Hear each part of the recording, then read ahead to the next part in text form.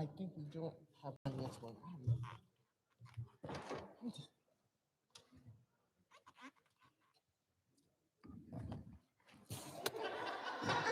Good afternoon.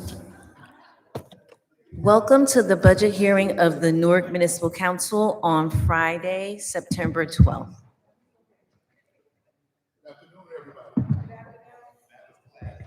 All right. All right, Madam Clerk.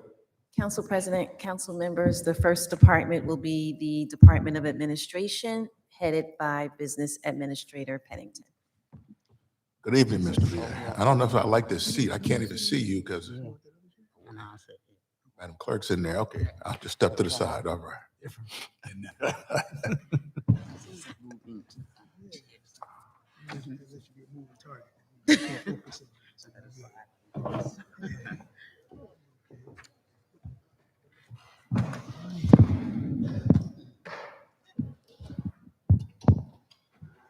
All right, well, good afternoon, Council President, council members. Do you want me to start? Yes. Okay, great, thank you. I'm Eric Pennington, Business Administrator for the City of Newark, along with the Director of the Office of Management and Budget, Darlene Tate, who is my sword and my shield and will protect me at all costs by having all the answers that we need to address your concerns. All right.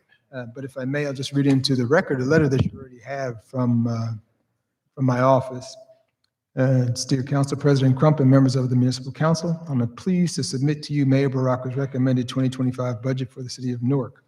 The Office of the Business Administrator provides long-term budgetary guidance and daily operational directives to the departments in conformance with the Mayor's strategic vision. The Business Administrator is responsible for managing the City of Newark's $970 million plus operational budget, over 3,800 employees, and oversight of a city of over 311,000 residents. The 2025 recommended budget will keep the city on a path of prudent fiscal management while at the same time meeting the service delivery obligations to our residents and supporting Mayor Baraka's commitment to moving Newark forward by reimagining public safety, empowering residents, creating affordable housing, achieving equitable growth through employment and jobs, growing the city through economic development, engaging, collaborating with Newark residents, Hope Villages for residents without addresses, hiring of the largest firefighter class of 70, which was the prior year, continuous hiring of police officers, and opening of the Metro 9th Precinct downtown. In developing the 2025 budget for the city, the administration had to overcome a number of challenges, which included supply chain issues that drove up the cost of goods and services, inflation, as well as a higher county levy, which will require a $1.1 million reduction across all administrative divisions. Although it has improved, our local economy is still recovering from COVID, and the American Rescue Plan Act funding is no longer available, even though we have the right to spend ARPA funding through the end of 2026, which we will do. But all that has required the city to overcome a reduction in general revenue of approximately $45 million. In addition, the city experienced increases in its health insurance costs.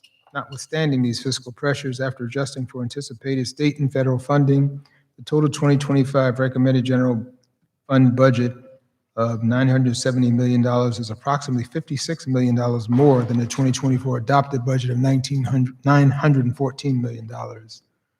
Because of the loss of the special state and federal funding and the increased cost of the county levy of approximately $30 million due to the loss of ratables, the city has had to request from the state alone to reduce the overall increase in the tax rate.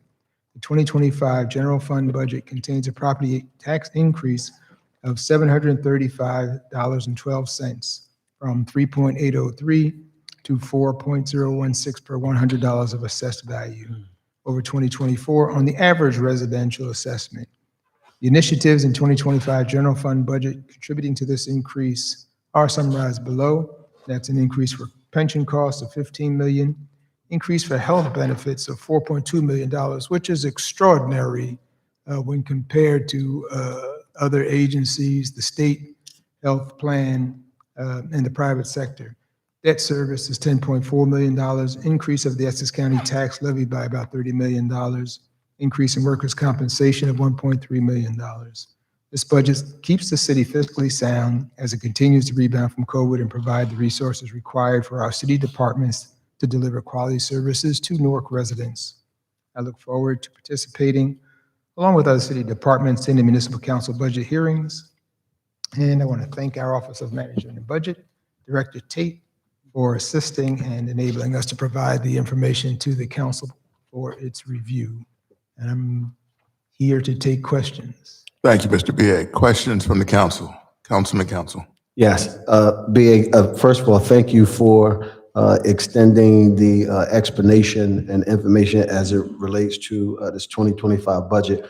But if again, and I don't want to take you full range or through the whole conversational piece, but just for the folks that may be viewing, there's been a lot of conversation around this issue over the 22 million and the 30 million that I think should be explained out to our residents or those who may be viewing and watching to have discussion around that and how those dollars as it relates to transitional aid will be fundamentally used to help to reduce some of the burden on what it could have been as it relates to the taxes and assessed value over the property, to lay that out so that they can have a fair and just understanding of the movement of that and where we go from there based on the Office of Management budget and from your perspective as the business administrator of the city of Newark.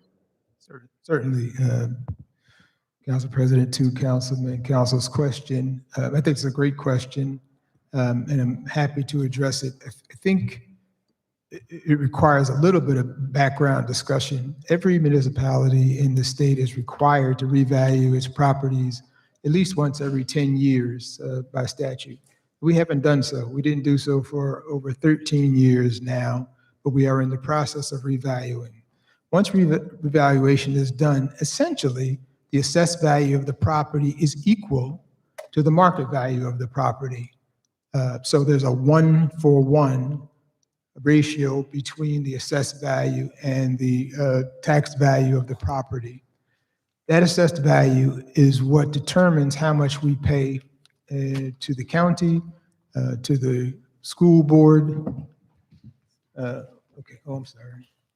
And what the city's obligations are. We are at about 50% right now of our assessed value to actual value. Because of that, we have a reduced ratio, which causes the city, relative to other municipalities in the county, to have to pay an increased amount of money. Last year, that was about $22 million. We were able to get a zero-interest loan from the state. You may have seen a letter that came out from Senator Testa indicating that it was a gift, and that is not the case. It's a loan that we had, had budgeted for to pay back when it was due. We have been able to renegotiate that already in connection with this most recent MOU with the state that we have, where the payments don't have to start until 2027 in this for the payback of the $22 million at 0% interest over a 5-year period. Now it's going to be it'll be a 6-year period. We also have a $30 million loan from the state at 0% interest, which is due in 180 days. Our Office of Management and Budget and Finance with our financial consultants have already started putting together a plan to make sure that we can repay that. And we expect that we will be able to do so without adversely impacting the residents more than they have been. So those are loans which the city has to pay back. I think one other important note, Councilman Council correctly pointed out that it came through transitional aid funding, but we are not under transitional aid. We received transitional aid already. There's a transitional aid fund that we were able to get a loan from, but we do not subject ourselves to transitional aid oversight at the same time.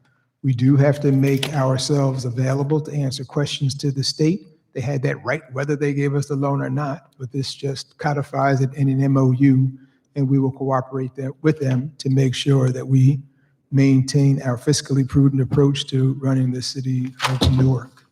What this has done in terms of real dollars is rather than have homeowners have to pay an increased average assessment of $1,000, $1,100, $1,500, we've been able to reduce that to less than $700, or less than $800 per average family, which is a lot, but it's much more manageable than if it would double or triple that amount. And quite frankly, without this loan and without taking other steps to slash the budget, that's where our residents would be.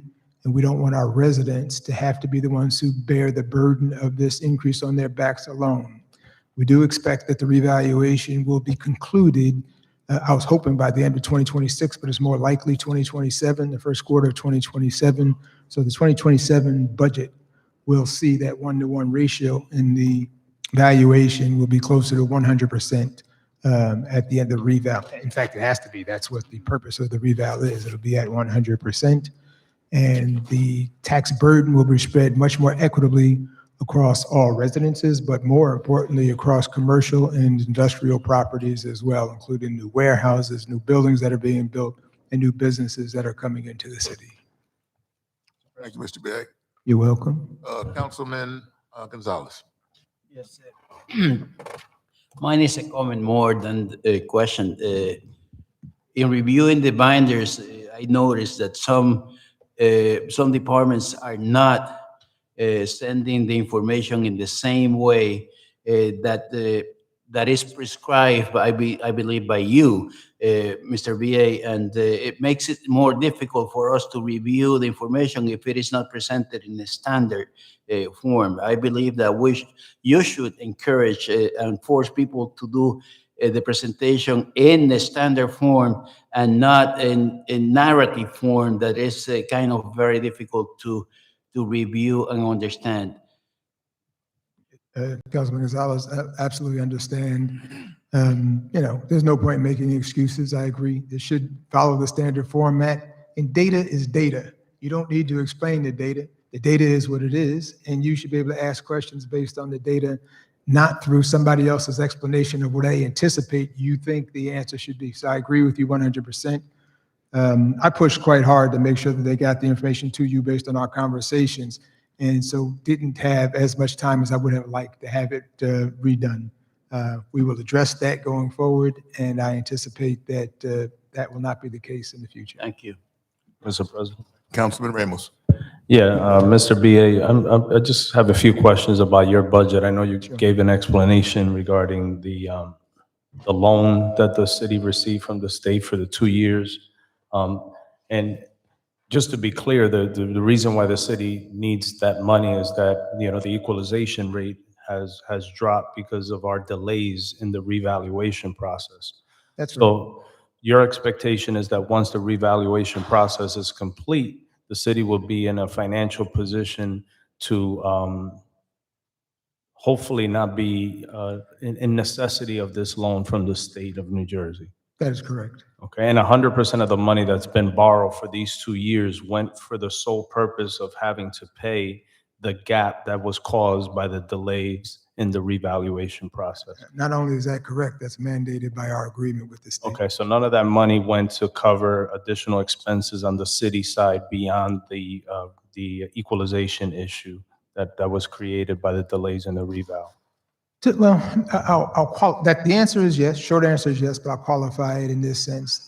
To the extent that there is any adjustment, we would certainly use it for operational purposes the way we see fit, but that eventuality does not appear to be likely.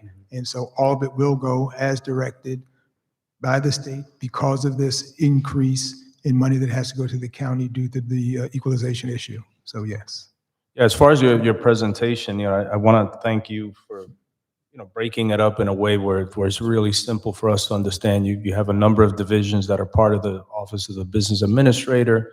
Each division has a distinct purpose, personnel, office services. I did notice that you do have a significant number of vacancies that have been detailed in your department. Because of the financial position that the city is in right now, do you anticipate going into 2026? Because really, even if we wanted to make 1,000 changes in this year's budget, the reality is that it would not take effect probably until the next budget year. So from your perspective, are you anticipating the possibility of zeroing out some of these vacancies in order to better position the city with its budget going into '26? Fair question, Councilman Ramos. We intend to look at every one of the positions that haven't been filled to see whether or not we can zero them out. In all honesty, to the extent we can, I want to keep them on the books if we can, because there are certain, particularly those revenue generating departments where we need to actually backfill and add some additional people. We may have to move some of that headcount around in order to do that. So we'll look at it carefully with an eye toward, looking at it from a zero-based budgeting standpoint, essentially, and that will take into account what you're talking about. But the actual likelihood that we'll reduce all of these to zero is probably no. I will tell you now, we need to add more fire inspectors, more UCC subcode people. We need to have more code enforcement personnel. Obviously, we do not want to reduce the number of people that go into public safety in terms of police and fire.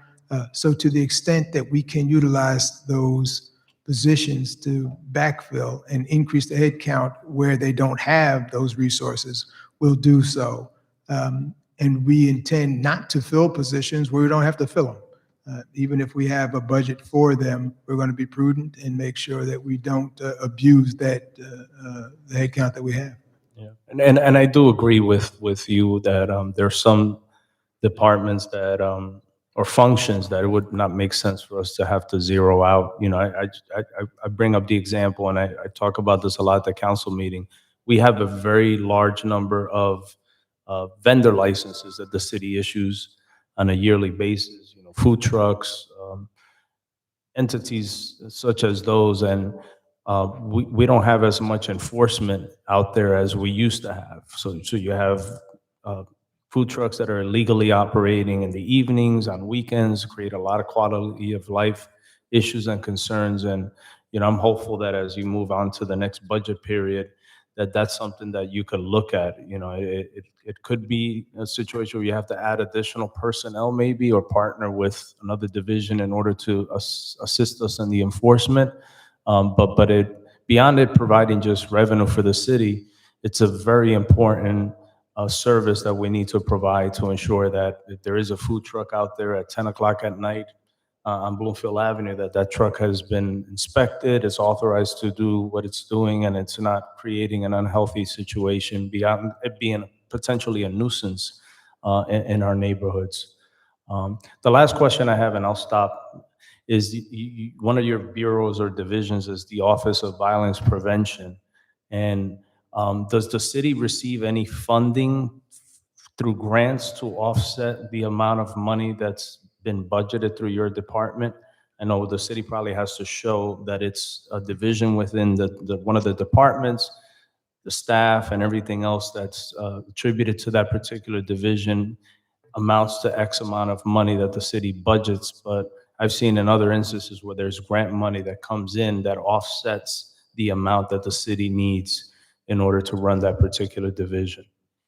Yes, Councilman. Again, the division does receive grants. The one that comes most to mind is VOCA grants we receive, which are applied essentially ward by ward, which help offset some of the costs for the Office of Violence Prevention.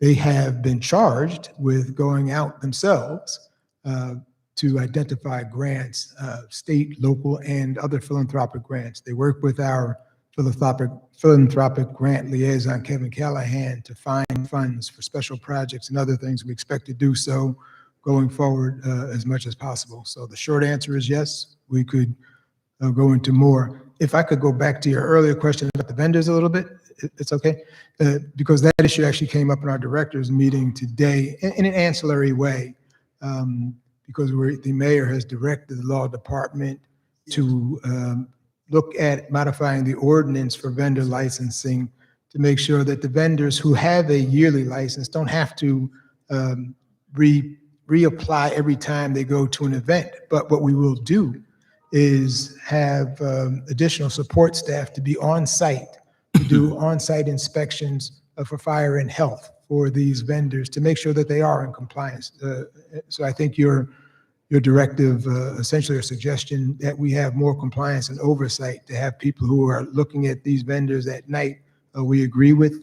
We intend to modify the ordinance to make it easier for the vendors to operate and for the city to make sure that they're operating in a safe way. Thank you, Mr. BA. Appreciate your presentation. You're welcome. Thank you. Councilman Gonzalez. Now I have some specific, very specific questions. If we go to the Division of Office Services,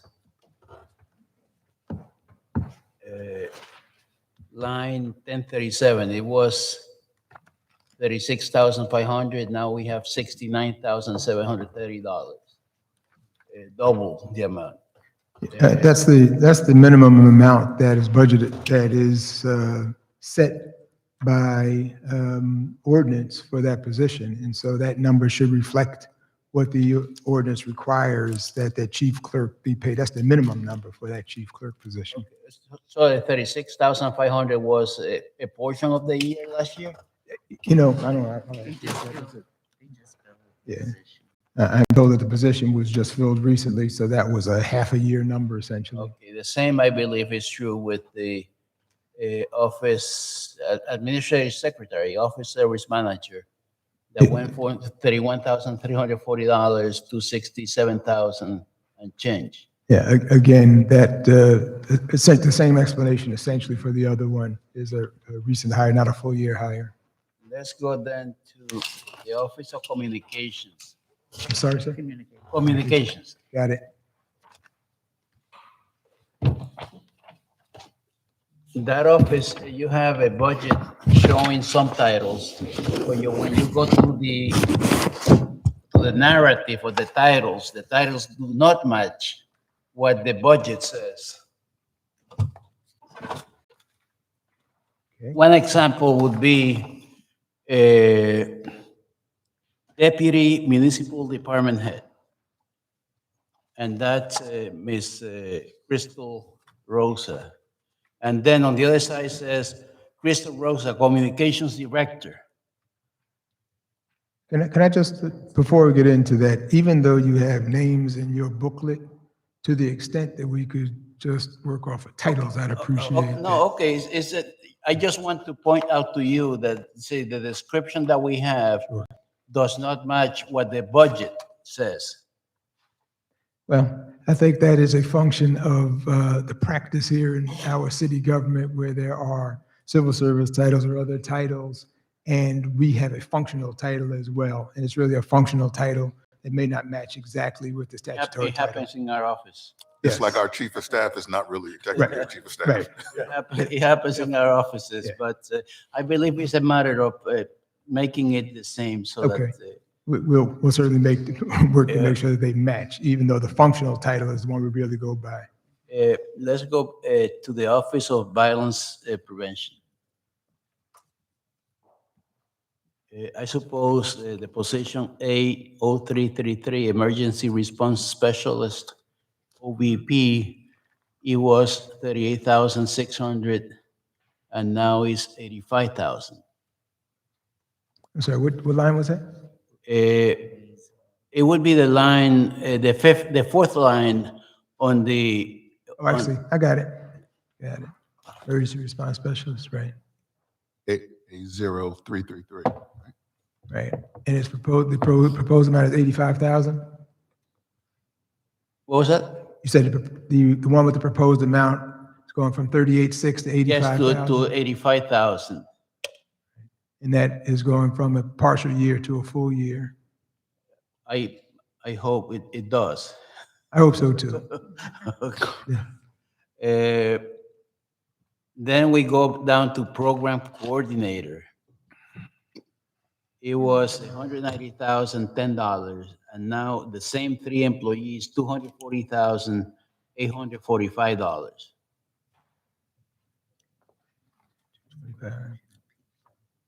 Yeah, it should be, the max on that looks like it should be 225,000. So unless that has, is there any longevity? And there's longevity factored in there. So it's 225 would be the max with the longevity. $50,000 increase. Yes. The same is true for manager program operations that went 3 employees from 181,500 to 324. That's $160,000 increase. Is manager program operations. Manager program operations, yes. And the social work specialist. Okay, we'll get you the detail on that. Yeah, the social work specialist went from 135,650 to 240,650. All right. We'll provide you with the detail and get it to Yes, everybody as well. it could be as simple as last year you had, let's say, someone for a partial portion of the year. So let me see, if we continue on that program, let's say travel services, line 71130. It went from 20,000 to 50,000. I thought that the city was trying to reduce expenditures. We are trying to reduce expenditures where appropriate. This happens to be one of the entities that works around the country with other entities where we get information and we give information back and forth. And in this particular case, it wouldn't be prudent to reduce that. It makes sense if we're going to carry out the mandate of this particular office to increase that. And with respect to the overall budget, it's a relatively modest increase. I would like to see the actual for this year, for the 9 months or for the 8 months up to August 31st. We can do that. The same is true for meals. It went from $10,000 to $26,000.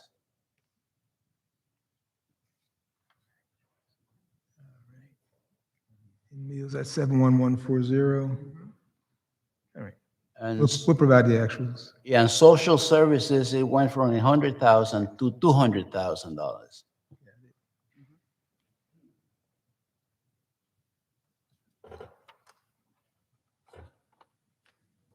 Okay, get that data. Thank you. You're welcome. All right, Councilman Council. Yeah, BA, you had spoke earlier about essential and non-essential observations towards moving forward for the work environment. And so the take is, will it be a more focused look to ensure that the hiring practices would be more on essential personnel as we try to level this thing off and not non-essential, to make sure that we are still hiring our complement of fire, police, or areas where we have to increase revenue services, right? UCC or code. That's correct. That's 110% correct. And I think perhaps one of the other areas, to Councilman Ramos' point, is compliance, making sure that we ensure that people are compliant with the rules and regulations, statutes, and ordinances here in the city of Newark as well. But otherwise, yes, it's on an essential basis and not just not on a wants basis, a needs basis. Yeah. And some of your other areas, I really don't don't try to hone in on the salary component, but just on the basis of knowing at what point do we go over or scale it out, right? Is there a point? So there may be a range. That range says this person is from 50 to 91, but then there's the person who makes 120 and we went over that range. But from your perspective, that range has to be justified, submitted, or given for approval, correct? Yes, Councilman. Every personnel request is reviewed by the Personnel Committee, of which I'm a part, and we have a policy. If an individual is being promoted, for example, they are promoted into a title, the salary range, they go to the first step of that salary range, unless that first step is less than 10% more than the current position that they're in, and then they can go up to 10% more. Otherwise, you go to the bottom of the range. Where it sounded like you said that we have a range where we've exceeded. We never exceed the range. If there is there could be an occurrence where somebody's working at a title And so they would either be paid a change of rate, or there might be a special executive order, but the range would have to be adjusted. Otherwise, we would not typically allow someone to be paid outside of the rate, the top rate. Yeah, I'll forward the information. And then at the Councilman Gonzalez's point, in the majority, or there were some very critical areas where it seems a lot like some of the travel and especially the food expenditures are just ridiculously, high in this area. And I know we have to be able to find a feasible way to cut back on it. I don't know where we are in certain spendings. I know we'll probably send that, but up to date wherever we are and where we need to be for the remainder of the year, if it is, I believe it's urgent for us, but it's urgent for you to take a look at that and be able to say, okay, at this point, we're going to cut this off until we get to December or the new year. Yes, I want to, I work very hard not to mislead the council or anybody else to my own detriment. And with the Office of Violence Prevention, they do lots of in-service training for their own staff, but mostly for individuals on the block. And one of the things they do to incentivize attendance is to provide food. And that's one of the things why they may have a food budget where otherwise we wouldn't have it. We don't provide food at other functions like our director's meeting. There's no food at a director's meeting. There's no food at the Affirmative Action Committee meeting. There's no food at a tax abatement committee meeting. None. It's not allowed. It is not permitted. For individuals who don't work for the city, these young folks, we have made some exceptions. But to your point, I will be more mindful of that and make sure that OVP does it where it's absolutely essential without losing sight of what the objective is and making sure that we get these people into these workshops to cut down on violence. But to your point, we'll scrutinize that. Yeah, I see it from the administrative standpoint, and I don't disagree with you in some of those areas, but I just think it's about forecasting and making sure that the departments understand, what the budgeting thing looked like, right? So if I'm asking for 30,000 or 100,000 in feeding, and here I am in almost the third week of September, and I've only spent 10,000 or 15,000, Absolutely. right? And now I'm sitting here, with these remaining dollars that could be utilized in other areas to facilitate other things or to help in other resource generation for the residents in this community. I think that's critical. Yeah, no, Councilman, no question. I probably misunderstood your comment, your question, your statement. So yes, your point is absolutely 100% right on target. All right, thank you. Last question, Councilman Kelly. Thank you, Council Pres. Great day, BA. How you doing? I'm well, thank you. My question is with the Office of Sustainability. I see that there's 2 tree procurement contracts that we have for the tree planting and maintenance and landscaping. My question is, in the West Ward, we have a lot of tree stumps that haven't been dealt with yet. And I just wanted to know, out of these contracts for maintenance from these companies, these tree services, what has been allocated to, or has any been allocated to deal with the tree stumps that my office gets a lot of complaints about in the West Ward? And I know we're in a budget crunch, but will some of those tree stumps be dealt with out of this budget? Yes, that's the short answer is yes, absolutely. That is the purpose for the outside services that we have retained, and we're trying to do more in-house. We don't have to do tree stumps. We don't really have the resources to do it in-house because of the person power. So we do it outsourced. We have cut back substantially on pruning and cutting down trees, particularly if they're live trees and somebody wants it taken down just because they don't like its look or its location.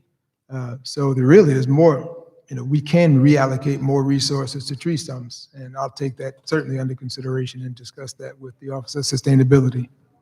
Yeah, I know that we had a moratorium on not cutting any trees down unless it was a dire need, and I definitely understand that. But after we've cut the trees, now we have a problem with the stumps. Yes, sir. You know, and I don't want the city to get, you know, any lawsuits or anything from tripping over or just the stumps becoming a safety factor. So, and I know that we're utilizing a third party. So does the sustainability office have a list, or can my office provide a list to the sustainability office of the stumps from the complaints that we get that we believe that we need to address immediately? Yes, Councilman, they have a prioritized list, and they will be happy to accept your list as well and factor that into the prioritization. Thank you so much. Thank you. I'm sorry, one question, another one from Councilman Silva. Sure. Yes, good morning, Bia. Good afternoon, good morning. Just a quick comment. I know you said something earlier about the tax increase. And I'm going to say something. You said $800. For some of the seniors, I'm just specifically talking about the East Ward. For some of the seniors that live in the East Ward, $800 is not a drop in a bucket. With the cost of electricity today, with the cost of groceries, with the cost of just everyday living, it's become very difficult. And I want to make sure that if we're going to increase taxes like we are, that we're providing a service as well, better service than we've been providing, whether it's DPW, whether it's better services in this building, whether it's public safety, whatever it is. Because I know what I'm going to be asked at the next community meeting that I have, or when I'm approached on the street, is what am I getting for that tax increase? So to many, it might not be a lot of money, but I think to a lot of people that $800 is a lot of money. And so, again, I think we just have to show our residents that we're increasing their taxes, yes, but they're getting better quality services, better services. And I know things go up. We know salaries go up and everything costs money every year. But in fairness, to say $800 is not a lot of money. It is especially for our seniors. So I just want to emphasize that. And I'm only speaking again about my residents and my seniors in the East Ward. Absolutely. To that ordinarily probably wouldn't require a response, but nobody over here said that $800 wasn't a lot of money. In fact, this chair said that $800 is significant, but we worked hard to make sure that the increase, the average increase, was significantly less than it otherwise would have been. Because if we did not take fiscal measures to keep the number down based on the equalization number and the fact the reval has gone, I think what I meant to say is that number would have been significantly more. I don't mean to suggest that it's not significant. It is. It is significant to seniors. It's significant to non-seniors. It's significant to each of our residents. When we are a city where the average income is $36,000 a year, an $800 a month, or rather $800 a year increase is substantial.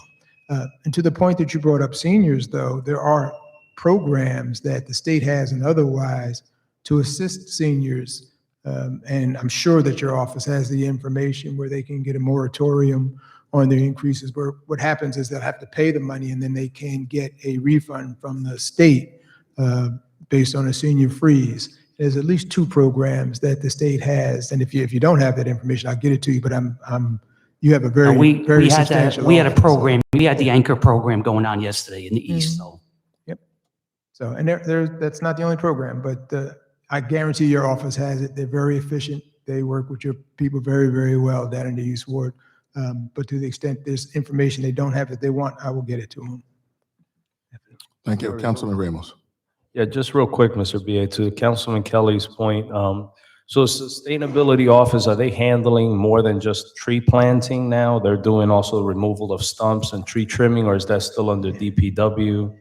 Great question. Councilman Ramos. Technically, it's still under DPW, but they work with the tree superintendent who is paid by DPW, but essentially supervised by sustainability. Okay.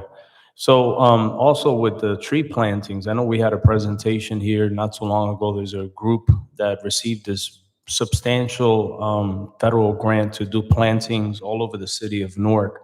I think they got an earmark before change of administration of at least a few $1,000,000 to do planting. So I'm hopeful that the administration is tapping into those resources first rather than having to utilize city funds for tree planting, because there are at least two groups that I'm aware of that received a considerable amount of federal money to help increase the tree canopy in the city.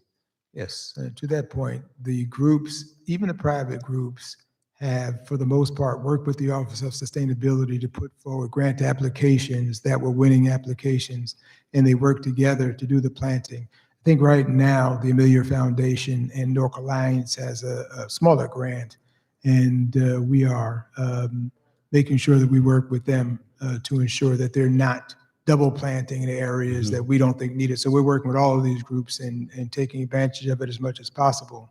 The tree planting funding that the city has, by and large, is through grants as well. So they've done an amazing job of applying for and winning the grants to do the planting. I think it was 500 this year, and we expect that there's going to be 500 within the next planting season as well. So it is substantial. Yeah, and I've noticed a big improvement. I know I'm usually one of the ones that complains about them cutting down healthy trees, and I think whatever protocols you guys have in place now is working better. We're getting less and less complaints. So whomever you have working in that area, I think they're doing a much better job. Let me give them a shout out. It's Ryan Metz under the direction of Nicole Hewitt-Cabral. Nicole Hewitt-Cabral runs the Office of Sustainability. She is tenacious. She doesn't give up. She's at my office every day, whether I want to see her or not, but she is effective. Does she bring coffee I or something? appreciate it. Snacks or No, something? she brings information about planting more trees, making sure we don't cut down healthy trees, and she wants me to make sure that Rooted in Newark is known by everybody. That is a Newark initiative through the Office of Sustainability. So she and Ryan Metz deserve kudos. Thank you. And so one final question, but let me say this, council members, in the interest of time, if you have any additional questions, let's send them to the clerk's office and get them all together, and then she'll forward them to the BA for response. All right, final questions from, I got a few questions, but I know the time. So final question from Real Councilman quick, Kelly. one more question. Definitely Nicole and Ryan Metz, they do a great job. But my question, BA, is last year, I believe the South Ward and the West Ward were 4th and 5th when it comes to food insecurities.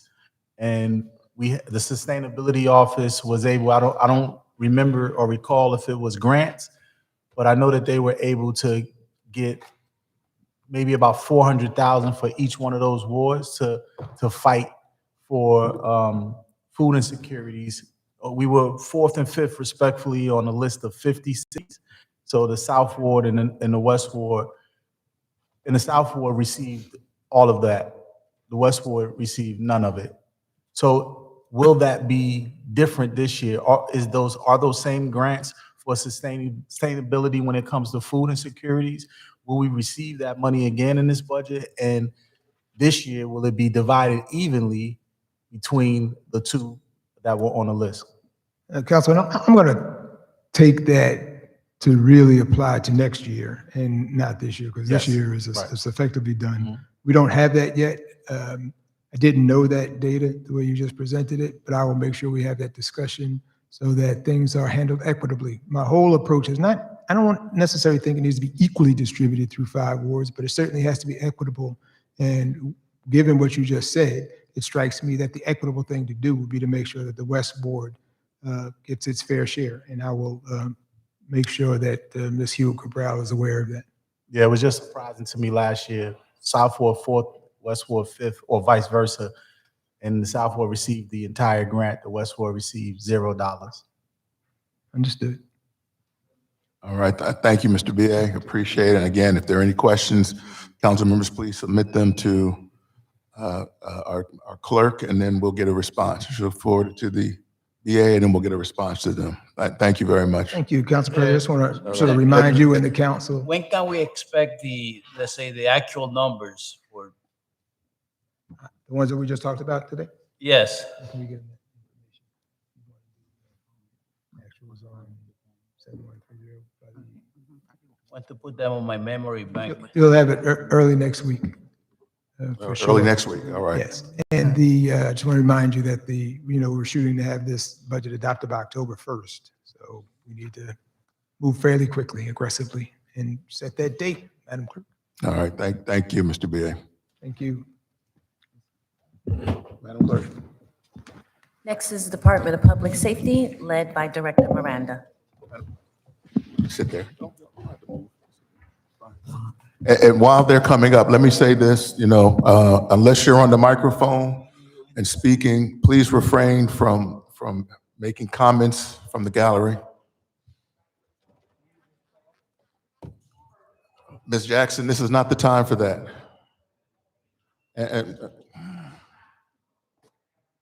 Ms. Jackson, please.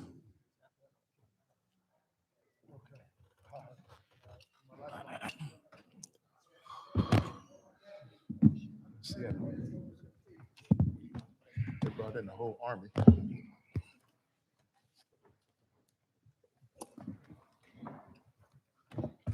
Good afternoon, Council President Crump and fellow council members. Good afternoon.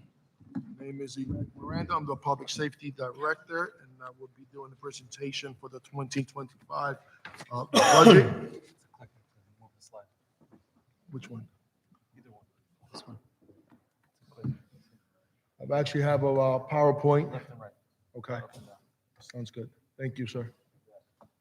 With me, I have Assistant Director Steve Anderson, and also Director of OEM, John James, that will be presenting on their own divisions. I will be presenting on the police division, and actually, like I said, I have a PowerPoint set up. I understand there was like 12 questions that were asked. We have submitted a budget binder, and each question has its own tab to each question.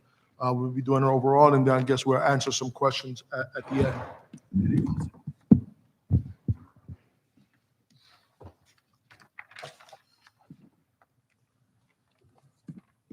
All right, so last year we were budgeted to have a budget of $169 million to $191. This year we're proposing a budget of $174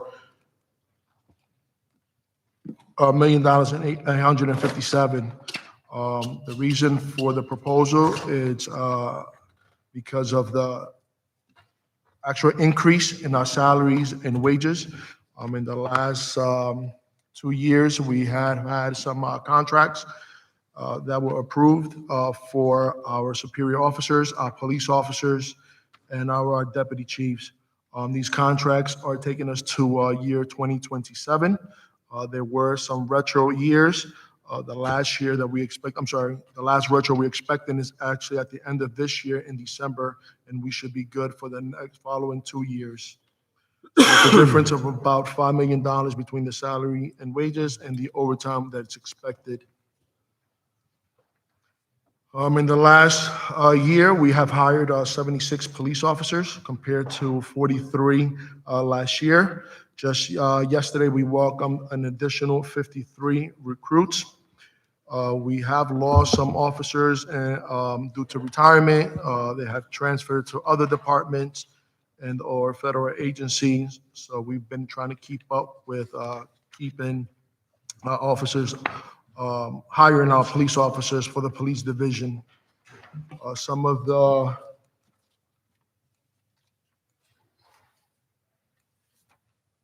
revenue generation comes in from e-tickets, from summonses that are issued, whether it's parking or moving tickets. Last year, in total, we had about $10 million. So far this year, we have about $9.7 million. If we continue at this rate, we're expecting about $14 million in revenue due to the tickets. We also have some revenue generation off of our firearm permits. I believe it was like last year, the state had agreed that they will raise the gun permit.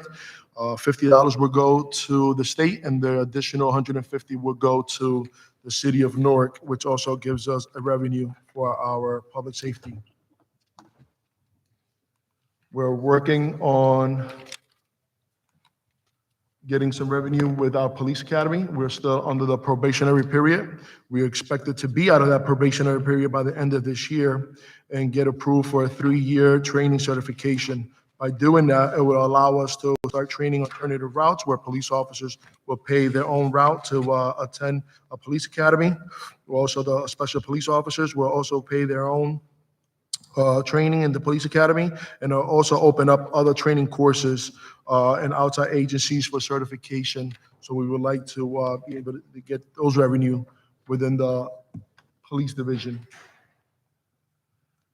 And lastly, we have been moving forward with the technology that's out there. Just recently, we were able to purchase 8 drones, 4 which are stationed and within the precincts throughout the city, and 4 that are used out and about in the streets with our new Tyru unit. We were also able to purchase an additional 40 tasers. Right now, the only ones that have tasers out there now are our ESU personnel, which is our emergency service unit. We're actually looking to train our sergeants also with the tasers. We were able to purchase that through $1.3 million through forfeiture money, which did not cost the city any money. In addition to that, we also are purchasing 2 pickup trucks for our emergency service unit, 3 Chevy Malibus for our detective squads, and a Sprinter van for our community affairs and clergy unit. That is the presentation for the police division, and I'll have Assistant Director Anderson provide a presentation on the fire division. Good afternoon. So for the Newark Fire Division budget year to year, look at the Fire Division budget comparison. 2024 was proposed 90,000. 256,553 was adopted by City Council. It was modified in 2024, $92,905.620. The mayor proposed. Assistant Director, can you hold on a second? We lost the PowerPoint. Oh, and speak loud. You can pull the microphone closer to you. All right. You hear me now? Yeah, much better. Okay. The Fire Division budget comparisons, 2024 mayor proposed 90,256, 256,000. And the council adopted that. Can you hear me now? 90 million, I suppose you, Can you hear me? not 90,000. 8 million, you said proposal. Okay. If you can run the department with $90,000, I believe. Hey, just repeat what you said, I think. Okay, the Fire Division budget comparisons. The mayor proposed $90,256,550. The council adopted that same number in 2024. It was modified $92,905.620, and the mayor proposed $93,512.144. The 2024 proposal versus 2025 proposal, the differential was $3,255,594. The funds breakdown, it was an actual increase in breakdown between 2024 and 2025. The number of employees was 709. That did not change in 2025. Salaries and wages, 73,977,000. $73,977,258.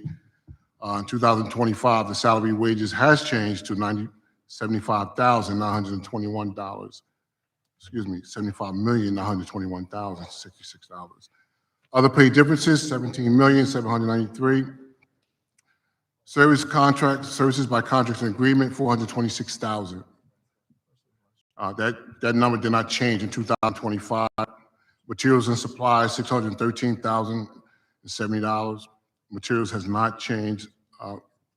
Actually, that number did change in 2025, $636,500. Equipment, $95,000. That number did not change in 2025. Miscellaneous did not change. The differential was $606, $606,524 dollars. And that was the funds breakdown for the Newark Fire Division. Fire Division hiring, Newark firefighters, 2024, we hired 88 firefighters. 2025, we hired 15 firefighters, and we expect to hire an anticipated 30 March 2026.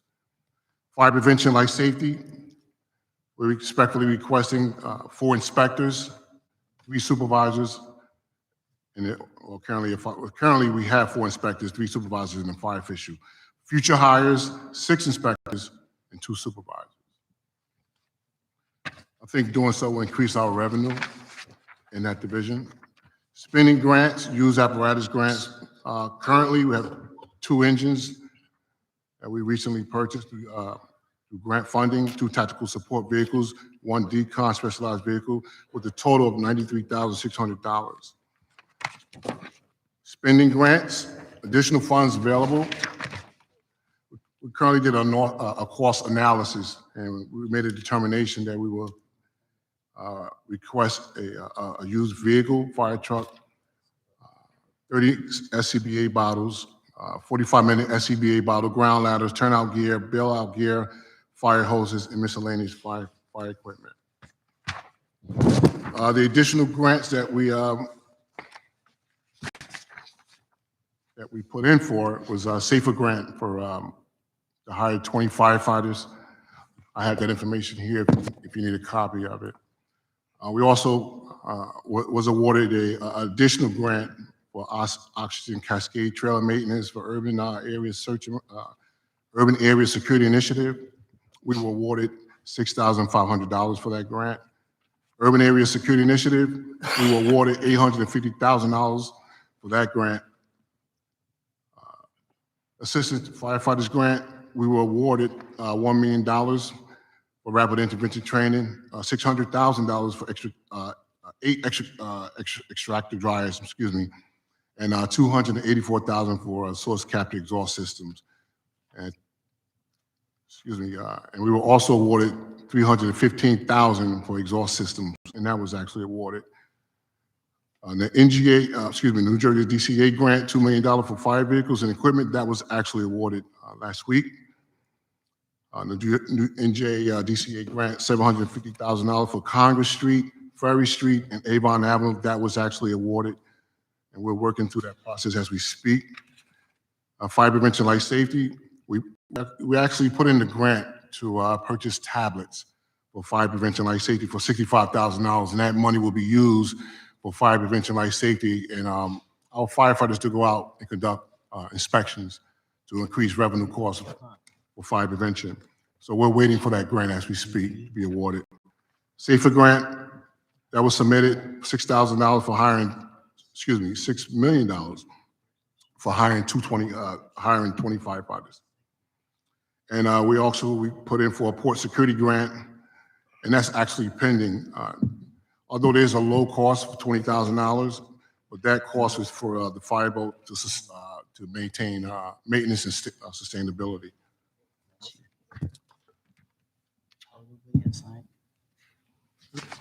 And that concludes my report at this time. Thank you. At this time, I'll have Director John James present on the Newark OEM side. Good morning, council. Good morning, Good everyone. afternoon. For 2025, our budget is $800,010. That's up $39,000 from 2024 due to full staffing now. I have a staff of 7. As you're aware, I'm a pass-through agency for the UASI funding. That's $1.7 million per year. I have hard copies for you, which I will leave after the briefing. As far as what we pay for, a lot of it is confidential, but our main projects are the video wall, which we're financing in phases. All of the radios for the police and fire being encrypted, and some of the self-contained breathing apparatuses that the fire use and other systems used by public safety. As far as grants, we're in court now to fight for the microgrid project, which we have an agreement with the ICC in the East Ward. That's a $20 million project to provide a mobile electronic battery vehicle, which we're able to plug up to a public building or municipal building, provide electricity in the case of a power outage. Again, that is in court due to the current administration, but the project manager is telling me that we should succeed. We should get that money. It's a $20 million grant total, but the city OEM department should get $1 million of that.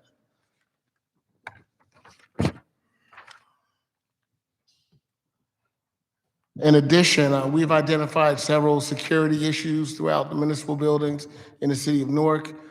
Due to that, we're in the process of acquiring 6 new X-ray machines that will be provided to City Hall, the Health Department, and the municipal building. Due to testing, there were breaches, and we feel that technology will assist everyone that comes into those municipal buildings. Other than that, on the website for emergency preparedness, we have a link to the Red Cross application, which residents, anyone interested, can download onto their cell phones to be prepared or get more information about emergencies or disasters which might happen. So with their fingertips, they can know how to respond, prepare, and what have you. And finally, more importantly, for those residents who are on life safety electronic devices, we have a QR code on the website where they can scan that and be registered with PSE&G if they're on oxygen machines, other medical apparatuses needed to live in case we do have a power outage. They would get priority as far as service and response from the police and Red Cross. That's all I have from OEM. Thank you. Thank you. That will conclude our presentation. Yep. Thank you very much. So questions, I think, if I can I jump in first? I know there's going to be a lot of questions, I think, or a number of questions, but I think 2 questions or 2 issues I just wanted to address. One is the overtime. It appears to be about, not so far to date, it's about $9 million less than it was total of last year. Is the expectation that at the end of the day, it's going to still be less than $30 million, or are there upcoming events, et cetera, that you believe that will eat up? It should be around the same amount as last year, Should be about the 30 million, yes. We still have 2 major events, one being the Puerto Rican Day Parade, Mhm. and then the other one is for the Breast Cancer Walk in October. Okay. And with regards to that, then also on the fire side, there was a significant decrease in overtime. And I believe it's based upon roving officers. And I don't know how that translates to police, or if it does translate to police. I think the majority of that was because of the hiring of the 88 new firefighters. Is that what They that were was? bringing Okay. us the overtime down on the fire side. Okay. And another question that I have, thank you, Director. Another question I have is something that I think it continues to be a question every time you come before us, and I think it's been mentioned over and over again by myself. I know Councilman Council, it's the fire inspectors. I know it's difficult in terms of them passing the test or finding people that have passed the test and become fire inspectors. It's a big revenue generator or significant revenue generator for the city. And we also hear complaints on the other side that folks aren't, businesses, et cetera, aren't getting inspected quickly enough. Is there some kind of, are you looking at some ways to help move that forward? Because like I said, this has been something that's been going on for a few years, maybe some significant or some special training, some classes, something that's going to help us to get some fire inspectors that will be able to pass the test and then work for the city. So I could speak to, and Anderson will be able to back me up on this. Recently, we just interviewed 3 fire inspectors. Mhm. In addition to that, he's also instructed his captains from the firehouse to start doing some inspections, and he could just. Yes. Yes. So we definitely have some potential candidates on hold. We're ready to hire these inspectors to increase revenue. In addition to that, our company officers will be conducting in-service inspections. And what they will essentially do is go out and do inspections, anything that's in terms of any building hazards, fire hazards. What we will do is write a field correction notice, and that field correction notice will be forwarded to Fire Prevention Life Safety. These businesses will be given 14 and 15-day basically a waiver to make the corrections. And once we pass that 14, 15 day, it will be given a violation for non-compliance. But yes, we are just waiting to hire these inspectors. They are on hold due to the hiring freeze, but we also, in conjunction with that, have our firefighters going out conducting daily in-service inspections every day. Okay, so there, if I read correctly, it said that the need is 20 fire inspectors. Yes. How many would that put you at for this? Currently, we're currently at standby.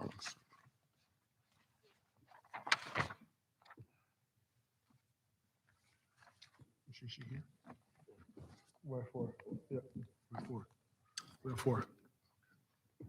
Currently at 4. At 4, currently at 4. And if you do have this, do you have a breakdown of the revenue generated by those 4 inspectors? Yes, I could definitely forward that. I'm sorry. I can definitely forward that up to you at a later date, but absolutely, we could break that down for you. That way you Please can do. see the cost To analysis. all, to the clerk, so then she'll circulate to all of us. Thank you. All right, Councilman Ramos. Thank you, Mr. President, and thanks to the department. You did a pretty good job of anticipating some of the questions. I just want to kind of zero in on the overtime. So, you know, it's approximately $30 million a year on the police side. I'm not talking about fire. How much of that do you think you spend on special events as opposed to providing resources for our precincts to ensure that our residents are safe, especially when we have gaps in staffing and things like that? Year to date, between the special events, whether it be at the arena, NJ Pack, Symphony Hall, parades, things within the city, we're at approximately $3.5 million. So out of the total amount of overtime that you've spent today, you've I'm not saying only, but about $4 million has been spent on special events. Correct. And you anticipate between now and the end of the year, that number being what, about 6 million? No, I would say about another million. Okay. So it's about 4.5. 15% of your overtime budget is going to cover special events. You know, just for information, we know that the city's supposed to, at least with some of these groups, collect money back from them. They pay, as per the ordinance, a portion of the maintenance and public safety costs. That money doesn't necessarily make it back to the department. The city collects that as revenue. So as far as like the distribution of overtime, we've heard in the past, you know, complaints from certain officers about the process, making sure that there's fairness, there's round robin system. You know, I noticed in one of the reports here that in 2024, you had one officer that earned over $200,000 in overtime, just one individual officer. So what kind of things do you have in place right now to make sure that overtime is distributed fairly and that individuals have an equal right to apply for the opportunity to participate in overtime? And I know probably has to be based on seniority and a bunch of other things. Yeah, so recently, we actually centralized human resources, where before each command was responsible for distributing the overtime. Now it's centralized, so now we get to see who's being delegated the overtime to. One of the biggest complaints that we have is because of the outside employment, more than any complaints with actually working city overtime. So again, we centralized it. We have like a Word Excel showing how many officers are working, when it's going around. We're putting out the emails, letting folks know that the overtime is available, and that's how we've been monitoring where we're having fairness across the department. The other thing too, I noticed that in one of your goals, and I was happy to see it, it's been discussed for a number of years, even prior to your tenure as a public safety director, is the status of the second precinct, right? We know poor conditions of that building. There were talks years ago, and we actually bonded to potentially build a new second precinct many years ago, and then the city snatched up that capital allocation and distributed to a bunch of other projects. Is that something that you see moving into next year? Obviously, this year is too late.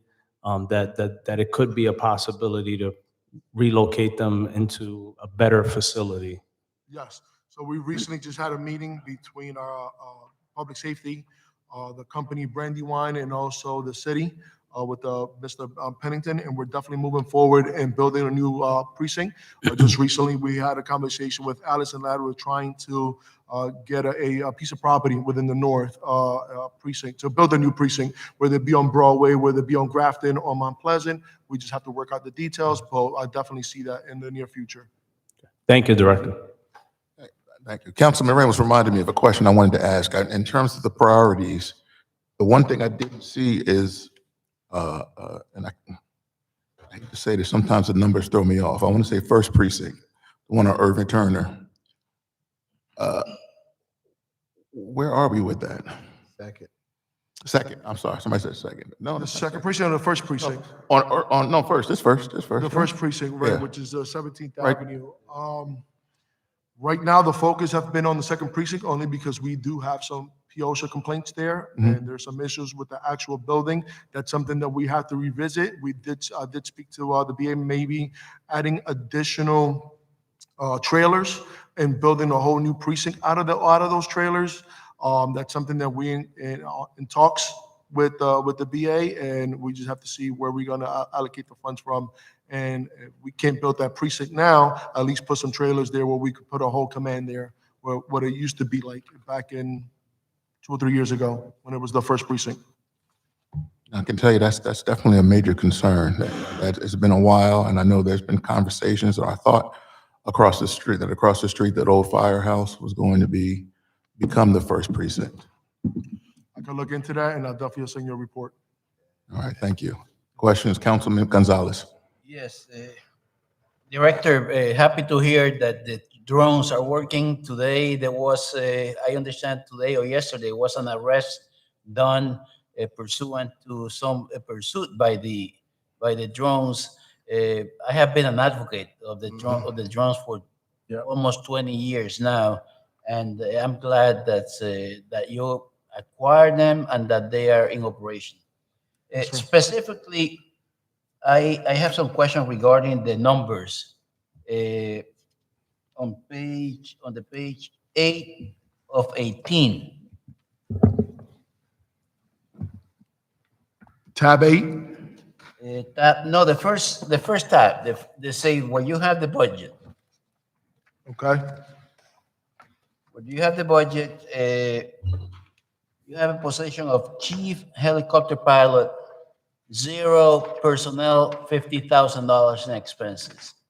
The same with training officer, the same with the investigator, the same with special law enforcement officer. So you have monies, but you don't have positions. Well, as far as the pilot is concerned, we're looking to hire a full-time pilot.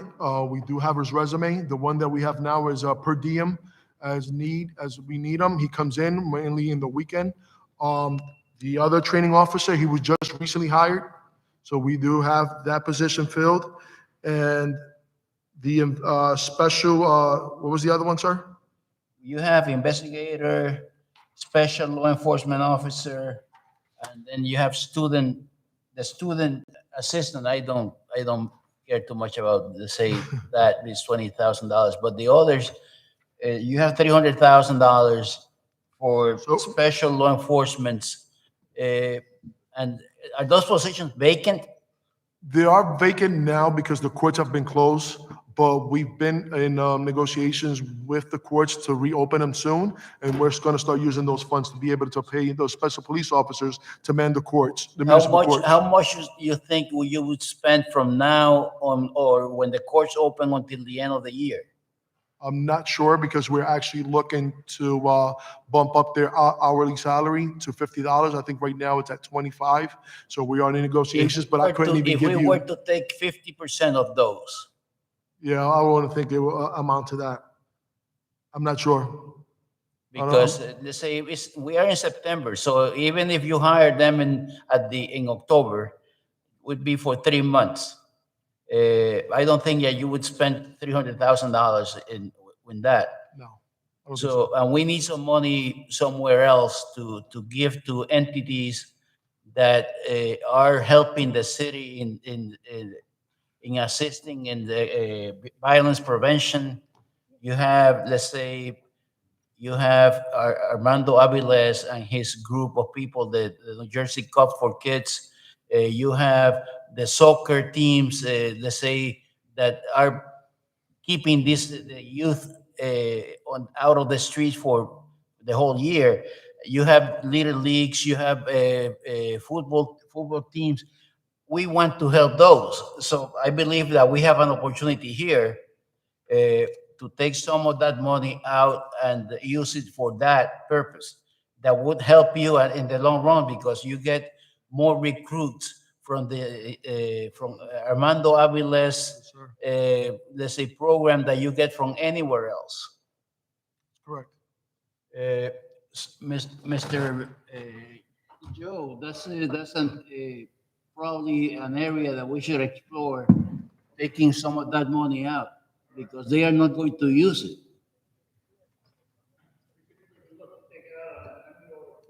Yes.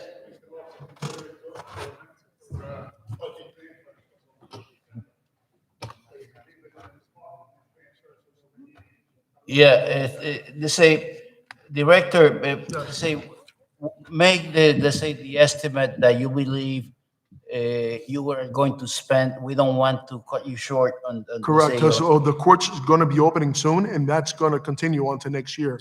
So the Yeah, but line is this still, budget is the for line, this but year. correct, the line will still be needed.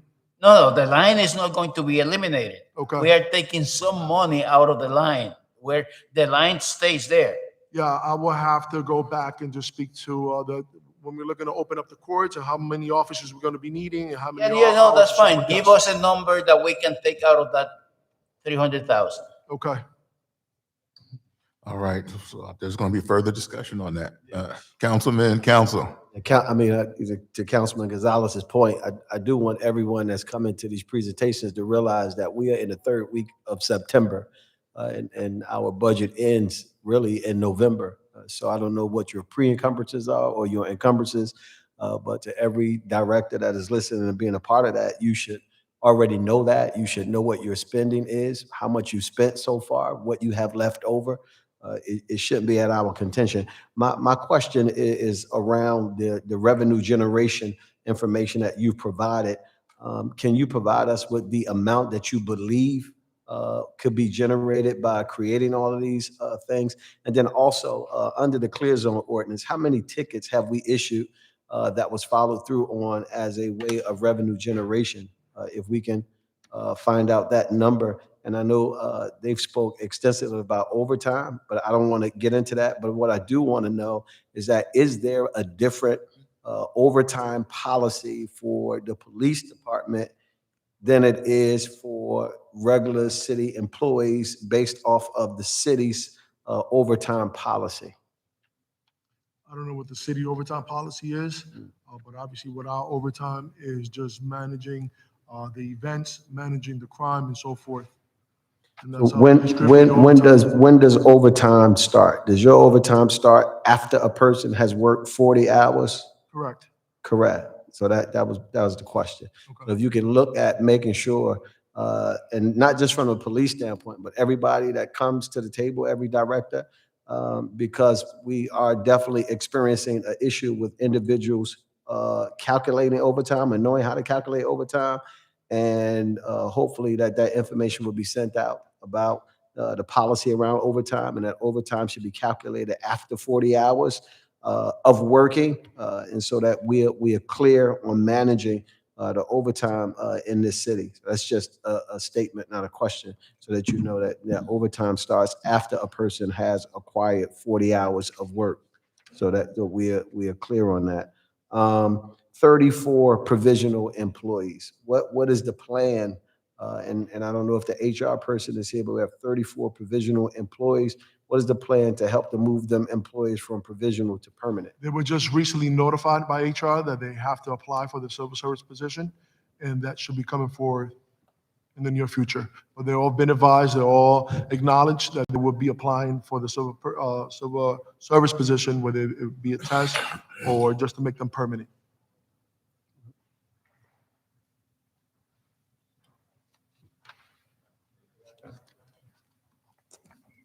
Yeah, the salary range for the fire inspectors. What is the salary range for the fire inspectors? And is that an issue as it relates to us recruiting them? And if we had 3 individuals that were prepared to be hired, what was the holdup on them? Hearing that the business administrator just spoke about the importance of bringing in individuals to help create revenue in the city.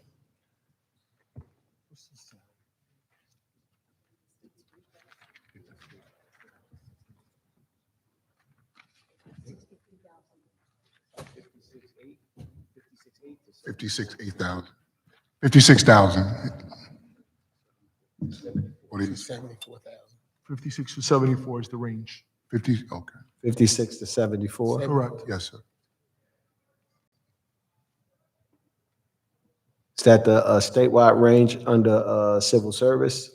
No, it's different for different municipalities. So we're the largest municipality in the state. Is there another municipality that brings in fire inspectors above 56 to 74? Just something to look Yes. at and just provide with the information I want to.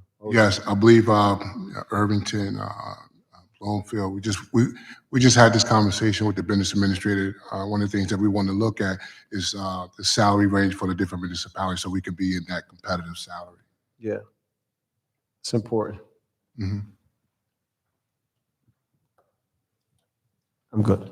All right, thank you, Councilman Gonzalez. And then Yes, Director, on the fire division, the vacancy report.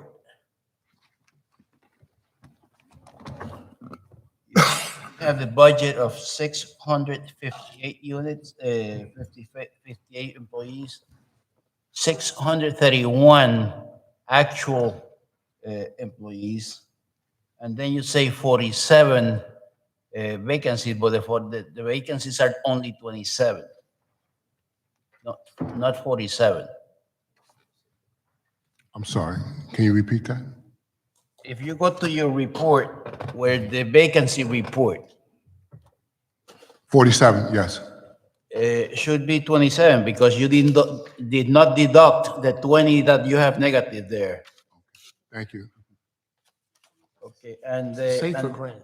if you go to the deputy chiefs, or actually to the provisional employees, you have 4. Excuse me, just one second. That 27 is for the safer grant that we applied. You know, that's fine. The 27, I just wanted to make sure that it's only 27 vacancies and Absolutely. not the 47. Yes, sir. If you go to the provisional employees, you have deputy chiefs, 4 of them are provisional. That means that they haven't taken the They're taking civil the service. test. We're expecting the results this month, sometime this month or at the beginning of next month. So they They already take the tape. They're acting deputy chiefs. Correct. Yes. Okay, Correct. so that title should be reflected as acting deputy chiefs and not deputy chiefs, because they are not. If they don't pass a test, Right. they They'll are go not back going to to be battalion chief. deputy chiefs. That's Yes. correct. And the same is true with the chief. Correct. Yes. Correct. So We just recently requested for that test also. Right. And that's scheduled for, Well, we're still November. That test is scheduled for November, the fire chief exam. So again, Exact- he should be, The application just came it out. should be acting again. it should Yes, be labeled acting correct. chief of, Fire. fire chief. Yes, sir. Yes, sir. I don't have anything else. All right, Councilman Kelly. And then over. Thank you, Council President. How you doing, Assistant Director? How you doing, Director? This is for the fire department. You guys use a third party when it comes to hiring people who have passed the test and have trained for you guys to for them to become firemen. Do you use a third party to view them, to analyze them, to hire them? Who Yes, determines yes, that we they're hired? use Morris County, different academies that meet our standards. So we do reach out to the third party just because our facility, our training facility does not have the requirements at this time. And with that third party, are we pay, what do we pay that third party to hire to hire our recruits to make them become firemen? I don't have those We numbers. do the hiring, they do the training. So- Everything that we do the hiring, we do the background check, we do everything on our own. We even, what's the test? Yeah, The PTC trust, right. yeah, we do everything on our own. We just send them out to train, fire academy in Morris County. The psychs are outside though, psychological. The psychological. Yeah, Yeah. that's I what think he's that's what Councilman's probably asking. Yeah, so you guys do the psychological test. Yeah, we send them to the contracts that we have, which is, we have three contracts, right? Yeah, we have three. And how are those contracts decided? Or do you guys, they bid for those? Yes, they go out to bid. Okay. Is there any training program or budget that you put forth for a training program for new recruits to come in? We do not put out a budget, but we do, what we've been doing, especially on the police side, and it's something that we're gonna start doing on the fire side, where we're asking folks to volunteer to come in. If you wanna be a police officer, if you wanna be a firefighter, we're willing to start prepping you. Right. For the academy. So for the psych, for the psych people that the third party, right? What do we pay them to come in and train our recruits? No, I mean, that to would psychological. that would just be a test. You would go I don't think there's really no preparing for someone for a psych. You basically go there, you're given a test, and you're being interviewed by the psychiatrist, and then they will make a determination based on whatever No, I understand that categories or part. whatever they go through. But as far as us preparing someone to take a psych test, No. Maybe I misunderstood. I'm not asking how do we prepare. I'm asking the people who do the psych exams, what is the budget set out for them after they come in for the bid? Like what was our budget for last year? And how do we know what we're paying them, that we're getting what we deserve, right? Because I'm just asking this because I'm trying to figure out, how do we hire more Newarkers to become firemen in our fire department? And I'm asking this from experience. I've spoke to a lot of people in our community who did not make the list or so far on the list, and they said they did not pass a psych exam. So I'm wondering, who are we paying that? I know they have to be professionals, right? They have to be doctors. But who are these doctors? Like, who are we paying that are picking or turning down majority of our Newarkers to be firemen? so we have three psychiatrists. Go ahead. Dr. Ingrid Diaz, Dr. Rafanello, and Dr. Schlosser, which was just picked up. What the psychiatrist will do, or psychologist, I'm sorry, will do, is there is a written portion of the evaluation, and then there is a interview portion of the evaluation for the applicant. And they would, based on those interviews and criteria they use for the specific job description, they'll make an evaluation on whether the person is to move on. The contract is established. Yeah. So you know what? When you're speaking, can you come to the mic so that, Thank you, Councilman. or the mic can go to you? There you go. Check 1, 2, 1, 2, 1, 2. There you go. Yes, good afternoon, Captain Rawa, Newark Police. The psychologists are under contract each year. That gets passed through the council. Again, Dr. Diaz and Dr. Raffanello will interview the applicants via a written examination and then move on to the in-person evaluation. Each of those evaluations, as far as the price, is established through contract, and every year that contract will be reviewed and renewed through the council resolution and process. So Understood. And they do have a breakdown of how many males, females, race, how many passed, how many were denied. We also have that. I guess I'm asking because I'm just trying to, do we, Newark is a special city, right? And it's,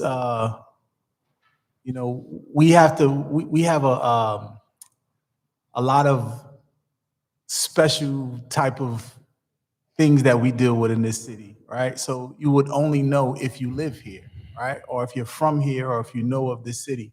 So I guess what I'm asking is, are there, doing those bids that we're, bidding for these doctors, do we look for doctors who know the city of Newark, know some of or are we just getting them from anywhere because they have these certs and these degrees as being a doctor? Yeah, okay. Answer some of this potentially. Okay, yeah, sorry, Eric Pennington, Business Administrator. Your questions are propitious with respect to how we select the psych evaluators. We had, quite frankly, an issue with the psych evaluations to some extent based on your questions. But we send out an RFP or an RFQ for professional services, and they each have to respond to those professional services.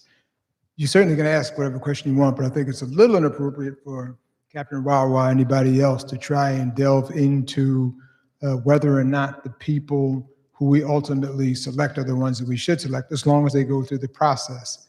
I think what I would recommend is that if there are candidates, psych candidates that you want us to use to evaluate public safety, and we can use it for others as well, that we'd be happy to send that RFQ out to them.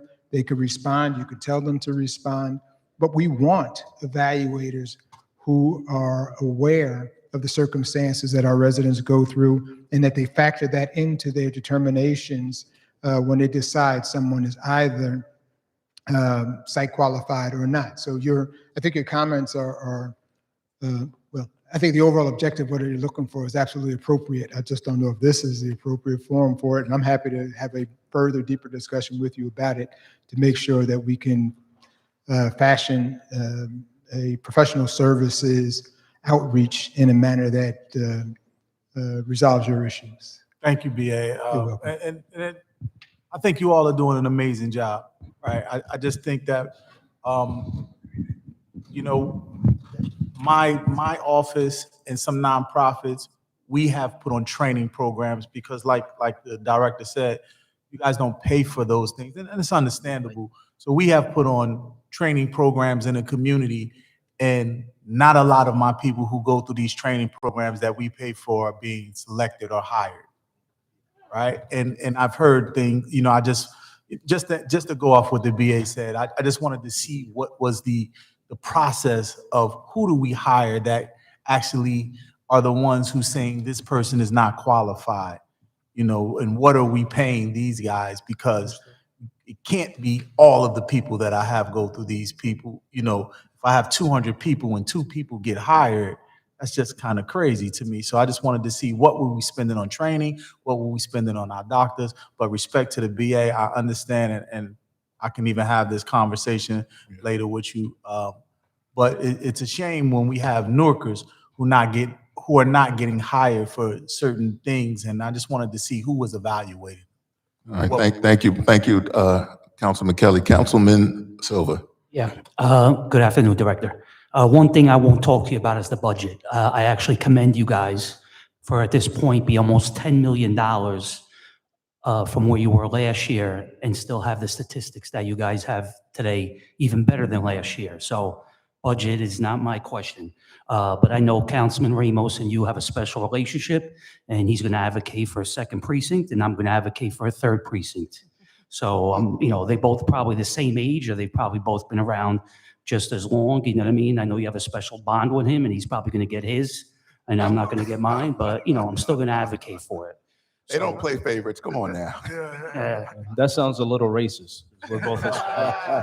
Lord. Chair. All right, Councilman, you finished, Councilman? No. Okay, go ahead. I saw that there's 5 people on terminal, which is a pretty low number.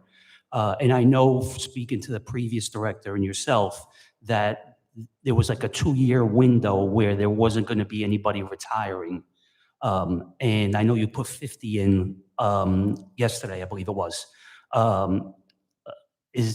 What's our goal here? Now that we have our own academy, I thought the numbers would be a lot higher, right?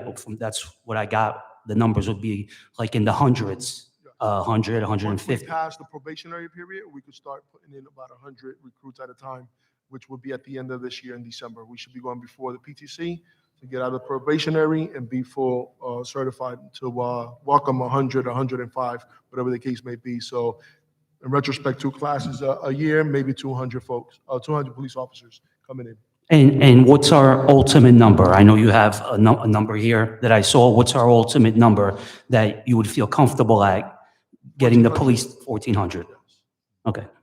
Another question. I met with Director Anderson last week, and I want to thank him for meeting with me. It was about the fire inspectors, right?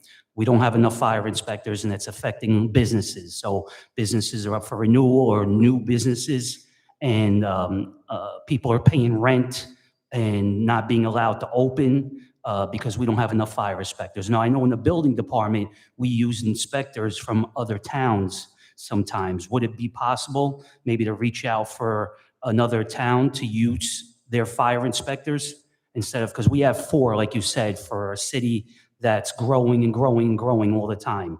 If it would be possible to reach out for another municipality, like we have agreements with them for other things, to possibly use their inspectors, because the reason I met with Director Anderson was I had a young lady who's actually opening up tomorrow, but she had paid rent for almost 4 months waiting for the fire inspection.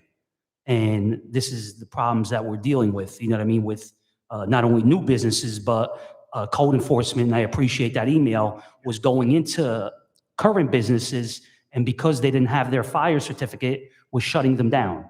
But the owners of those businesses was calling to try to get appointments and weren't able to get the appointments, but it wasn't because of their lack of effort, you know? So maybe if we could look into hiring inspectors from other municipalities, it would just be a suggestion.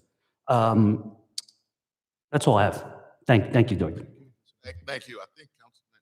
Yeah, I just wanted to, and it'll be short, feed off the point that Councilman Silva made about the fire inspectors. I went back, I know you talked about the range being from 56 to 74, and then there may be some possible conversation with the business administrator about best practices and what other individuals are looking at around there. And in terms of those things being amicable and understanding the ability to generate revenue for those areas, would that mean that we would look at then making sure that the fire inspectors that we have in place now come up to be comparable Yes, sir. in what they're doing? Yes, sir. Absolutely. And to Was that a Councilman yes or? Yes, absolutely. Okay. Yeah, I apologize. All right. And to Councilman Silva's point, I believe that the candidates have to live in the city of Newark, but we could definitely explore that. Thank you. Councilman, you good? Councilman Ramos.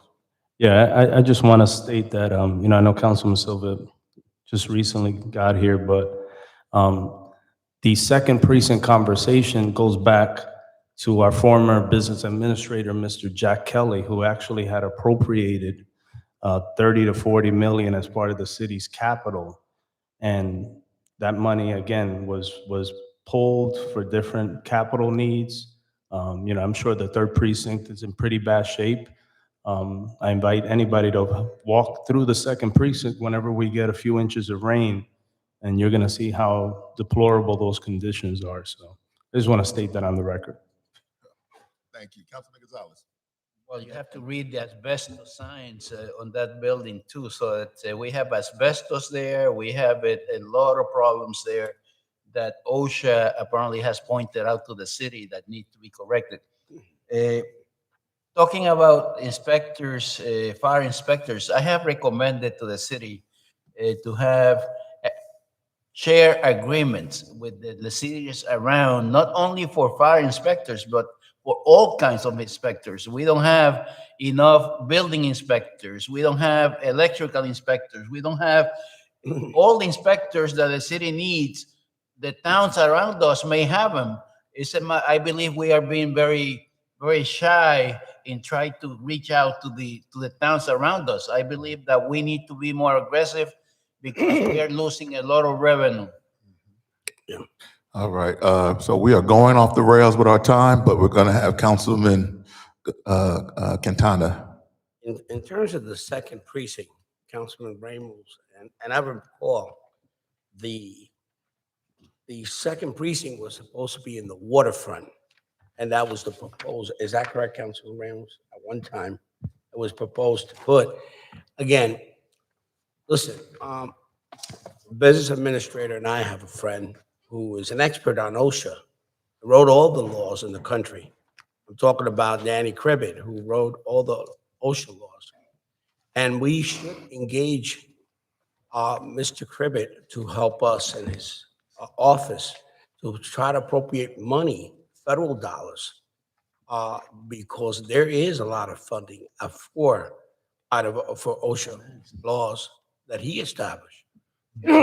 He has worked over 40 years of his career writing certain and testimonies and finding funds for other cities, Mr. Business Administrator. And we can have that conversation because there is, and Congress has appropriated a lot of funding, et cetera. First of all, that second precinct should have never been a precinct. That was a building that was supposed to be condemned 50 years ago, before Mayor Sharp James. That building was told that it was not fit. That was the old Rutgers School of pharmacy, and that place should never been. Back then, it should not. It should be. The conditions are horrible. We went to a party there. Remember the SOA event, and I almost fell down the fire escapes because they were so loose. I'm like, whoa.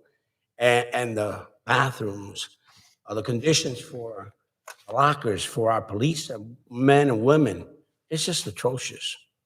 And we need to do that on the police side and on the fire side. Some of these firehouses are just really bad. And, you just go inside and I don't know how, it reminds me of an old movie. Unless they're preparing them for old movies or new movies. But again, something has to be done. But I think through the grants from OSHA grants and look at, Mr. BA, if you could have Mr. Cribbett look into the whole, because him and his firm established, as a matter of fact, they were so great that they established a library in the University of Virginia. All his paperwork is done in terms of OSHA. So judges have used their expertise. Again, we need to look at the funding, because again, there was capital dollars, but they went on a different route. We need to find out now to get some money on that side. So, and Director, you're doing a great job, you and your staff. And I'm so happy that my son is a part of your team, because your team is really doing a lot. And again, the overtime, Mr. BA, with overtime in the future, we should be able to know how much every festival is taking, and we need to talk to these festival folks. Second of all, revenue that is being collected at these festivals for the vendors, and we don't even know. And we don't know. And what kind of funding, how it's being paid, how they're paying these vendors. And we should have some say of what these vendors are collecting. I mean, these people are collecting from the vendors because, I don't see it in the budget. But again, it's not on the police, but in terms of police, you guys have done a great job. And other cities that have festivals, there's been a lot of chaos. Here with you, it's been straight up. And I have a lot of respect for this fire department and police department, the men and women. Thank you so much. Thank you, Councilman. And with that being said, I want to thank you, Director, and your team for all that you do here, not just today, but in general. I always say, our first responders, I appreciate you all because, you do the work that we don't do. You run the places where we run away from. And so I just want to thank you publicly again. And I know the council feels the same way, that we appreciate all the work that is done by you and everybody, your team, and all the firefighters, police officers, OEM folks. Thank you again for your. Thank you for your support. Thank you for your support. Thank you. Thank you. With that being said, we are almost an hour behind, council members. So I know we started a little late, but if we, just give it. Are you buying lunch, Larry, or? Shoot, I'm hungry right now. You ate. So let's be mindful and keep our questions to a minimum.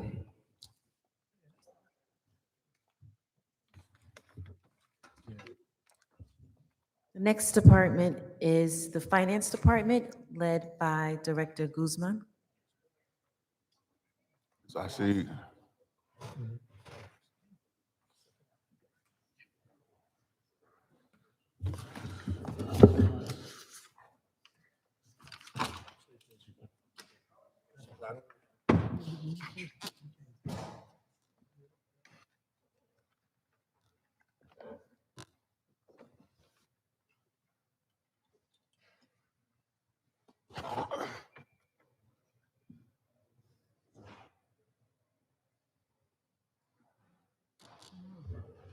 Good afternoon. Good, yeah, okay, I wasn't sure, I wanted to give you. No, time. that's all right. Wasn't It's sure. all right.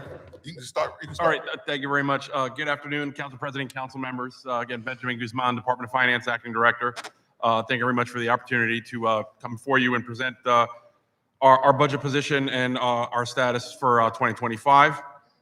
As of January 1st of 2025, our cash position for all funds totaled $463,928,261. Of that, $339,540,668 is for our current fund. $64,681,846 is for our water utility fund, and $59,705,747 is for our utility funds. From 2024 into 2025, we're continuing to see an improvement in our collections in special taxes. Overall, collections for payroll, parking, and hotel taxes in 2024 was $114,449,692, and that's up from $106,001,464 from 2023, and that's a 7.38% increase year over year. And in our revenue collections division, the percentage of cash that we collected increased from 94.5 in 2023 to 95.49 in 2024, and that's our overall cash collection for our property taxes. And the department continues to increase its efforts to collecting delinquent taxes, current property taxes, and implementing outreach programs to encourage property owners to pay their outstanding balances. And in 2024, again, we collected an additional $24 million in delinquent taxes, similarly to 2023, and we are on track to collect the same amount of delinquent taxes in 2025. And as far as our economic conditions are going, the economics and the economy in the city of Newark has remained relatively stable as far as interest rates in the economy as it's been moving. Interest rates have been continued to slightly drop since August of 2023, and that has assisted the city in successfully pricing bond anticipation notes and bonds. We normally do garner sufficient subscriptions for our bonds. We just most recently priced the bond yesterday, and we were 3 times subscribed. Each vendor subscribed for the full amount, and for the first time in about 3 or 4 years, the city of Newark was able to price bonds at under 3%. We did do for an all-in interest cost of a little over 2.5% on over $34 million in bond anticipation notes, which is very attractive given the current market rates and how the economy has been moving. The city's rating from Moody's was upgraded from a Baa2 to a Baa1, and that was based on our positive long-term economic prospects, the multi-billion-dollar development pipeline, and the improvements of the finances that the city has been able to show them in the last few years. And as far as any specific budgetary questions, I'm more than happy to answer any questions that you may have. Thank you, Director. Thank you. You know, we always appreciate you. You come straight with the information. Thank you so much. Questions from the council? I knew you had to have one, Councilman Gonzalez, right? All right. Ben, I normally receive a monthly report of the cash possession of the city. I haven't received that for maybe a year. We should all receive it. Let's say. Yeah, absolutely. I am aware that there were our monthly bank cash reports. Yes. There may have been a delay in 1 month or 2, but I know that they have been being provided. I will check to make sure that those have been provided, but if it's over a year, I'll make sure that you give them that historical information as well. Give me the latest. Okay, no, absolutely. We will give you the latest, and I'll make sure we get that to you. Make it regularly every month, because This is something that I use more or less to, as the budget chair, to determine more or less where we are, but. Absolutely, understood. Any other questions from the council? I guess I got a quick one, and then, yeah. So overtime is significantly lower, I think, as of year to date than last year. Correct. And do you expect that to continue to be lower, or do you think towards the last quarter, it's going to? No, yeah, jump significantly? we continue it to be about on par with what we have in like that. We don't expect it to be higher than it was in 2024. Okay. Within the department, I have been taking measures in order to curb overtime only if it is necessary, using alternative, efforts in order to entice us, whether if it's, compensation time versus actual overtime. But again, only authorizing that overtime if it's absolutely necessary. And also looking at if that overtime will help generate increased revenue for the city, then, that's a reason as to authorize that versus if it's just an additional cost. Obviously, there's certain times of the year when we're shortly after this process here, where we're sending out the actual property tax bills for all the properties. And then in order to get that done out in a timely fashion, it may require some overtime. Certain individuals are coming in on the weekends and working later hours in order to get that done timely. But outside of that, I don't foresee any increase in overtimes for the remainder of the year. What's the total number of tax bills you send out? Do you know? I don't know that off the top of my head how many line items there are, but I know there are at least over 50,000 line items at least. But we could probably get the breakdown of the total line items and breakdown of residential, commercial, and industrial. I was going to ask that, Ken. Thank you. Any other questions? Seeing none, I want to thank you, Director. Again, appreciate. You're welcome. I mean, very thorough as always, and we appreciate it. All right, thank you. Getting back on time. Come on. What's next? Next department is the Department of Economic and Housing Development.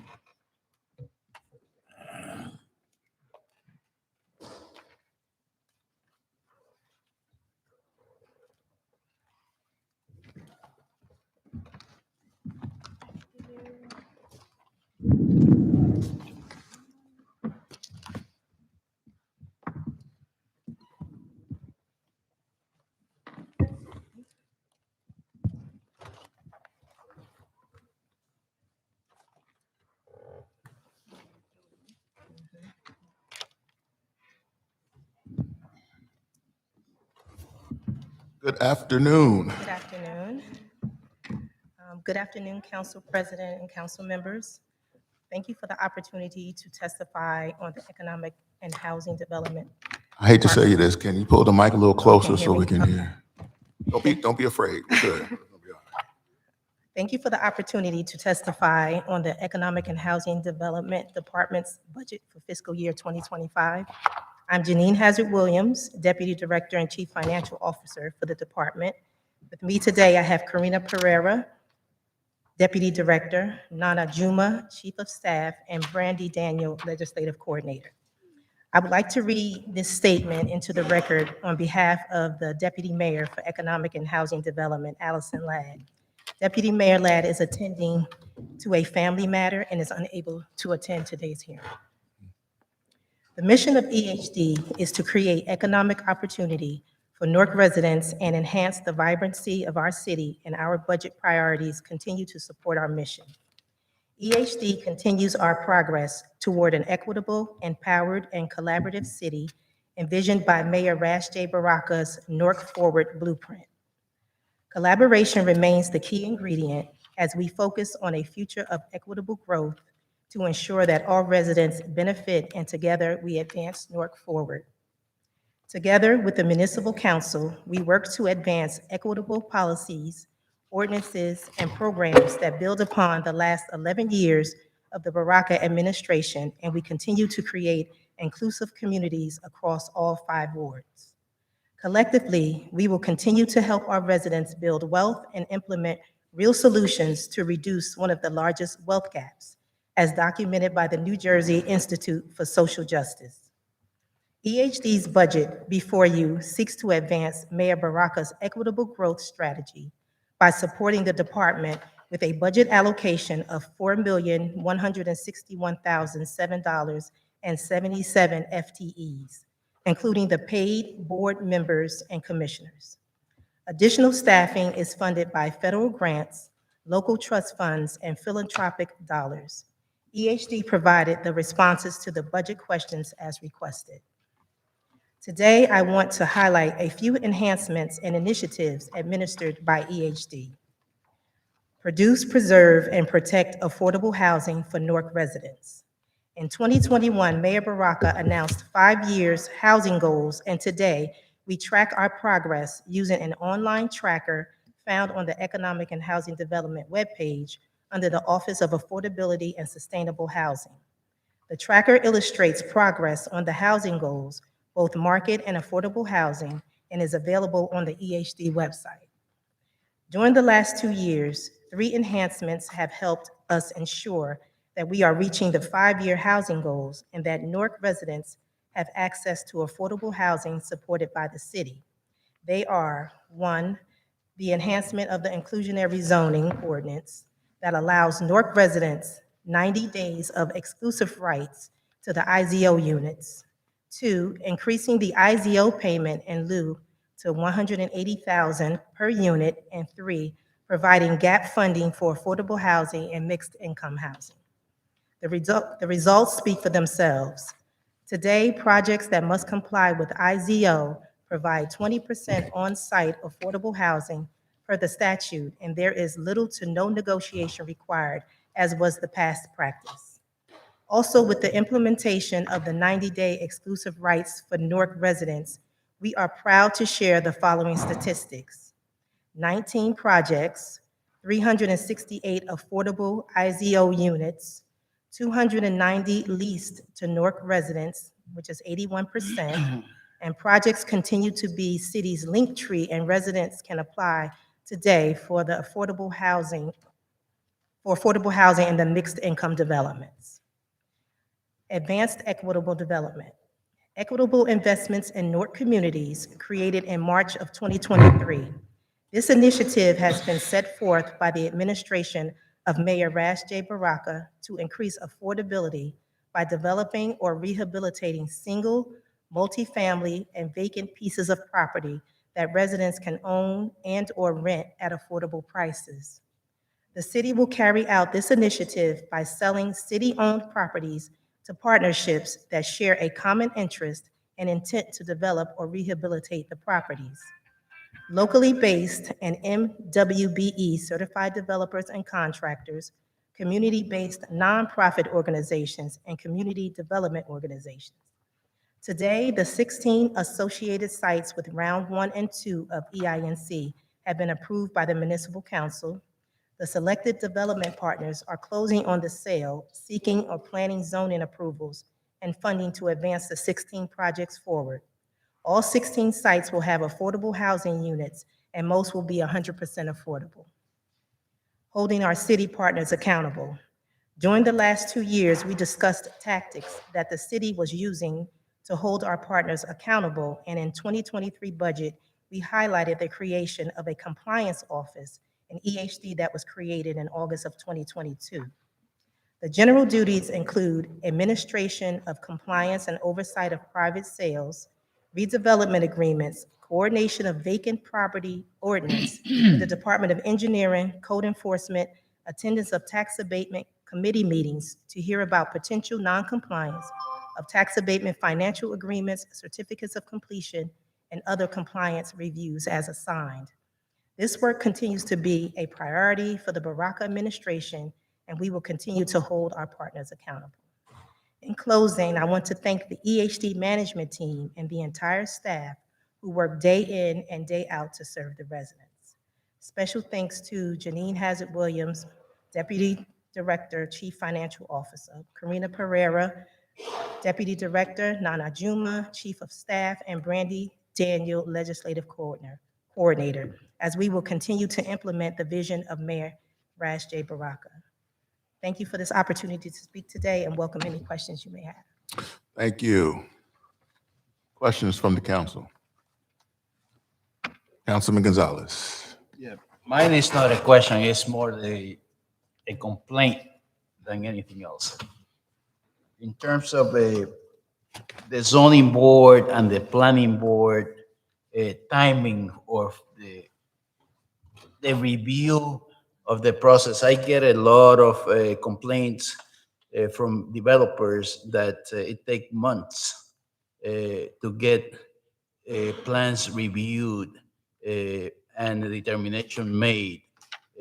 So I just wanted to make sure that we convey the message to the director that we should expedite that process if possible, because we are losing opportunity for development. They say people are, there's a building that it was destroyed by fire on Broadway.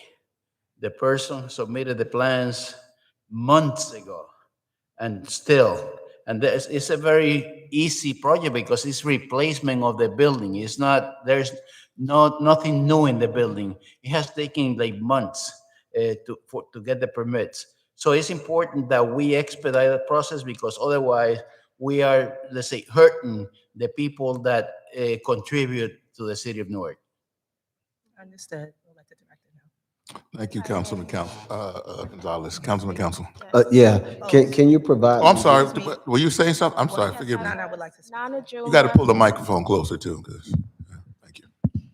Good afternoon, all. Nana Juma, Chief of Staff, as well as Acting Zoning Officer. So I do want to address your comment. Your point was taken. However, I want to update the council that due to the changes in our zoning regulations that the mayor implemented, Zoning Board is actually scheduling for their third meeting in September. Central Planning Board is scheduled for October, the second week of October. So we actually have no backlog, thankfully. But the project that you did mention, I will look into, see maybe if there are other issues that they are experiencing. Appreciate it. Thank you. Thank you. Councilman Council. Yeah, and I do believe we have two zoning boards now, right? And so I'm not sure how the cases are divvied up, right? But since there is no backlog, then I don't perceive it be a problem in terms of hearing cases for individuals. But how is that divvied up between the two zoning boards? So if there's, let's say, 10 cases that need to be heard in September, are they split up, the 5 apiece, or does one take on all 10? So sure, the second or supplemental zoning board actually has sunset. They were active for 1 year as state statute allowed them to be. But because we no longer have a backlog, thankfully, we actually don't schedule any applications with the supplemental board right now. If ever the need arise, we would bring it back to council if necessary. But right now, the zoning board is scheduling, like I said, for September. Okay.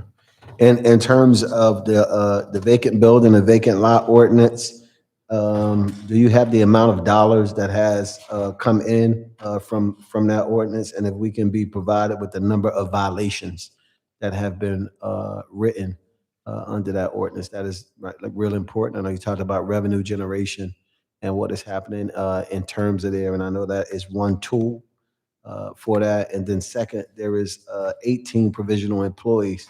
Are we working with the Department of HR to work to get those provisional employees permanent employees?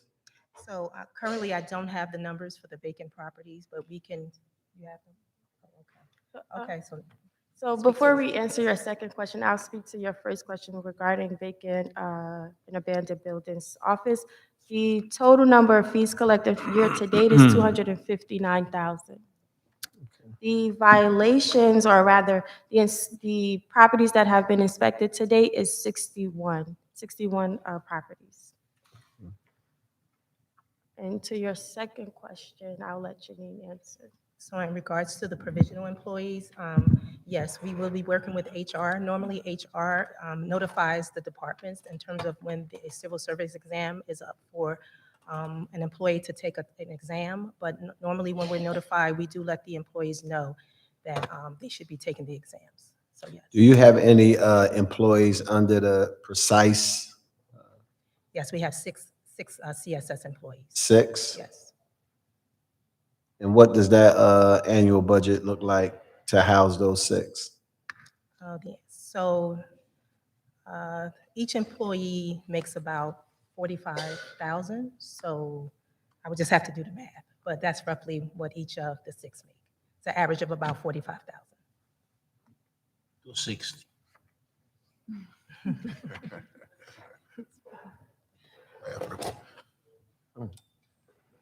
Anything else, Councilman Council? Good.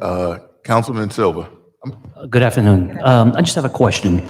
Since, if I don't, you might have to email me this information. Since 2022, how many apartments have been approved and how many have actually been built?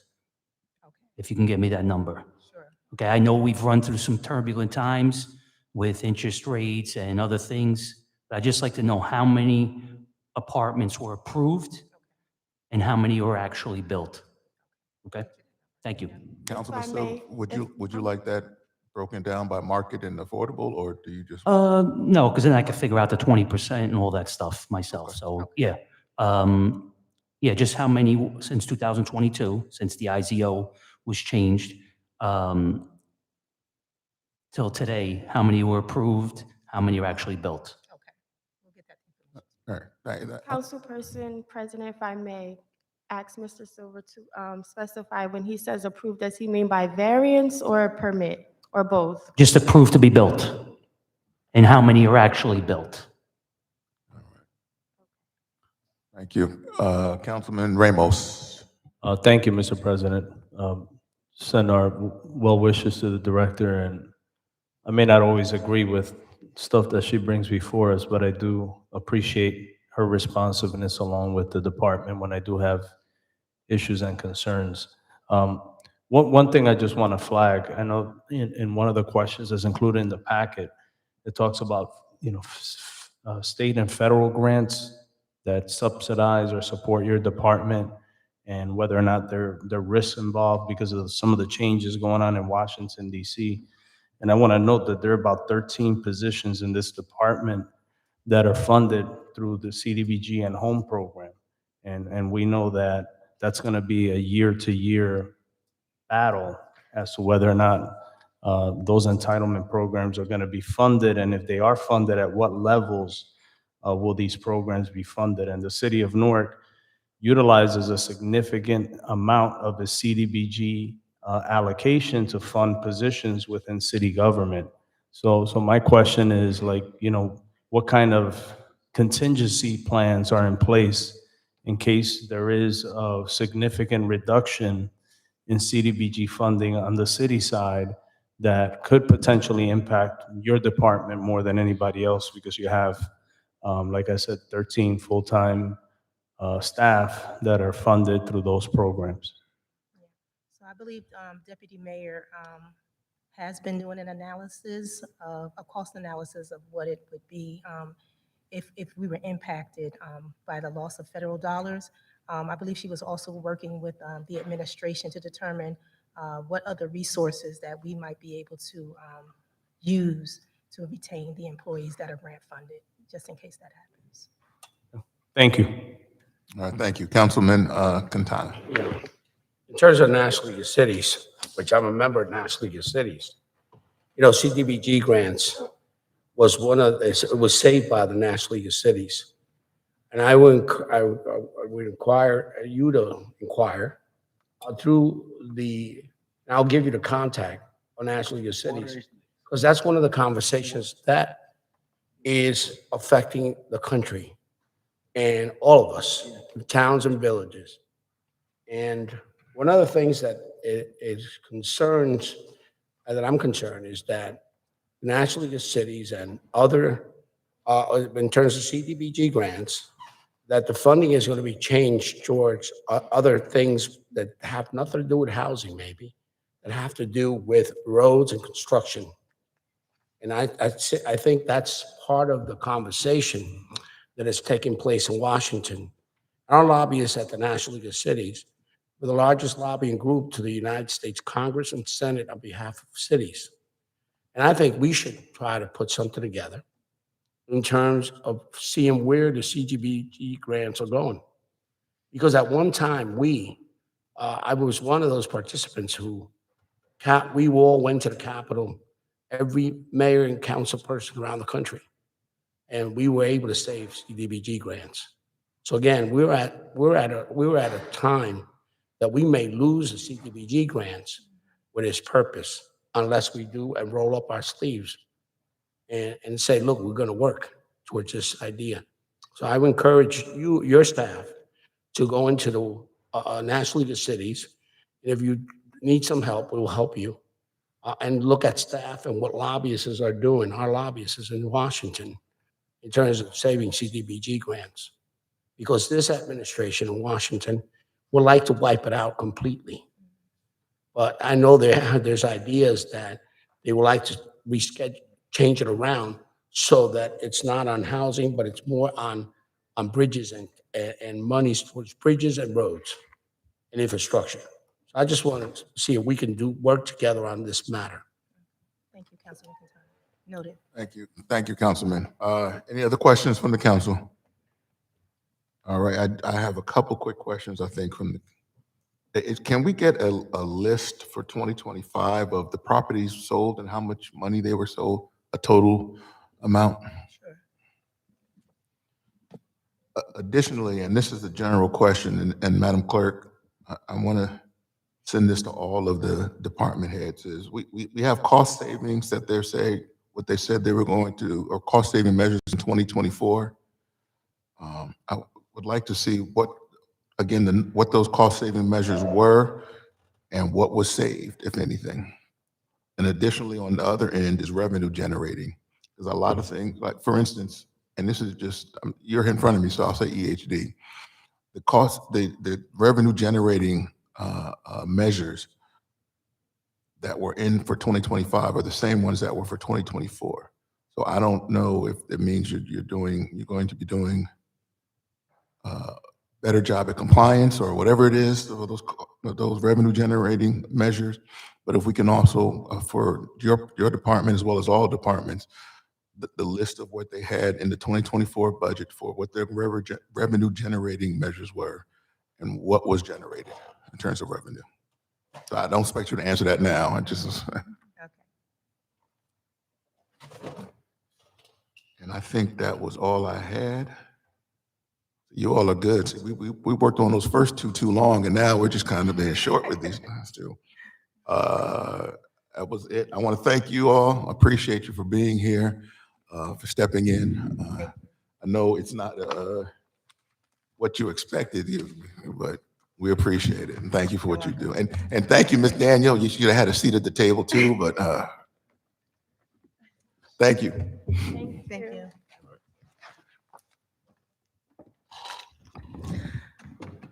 Next is Water and Sewer Utilities, led by Director Dean.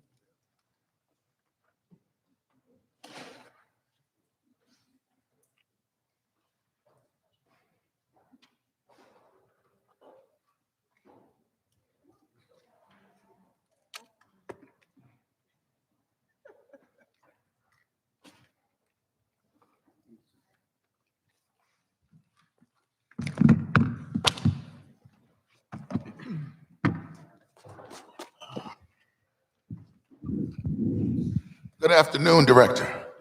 Good afternoon, Council President, council members. I know you said you was gonna keep it short. Thank you, that's it.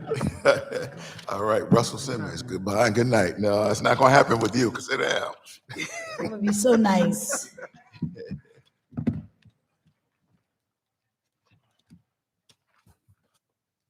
You have an opening statement? Yes. Again, good afternoon, Council President, council members. As you know, the Department of Water and Sewer Utilities continues to recover and move forward from COVID after another successful 2024 year of standing compliance on our water and wastewater conveyance systems. Things are still moving good. As of 2024, we just recently finished our upgrade of the $22 million upgrade of our Pequannock water treatment plant. Hats off to that. The city took over this treatment operation in 2013 from NWCDC. Since that time, the city has really upgraded this treatment plant. provide safe drinking water to our residents and those bulk water customers in and around the city that buy water for us. So we're proud of that. We're proud that this council and this administration continues to make necessary improvements in our infrastructure. The infrastructure that's mostly hidden, this hidden infrastructure that we don't see every day. We only cry about water when we have too much of it or when we don't have enough of it. So we're very happy that this administration has continued to invest in this natural resource that we all need and that our community need. We do see the impacts of development. As development has come into the city, these upgrades has also allowed us to continue to attract development with our safe and clean drinking water. Our utility budget is increased to $72 million from water and increased to $4 million from last year. This reflects our commitment on, again, replacing our aging infrastructure. Some of the pipes and some of the systems in the water side is over 150 years old. Our sewer utility budget request is $81 million, is up $9 million from 2024. It's just combined increases to both the utilities, the combined increase for both utilities is $13.1 million. We've got some major milestones. We completed the Petty Ditch drainage project. That was part 2 of the 2 projects that we had on Frelinghuysen Avenue that we know Frelinghuysen between Petty Street and Meeker Avenue has flooded for the last 30 years historically. So we just recently, in 2018, we finished the Queens Ditch project that reduced the flooding. And early this year, we finished the Petty Ditch project, which is another one to convey stormwater and sanitary water outside the city. So those 2 projects were completed in our MS4 system. We can continue to reduce our reliance on outside vendors or contractors repairing our water and sewer system by making our operations more efficient and effectively by bringing things in-house as we do these upgrades to our infrastructure. Our purchase of our sewer camera truck last year has additionally led us to see a savings of about $1.2 million that we don't rely on a contractor no more. We can also go out in real time and televise and camera the city's sewer system by acquiring our own truck. We can continue to bring those things in-house. I want to continue to build on our efficiencies over the past years. And with that, I'll take any questions. Thank you. Councilman Gonzalez. Yes, sir. Good afternoon, Director. How are you? Good afternoon. Excuse me, Councilman, I just want to say that. I was going to say introduce, yeah, that was I'm my. sorry, my apologies. I want to introduce our Manager of Building and Customer Service, Leticia Jessame, and our Chief Engineer, N.T. Muhammad Attar. Thank you. Director, on your billing and customer service budget, you list 17 employees and a total of $999,800 budget.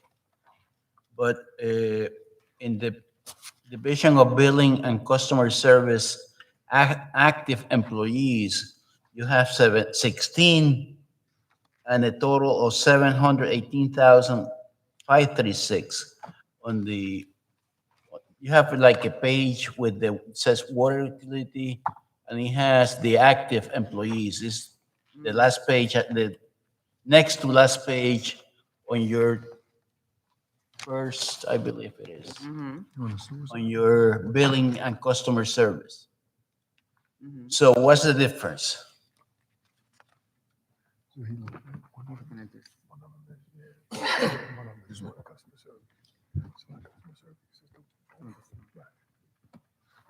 So Council President, Councilman Gonzalez, so on our billing and customer service side, you're looking at the side where it says water employees and one side says sewer employees. So customer service is made up of water and sewer employees, 2 different utilities. So the 999, I have, let's say the 999 is bill, says billing, customer service, and says water utility. Right, the water side. and it has 999. And Probably a that, type, it's the probably a other- typo with the numbers. It's There's- probably, the total's probably a typo with the numbers, the total. So that page has to be changed. Correct, yes, I'll look into it. Okay, yeah, because if you go to, let's say, Yeah. the Gotta be names, a some of the total. names, the salaries are different.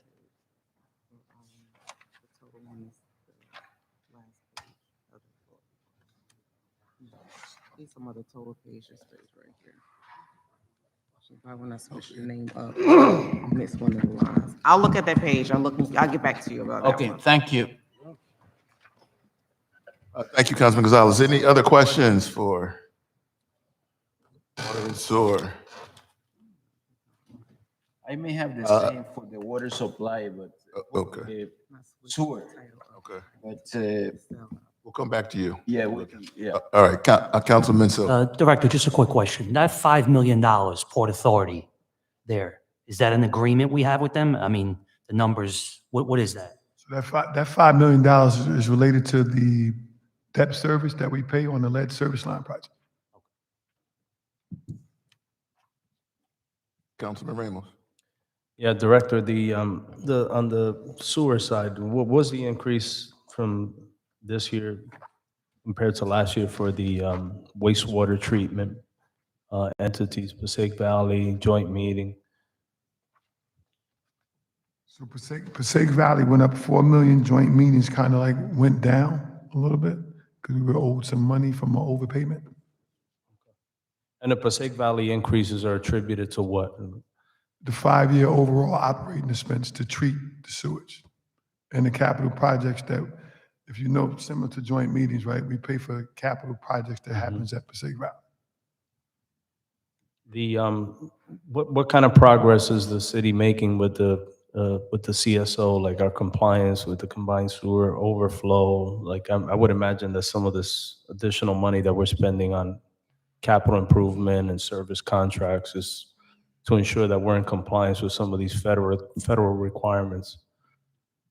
So thank you for that, Council President, Councilman Gonzalez.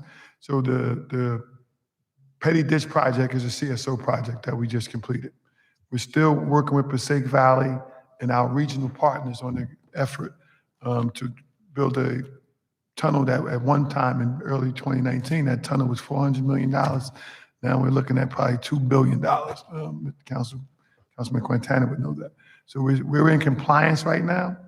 However, we're still working with the state financing and the 48-member Passaic Valley community that's a part of the combined sewer overflow. We're still doing projects, the green infrastructure project, or you see the green parks projects. Those are some of our combined long-term control that's what the long-term control program. Those are projects that we're doing in compliance. We're waiting on the final design of this tunnel.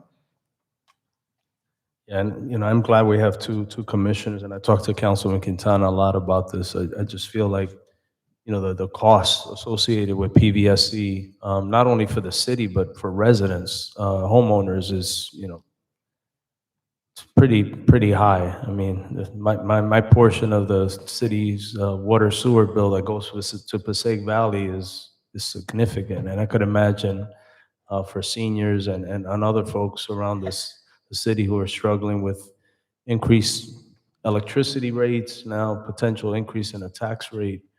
We have to figure out a way to try to contain some of those costs. That has nothing to do with us, but the PVSC is definitely some entity that has to be reined in somehow.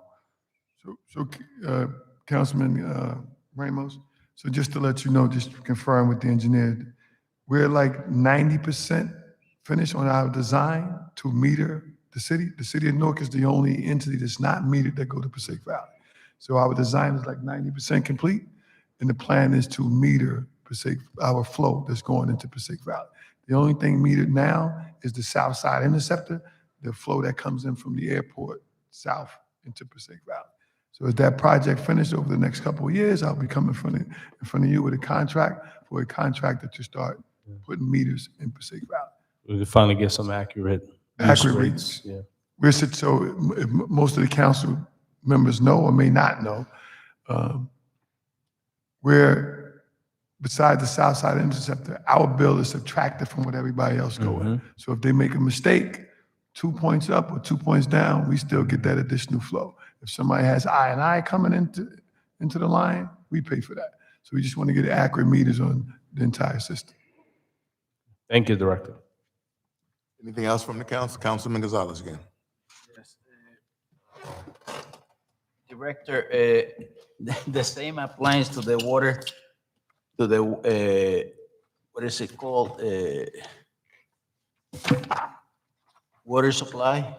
The same applies there. They say you have 107 listed on the first page and 97 on the detail list. This with the same, with the amount is different. Right, so the 97 that's listed as those are active. We do have vacancies. So you only see the total active there, and the difference will be the vacancies. Okay.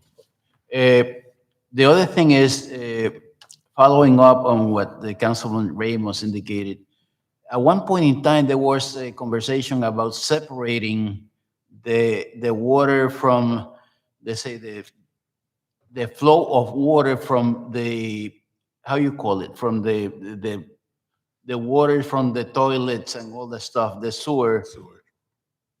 So Councilman, yes, Councilman Gonzalez, you're talking about the stormwater utility. Yes. The administration has, that report is finished. We'll have to get with the administration. They haven't came to the council about creating now the utility. That would be separating the stormwater from the wastewater. It's another utility. New Brunswick, Newark should have been the first one to do it, but New Brunswick was. New Brunswick has already did it, so we're watching how that works in New Brunswick, right? And then to bring it back here. That'll make all the parking lots or the impervious surface areas pay a little more for us, but they contribute to the system, but they don't pay for it, right? Yes. The parking lot has no water or sewer bill, but they contribute rainwater into the sewer system. Yes, definitely, and we get charged by Pasay Valley for the treatment of that water. Yes. The other thing is on your billing. Let's say I get the bill like 2 weeks after the date that it was, let's say, read. I pay within 2 weeks afterward, and I get penalized with interest. $4.29 on the last bill. To me, I paid on time because I paid 2 weeks after I received the bill. However, when I went downstairs to check on why they were charging me the $4.29 interest, they told me your payment came 1 day after the due date. So if you're doing that to me, how many other customers are we penalizing because we are sending the invoices, or people are getting the invoices late? In my case, 2 weeks. I don't know, let's say, if other people in the city of Newark receive the billing at the same time, but I suppose you send the billings all at the same time. So I believe that something has to be, let's say, given to the customers. Let's say if I get a credit card bill and I get 30 days grace period, I believe we should give people the 30 days grace period to pay their bills, because otherwise we are penalizing the people that can be penalized the least. Thank you, Councilman Gonzalez. My answer to those two questions. One, we do recognize that maybe a couple of months ago, we had some kinks in the system, in the billing system. I think that's been worked out. The second step we took, we met with the Postmaster General, because a lot of the mail that goes out, when it get delivered to you, it may not get delivered on time, but it's still a date that we sent it out. So that's the Postmaster thing, and I think that may have been resolved. The other stuff is we do offer grace periods on your interest payment when you pay your bill in full. So we do waive that. If you've been downstairs in place. I brought it down and said, well, you owe $4.29. You was late. I was late. I believe, We gotta Director. treat you like the regular citizen. You were late. The Director, I believe what No disrespect intended, but you were late. the solution should be sending electronic bills. So thank you for asking that. I think as of 2 years ago, we rolled out the electronic payment. You can sign up and not get a paper bill, right? You can get some people choose to get the paper and electronic, but we do have the electronic billing system where you can automatically get the email, automatic login. So if I Check. go to the webpage for the city, I can do that. Yeah, you can sign up for the portal. Okay. We don't want you to be late because Take that the $4. 429 out and I'll do that. We're gonna save that $4. Right? Get you on a portal. We're gonna make sure Ms. Jess may follow up with you and get you on that portal. So you can stop being late. Thank you. Council. It should waive its late fee. So number of provisionals, number of vacancies, and how much OT year to date? Repeat that again, I'm sorry. The number of provisional employees that you have, the number of vacancies that you have in water and sewer, and how much overtime have you spent year to date? So we have about 50 provisional employees. We have year-to-date with overtime, I think for water is about 200 and something thousand on water. Sewer is about 20,000-30,000 on sewer. And with the other question again, I'm sorry. And the number of vacancies? Vacancy, we have a total of 17. 17 vacancies. 16, 10 on, I'm sorry, it's 10. I'm sorry, it's 11 on water and 6 on sewer. Total 17. And overtime is 200,000? 200. As it relates to water? Yes. And I believe it's About 20, about between, as of last week, it's like 20,000-30,000 on sewer. Yeah.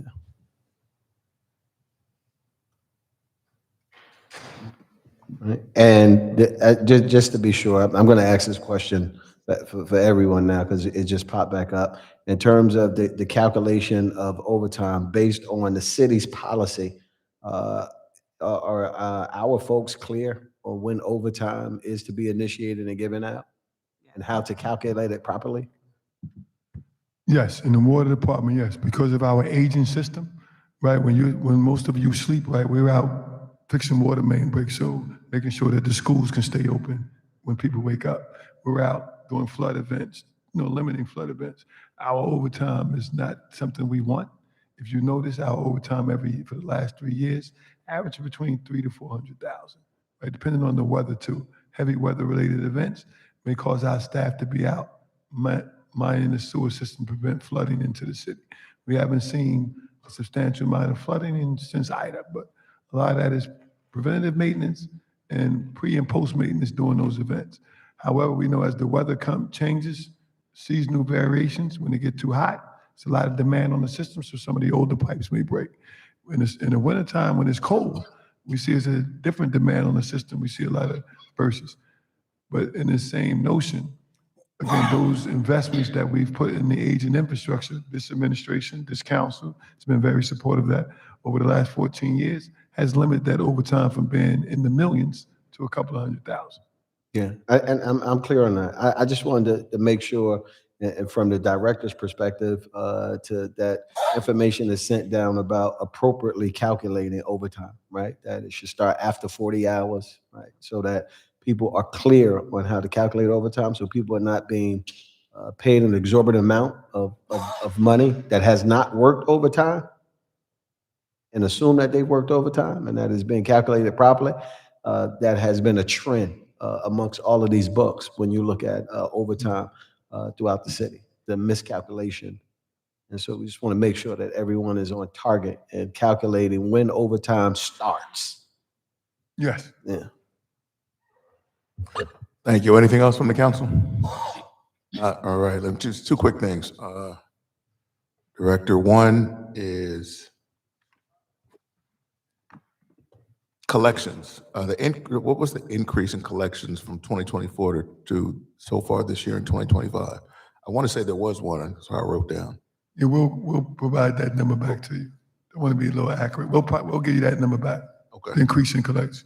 Where we're at 80% or 90%, we'll provide that back to you. All right, thank you. And the other question I had, you probably heard it in the back, and the clerk is going to send it out to all departments, is in 2024, you provided a list of, and this is for all agencies, not just, 2024 provided a list of cost-saving measures and also revenue generators. In 2024, how much did you, with cost savings, did you save based upon each of the list that you had given, measures? And what were, in terms of revenue, how much revenue did you generate, additional revenue did you generate based upon what you listed in the 2024 budget? And I think that's all I had. Nothing else from the council? Yeah, I'm sorry. The number of precise workers you have. So we have roughly about, I'll say about 20, but they don't stay long because we usually keep them about 60, keep them about 3 to 6 months, and we generally switch them over to permanency. So they only stay on for a few short months, and then we switch them over to a vacant position. And you know how much we spent on them year to date? I can get you that number. Yep, that'd be good. I'll get you that number. Appreciate it. And Council President, Councilman, I just want to clarify something. A lot of our provisional workers is not of our provisional workforce that you see, it's not something on the city's end, it's on civil service, right, of sending us lists, right? Some of these employees, since COVID, I mean, I think this probably department-wide or citywide, has not sent back, eligibility lists, right? Or they're moving a little slow. I think we just got one for another department that went out. The test was out in 2023, and they just sent it the other day. I'm just looking at another department I deal with. So it's like we're still waiting on that movement to give these people their permanency. All right, that being said, thank you, Director. Thank you to your team for being here. Appreciate it. Thank you. So, well, go ahead, what are you gonna say? We're transitioning to Public Works with Director Dean. I was gonna say, yeah, go out the door and then come back in.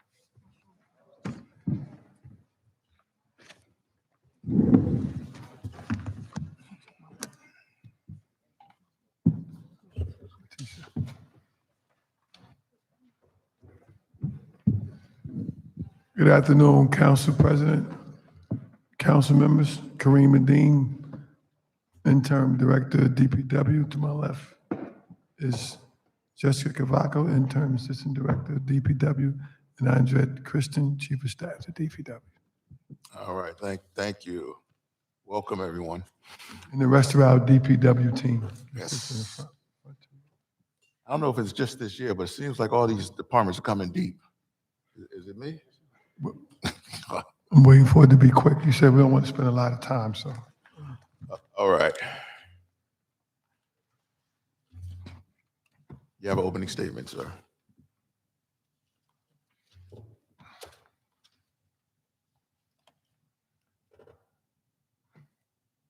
Council President, council members, thanks again. Kareem Adine. Back in front of you again with this, representing the Department of DPW. The great men and women here at DPW, we do a lot. Just want to say that I don't have a great opening statement, but we're here to take questions, right? We're committed to getting the city clean. You've seen that in the last month and a half, how we try to transition into, being held accountable for what DPW stands for. With that, we'll take any open statements. Thank you very much, Director. Anything from the council? Councilman Silva. Director, I just have a question because I just went to that page directly. So just an example, there's 600,000 allocated for snow removal. And last year we did have snow, but the years before we didn't. What happens to that? Does that continue to stay in your budget?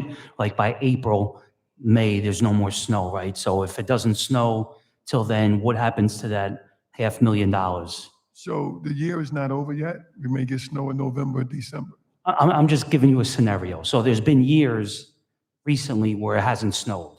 Last year it did, but previous years. If it doesn't snow or there's extra money, by like May or so, we can agree that there'll be no more snow. What happens to the extra money? Does it get rolled over to the next year, or are you allowed to use it for other things? So you're saying if 2024 ended, let me just get some clarity, right? 2024 ended, and now we're into May of 2025. Right. That year ended, we don't owe anybody any money. Yeah, that goes to the general fund, it's reallocated the way they want for the. It stays in DPW or it goes? It's probably to- gonna go to the general fund. Oh, general, And then oh. you'll put your request for the upcoming year.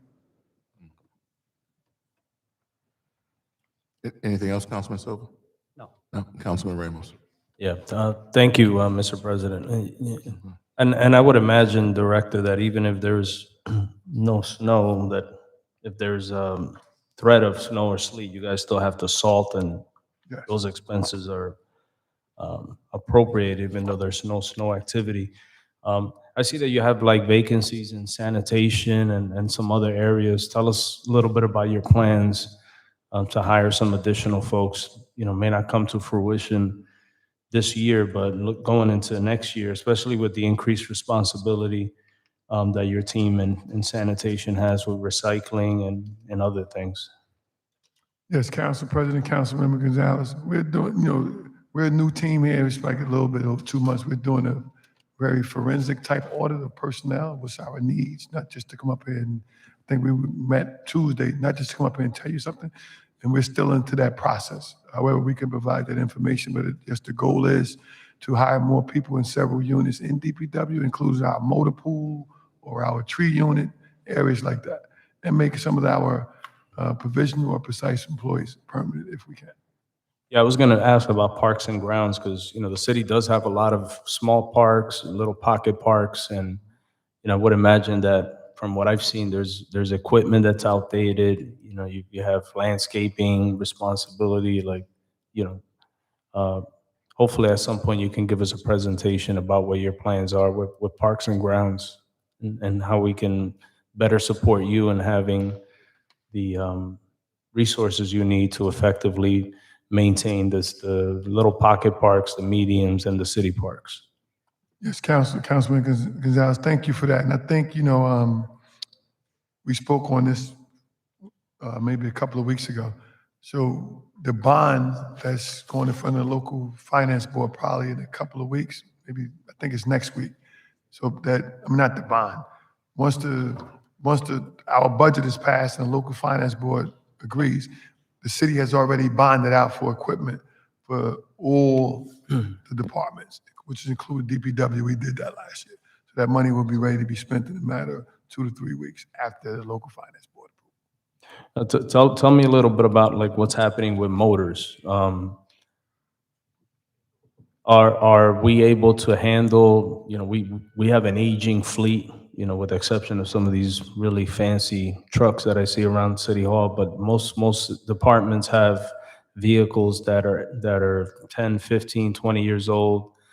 The amount of, you know, work that some of these vehicles need to be able to keep them on the road, I would imagine is, you know, substantial. Are we able to handle all this stuff in-house? How difficult is it for your motors unit to keep up with all the repairs that they need to make? So 2 things, Council President, Councilman Ramos. Last year, we did an assessment, the aging fleet, of our fleet age is 2017. So it's not, we don't have too many of those dinosaurs we start moving out, as you see some new stuff coming. That's department by department. Some people choose to still keep those older vehicles. They think they're more reliable and they have kept. Our motors division, we do recognize that we'll continue to increase our level of mechanics that we have. That one of the goals is to rely less on DPW, should be a 24-hour operation. One goal is to rely less on sending stuff out to vendors. So as we keep increasing our staff with some of those vacancies and bringing more mechanics in, that will help. We do notice that so as we start buying new vehicles, right, and getting the proper warranties and make sure that we're sending them out on the extended warranty program, reduces us from working on a lot of them. But yes, the goal is to stop sending stuff outside and bring more stuff in-house to do as we increase our personnel headcount. Thank you, Director. Any other questions from Councilman Kelly first? Thank you, Council Pres. How you doing, Director? My question is about public buildings. You guys deal with the fire departments as well, right? Like the maintenance of the fire departments? Yes. Is there a specific budget that is allocated towards the fire departments, or is it a as needed? It depends on what we're doing. It's a grant. It's a bond out to do Project Phoenix. I think that's one of the bigger projects they're doing in conjunction with the fire department. Some general minor stuff our public buildings will handle. If it's a major capital improvement, we're going to work with the engineering and public works to get, which is what Project Phoenix is doing for police, firehouses, and the police precincts. I know before you became the interim director again, and I have to say is improved since you came back to the helm. But before you left, our prior director said that there would be some renovation and improvements done to the fire department in the West Ward on Sanford. Do you know if those were done before he left, or they are supposed to be done? I think that was already finished. I remember our team did the painting was around Thanksgiving. Yeah, all the violations, all the improvements was done. There may be some minor stuff that still needs to get done, but Sanford was one of the first ones on the list. Thank you. Councilman Council. Yeah, can you tell me what was budgeted for overtime this year and what was actually spent? And how much is still in the overtime budget year to date? So year to date, we spent 1.3. It's a lot. 1.5 was budgeted. And 1.5 was As of budgeted. September the 5th, we spent 1.391. And 1.5 was budgeted. Yes. It was about 200,000 over budget. No, we're still under budget. Said we budgeted for 1.5. 1.5 and we spent 1.3. Yes. Got like 200,000 left. You don't have that much to work with. And we're in September. Right. Let's pray on How many precise workers do we have? 209. 209. And what does that look like in terms of budget? What is that number? 885,000? About 7.2 million. 7.2 million. And number of provisional workers that we have? 84. 84. Okay. And then in the 71820 line, we have vehicle cleaning. Was that line for truck maintenance or for the truck wash? You said Or, 7. yeah, or is it cleaning other vehicles? 71280? That's professional service. Right, cleaning like, 71820. yes. Is it vehicle, yeah. That line sounds familiar from water, so I can clean. Under. Somebody's got OJ truck wash? Yeah. Okay, Van said they use it for OJ truck wash too. For truck wash. You know how much we spent so far this year? No, but we can get that number to you. Can we get that number as well? The amount spent on truck wash. Yep.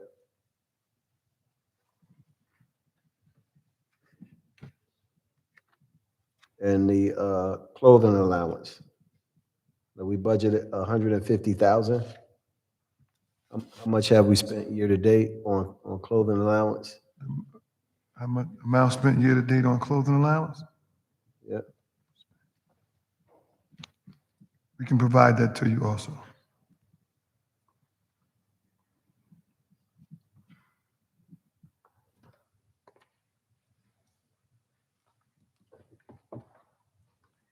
Anything else, Councilman Council? I'm good. You're good? All right, Councilwoman Scott Roundtree. Thank you, Council President. I've been listening to all my colleagues up to this point, but I'm just curious about the master personnel list. I noticed at least one employee that's in this budget. I'm not sure how that could be explained for the salary for Mr. Thomas. Khalif Thomas is budgeted for $105,000 salary in your master personnel list. I don't know whether this has been scrubbed, whether there are other employees that are part of this budget for the year. Maybe a typo, Council President, Councilman Roundtree, that may be a typo. We'll look into that. Thank you. Any other questions? That's it, Councilwoman. Any other questions from the council? Councilman Gonzalez? Yeah, I'm looking for. Well, while you're looking for it, I have a question or two. We'll do that, all right. Couple of questions I had. I think Council actually asked several of my questions at that same mindset. But in terms of total number of personnel, it is what, 302? Is that what I read? 575. 575. And how many, there were a number that are not on the city payroll. How many of those aren't on it? 209. 209. And last year, 2024, how many were not on the city payroll? I'll have to get that number back to you, Council. My follow-up question would be, how many that were not on the city payroll in 2024 became employees of the city in 2025?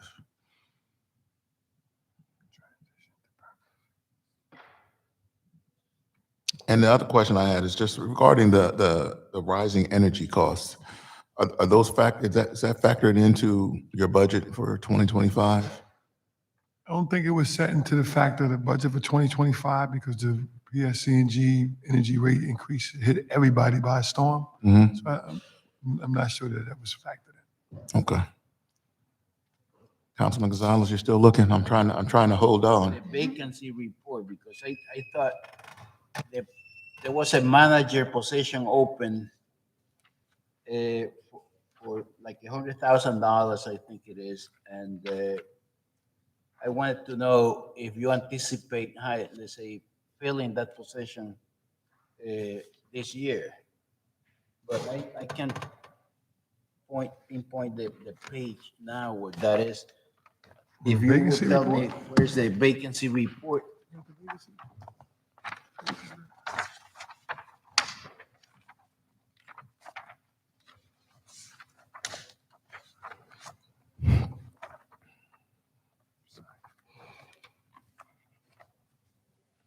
Said you don't have tabs.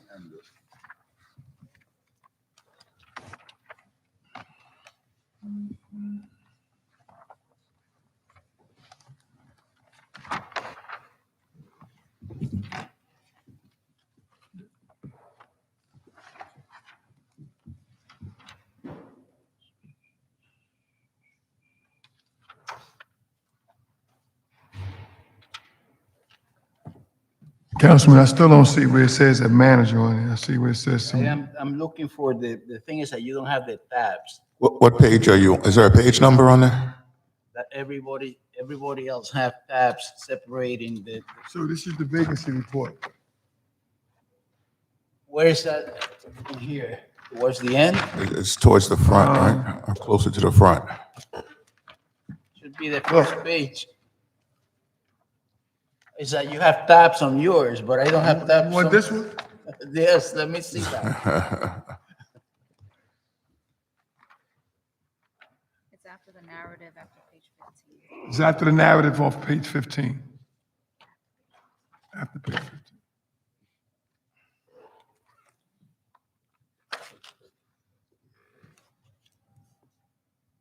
I saw something, but yeah, but it's not here. I just thought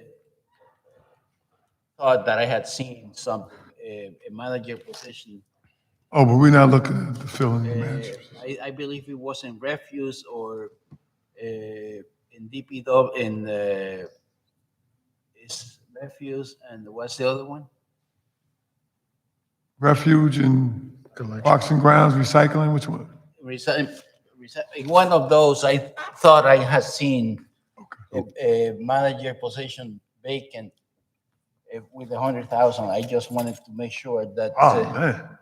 So if you can recall at another point, we're going to get questions to the clerk and then we'll forward Yeah, it to. I'll definitely communicate with you when I find it. Okay. All right. Thank you, Councilman. Anything else from the council? Seeing none, thank you. That's it? Oh, I got a list, but I'm trying to be nice right now. All right. Thank you very much. And let me just also say, and I know we all appreciate the work that you do, DPW particularly. It's not an easy job. It's What not. It's other a thank. department is he going to represent? He's going to do the next one, right? Well, thank you so much. So, council members, with your indulgence, I would like to take a 15-minute break. I need to put something in my stomach. Yes. 30 minutes. I mean, can we do that? 15? No, we can't do 30 minutes because we're behind. But is it all right? We just take a 15-minute. All right? And I apologize to Health and Wellness. Thank you. I apologize to Health and Wellness, but we're going to take a 15-minute and then we'll come back, okay? 1 hour? 15 minutes. Set your timers.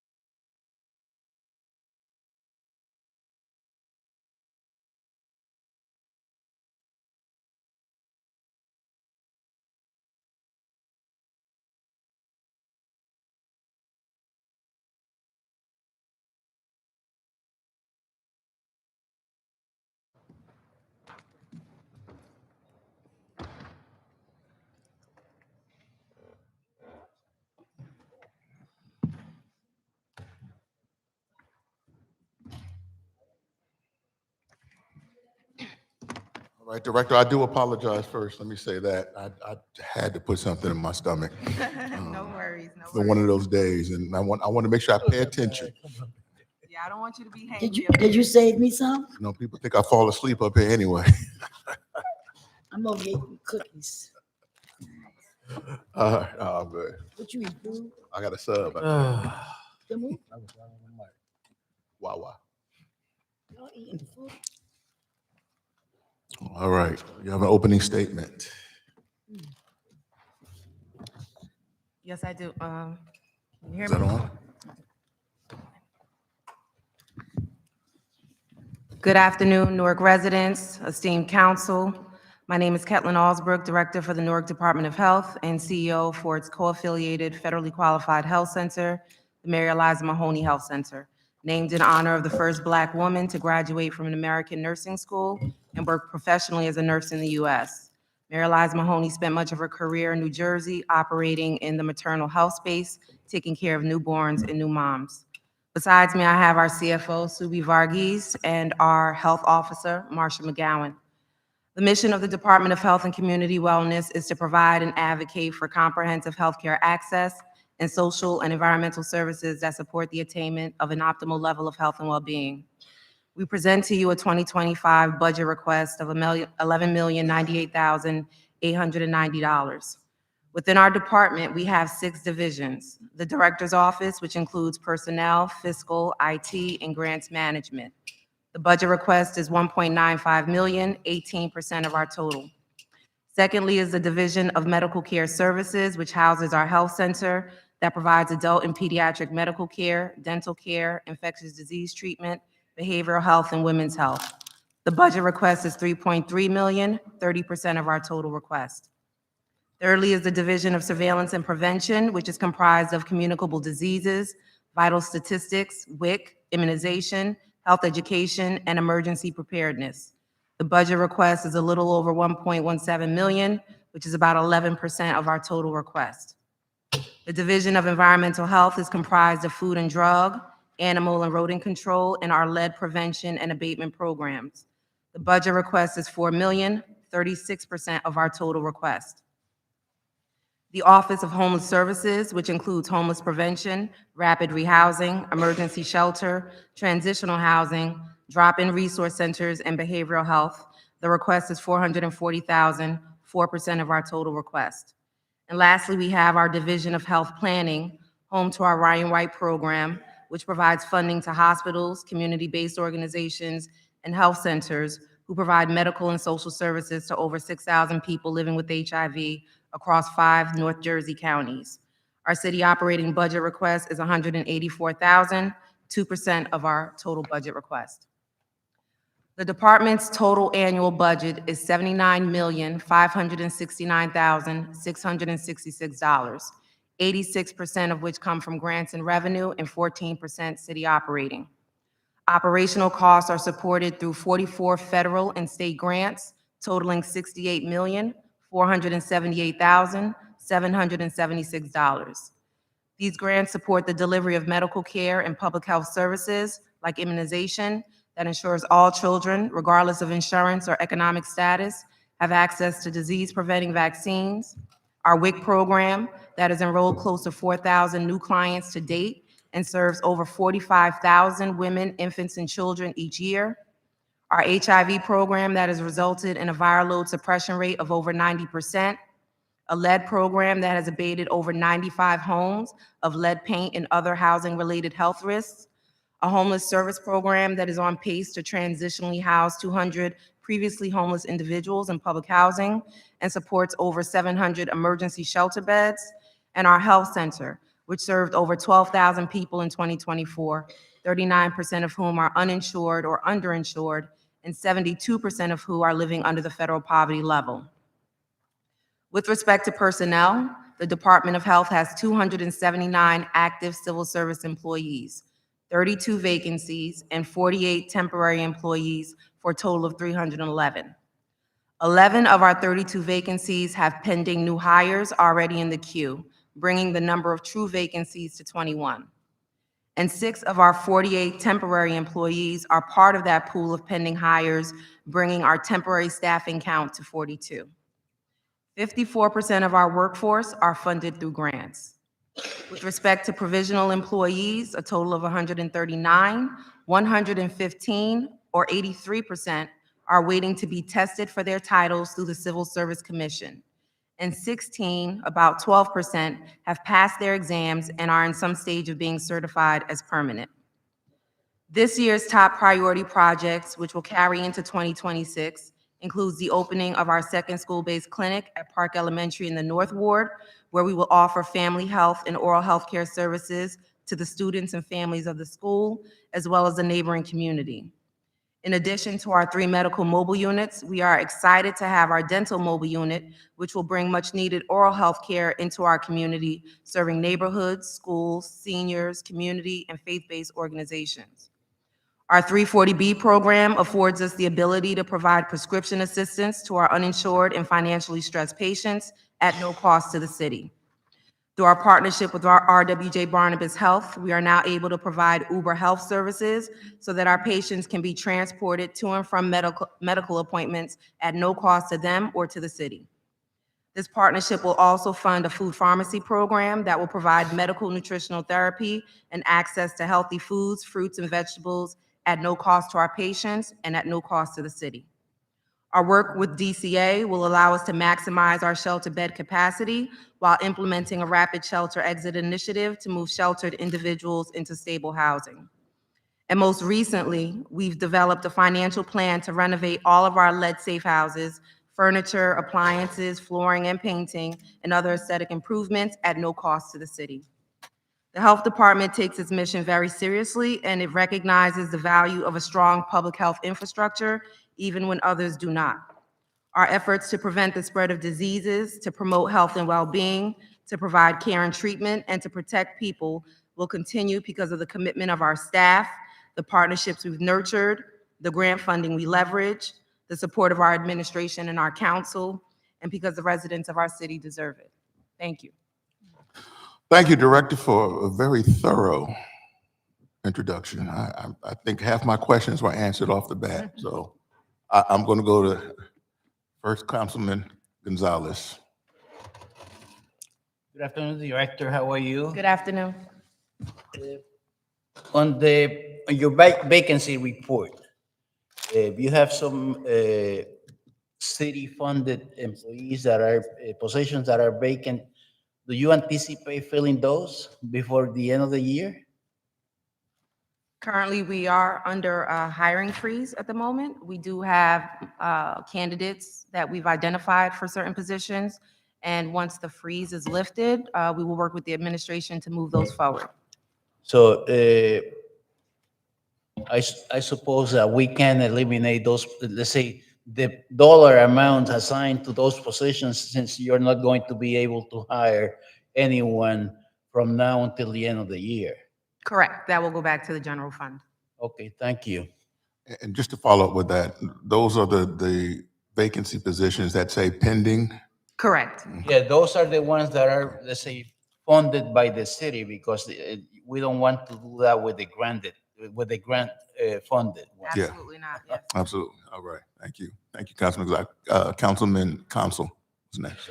Yeah, I just want to commend you for following up on your provisional employees and making sure that they understand the importance of becoming permanent employees in the city, and tracking that data and making sure that it speaks to what is supposed to be happening departmental wise, in terms of budgetary assets. I know the majority, almost 60% of the budget is grant funded. I'm not sure, as we move along down the line, anticipating whatever's happening or the fallout from what's going on with the federal government, to make sure that we're aligning ourselves with some kind of plan B or C of how we work in this, and begin to make sure that we're providing some kind of umbrella coverage for the employees that we have in place. Thank you, Councilman Council. That's it, Councilman Council. And Councilman Ram. I'm sorry, I said Councilman Kelly first. Thank you, Council President. Great day to you all. How you doing, Director? My question is about the mobile health units. We have, what, 4 or 5? Four, 3 medical and 1 dental. One dental. Those units were purchased by grants, or were they purchased by money from out of your city budget? The majority of the funds came from ARP dollars. Cool. How are the mobile units working out? And the people who visit those units, what is the cost to the city per person who doesn't have insurance? So we have uncompensated care dollars that provides us with reimbursement for services that are provided to the uninsured or underinsured population. So no cost to the city directly per se. We also, take all insurances, and we work strongly with our staff to transition those who are Medicaid eligible into Medicaid to try and increase our insured population as much as possible. How have the units been working out in the city?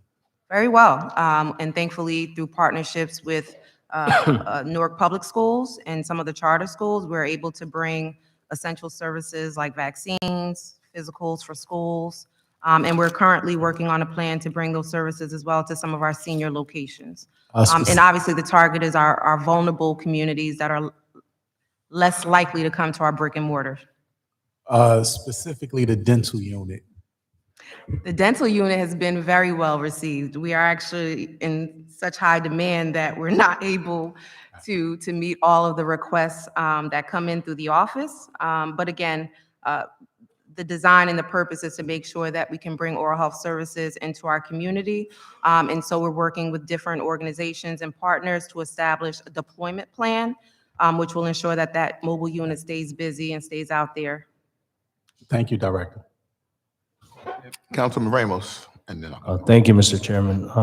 Director, your summary shows probably the largest number of provisional employees out of any department. Are these the people that work under the staffing service? Is that why they show up as provisional that are No. assigned to your That would be separate. So we have the provisional count, which is about 139. But again, 86% of those are just waiting to be tested by the state. So they're waiting for those exams to be issued by the Civil Service Commission. And we do have about 48 per diem staff, which would be the CSS or precise employees that you're referring to. So you run the risk that once these exams are called and the lists come back to the city, that some of these folks may not be reachable on the list or may not qualify for some of these positions. I don't understand, like some of these seem like real basic titles like program monitor, which we have 100 civil service lists around the state for that title. And I know the state is backed up on calling for examinations, issue that we have across the hall as well. Are you concerned at all that once some of these examinations are called for, that some of your staff could potentially be at risk if they don't qualify or are not ranked high enough on these certifications that come back? Yes, that is a concern. But in the past, what we've done is we've been able to look at other positions that or other titles that match the work that they're doing, and so we make those adjustments as needed. Some critical vacancies that and again, I'm not the expert on the department, but I know you haven't had like a director in charge of inspections in a while. What are the plans to recruit in that bureau or division within your department? We do have a candidate that we've identified, and we are working on the administration to find the best timing to bring that person through the onboarding process. The person that filled that position previously is actually interested in coming back to us on a contractual basis and to provide interim coverage until a permanent placement is made. And also list a health officer as a vacancy. I know you have. On the civil service side, yes, but Marsha McGowan. I know Marsha's been serving in that capacity.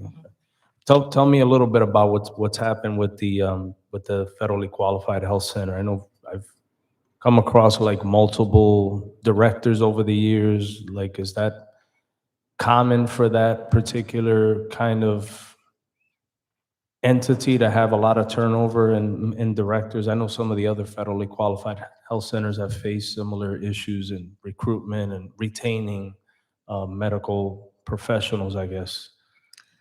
Yes, we do currently have an acting medical director on staff, and we have a couple of candidates who have expressed interest in joining us. The biggest challenge is that we're not able to offer a competitive salary, Yeah. and so it does make it difficult to recruit medical professionals to join the FQHC.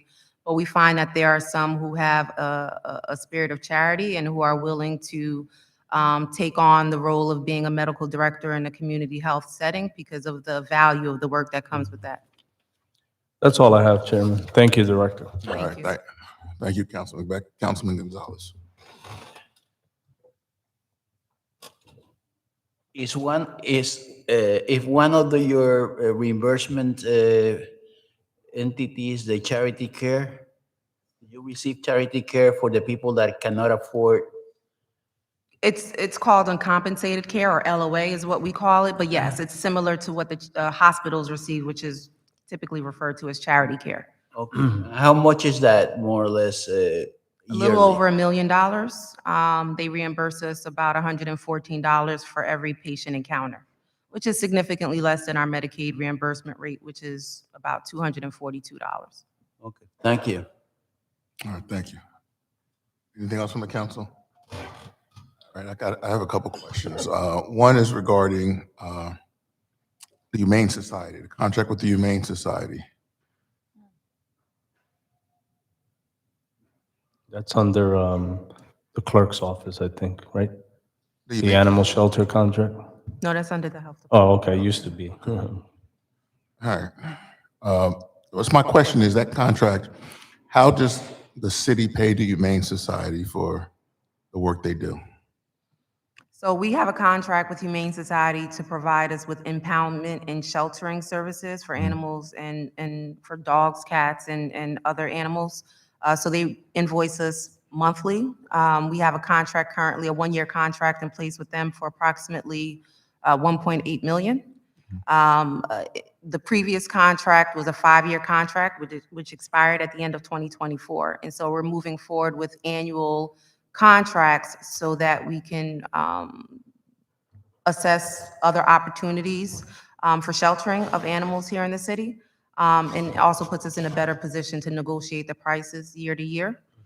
So they provide us also with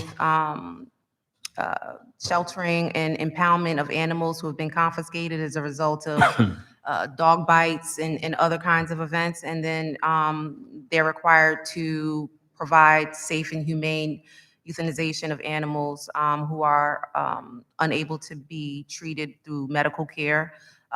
Their services also includes contracts with a veterinary group called VEG, so that animals can receive proper care and treatment if they are ill or injured when we bring them in. Does the Humane Society also accept animals from other cities? Yes, they do. How do you determine, well, let me back up another question. Is there compensation based upon the number of animals? Or is it just is there compensation based on just a monthly fee? Typically with the shelter system, they use it per capita, so they base it on the population of the city that they're serving. They do have contracts with other surrounding municipalities, and so we know, but we do know that we account for about 60% of their the number of animals that are housed in their shelter at any given time. So if they bring in 100, if there are 100 animals that are brought in. There are 100 animals in shelter. Shelter, 60% would be, 60 of the animals would be attributed to the city of Newark. Correct. It does become a challenge, particularly because we have surrounding municipalities, county parks, where, you know, sometimes it's questionable whether the dogs or cats are actually from Newark or other surrounding municipalities. So there is that gray area there. But we assess the numbers that are reported to us on a monthly basis through their reporting, and we make determinations about funding and contractual terms and provisions based on that information. Sorry. There was a few years ago, probably several years ago, there was a discussion of a possible animal shelter that the city of Newark would build and run. I know you weren't the director back then, but whatever happened to that plan? COVID happened. I mean, there was a lot of strong conversation and plannings around whether the city would build up its own state-of-the-art facility. And those conversations sort of dwindled in 2019, 2020 when the COVID pandemic hit. We have resurrected those conversations, and we are speaking with other municipalities about exploring what our options are, maybe having some sort of shared service agreement or that sort of thing. So the conversations have picked back up, but they were interrupted for a period of time. Is that something that maybe you looked at in the future? Yes. Additional question is just with regards to the FQHC. In terms of how much money was generated revenue was generated in 2024 and to date 2025. I know that was in here, but 5 million, approximately a little over 5 million in 2024. Currently, I think our program income is about 3.4 million, with an additional 1 million coming through the uncompensated care dollars that I mentioned to Councilman Gonzalez. And through our 340B program, we also have revenues close to about 200,000 that we average each year. do you anticipate meeting or exceeding the revenue that was generated in 2024? No, we don't. We hope to break even this year. The environment that we operate in has had impact on the number of patients and who come into our health center to receive, in our health department to receive services. We traditionally serve a large undocumented immigrant population. And again, there are some fears that are discouraging people to actively pursue care in the way that they did previously. And we're working through those challenges, same as the other health centers and hospitals in our city. Okay. And one other thing, which I don't know if you were here, so you probably heard it, but, and I say this to all the departments, if we can get based upon 2024 cost savings measures and revenue generating measures, what those look like for the year of 2024, how much did you save or how much revenue did you generate? Based upon the measures out. Will do. All right, thank you. Any other questions from the council? All right, hearing none. Thank you. Thank you very much. Appreciate the work that you do and your team. Thank you. I see them outside all the time. That's the team right here. Yes.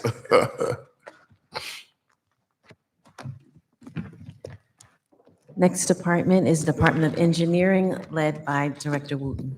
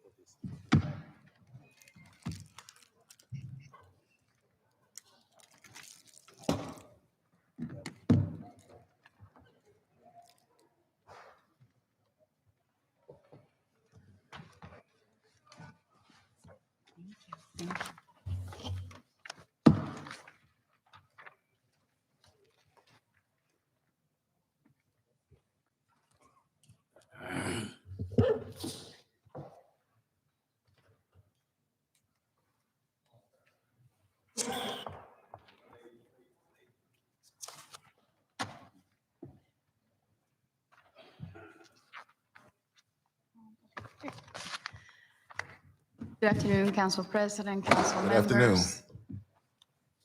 Good afternoon. You can start. Sure. I did prepare some remarks that I'm going to abbreviate because I know that, we're trying to catch up with the with the schedule. Again, good afternoon, City of Newark. Good afternoon, Honorable Council President Crump, members of the City Council and City Administration. I am Dolores Martinez Wooden. I serve as the Director of the Department of Engineering. And I would like to acknowledge our department leadership who are in the audience in support of our 2025 operating budget request at both sides of here, both sides of chambers. City Municipal Council on behalf of the Department of Engineering, Director's Office, the UCC, Division of Traffic and Signals, and the Division of Code Enforcement, I want to begin by expressing our sincere gratitude for your continued trust and support. The work we do ensuring the safety and construction practices, responsible development, resiliency and infrastructure, and quality of life in our city will not be possible without your partnership and commitment to your constituent representation. BA Pennington, Budget and Finance Departments, thank you for your support and consideration. We have been instrumental to get the department resources needed to keep our operations and projects active. Last yet never least, Mayor Baraka, thank you for your leadership, care, and clear vision, which enables each of our departments to recognize the resources needed to keep this dynamic city thriving. In engineering, we continue the dynamic, diverse, dedicated labor to provide services from the UCC being vigilant on undocumented construction. Code enforcement works to hold accountability for high quality of life. And with the traffic and signals proactive projects and pursue of funding to supplement our city projects. We're working hard for the city. Some of the strategies that we are implementing and seek to continue implementing in 2025 is the proper staffing of the open vacancies, finding ways to create more revenue, realignment of procedures to increase efficiency and resource management, continue to provide technical assistance to other departments in the city, work with courts and prosecutors' office to maximize on fines, violations, and to bring about accountability, continue to work with the county, state, and federal agencies in delivering projects timely, and open opportunities for more funding and collaborative projects. Seek and facilitate training for our labor force, transitioning Newark temporary workforce staff to city headcount, and budget oversight to yield cost savings and maximize our dollars. For the 2025 budget, we are requesting an approximate of $18.5 million. Of this figure, 40.89 of the total budgeted value is attributed to salaries and wages, inclusive of overtime and personal allowances. This is about the same percentage of 2024. This includes the 7280 line for other professional services, which funds the Newark temporary workforce. Currently, our department has 0 vacancies in director's office, 9 in the UCC office, 6 in code enforcement, and 4 vacancies in traffic and signals. That's a total of 19 out of 117 staff. 117 strong is comprised of 91 city employees and 26 Newark precise employees or Newark temporary workforce. This operating budget reflects the resources needed to maintain essential services by this department. Thank you all. Thank you and all branches of government for the engineering budget request consideration. We recognize the confidence you place in our department to deliver results and remain dedicated to being good stewards of public funds while meeting the needs of our residents, businesses, and neighborhoods. And of course, the entire engineering staff who put in the hard work for the city of Newark and its residents. Thank you. Thank you, Director. Questions from the council? Sorry to get Councilman Gonzalez. Yeah, I have 2 questions and 1 observation. On the page of operational account, director's office, you have data processing operating services. It was 0 last year, $200,000 this year. I'm sorry, Councilman Gonzalez, can you tell me the Page 32 of your 32. submission. Thank you so much, I appreciate it.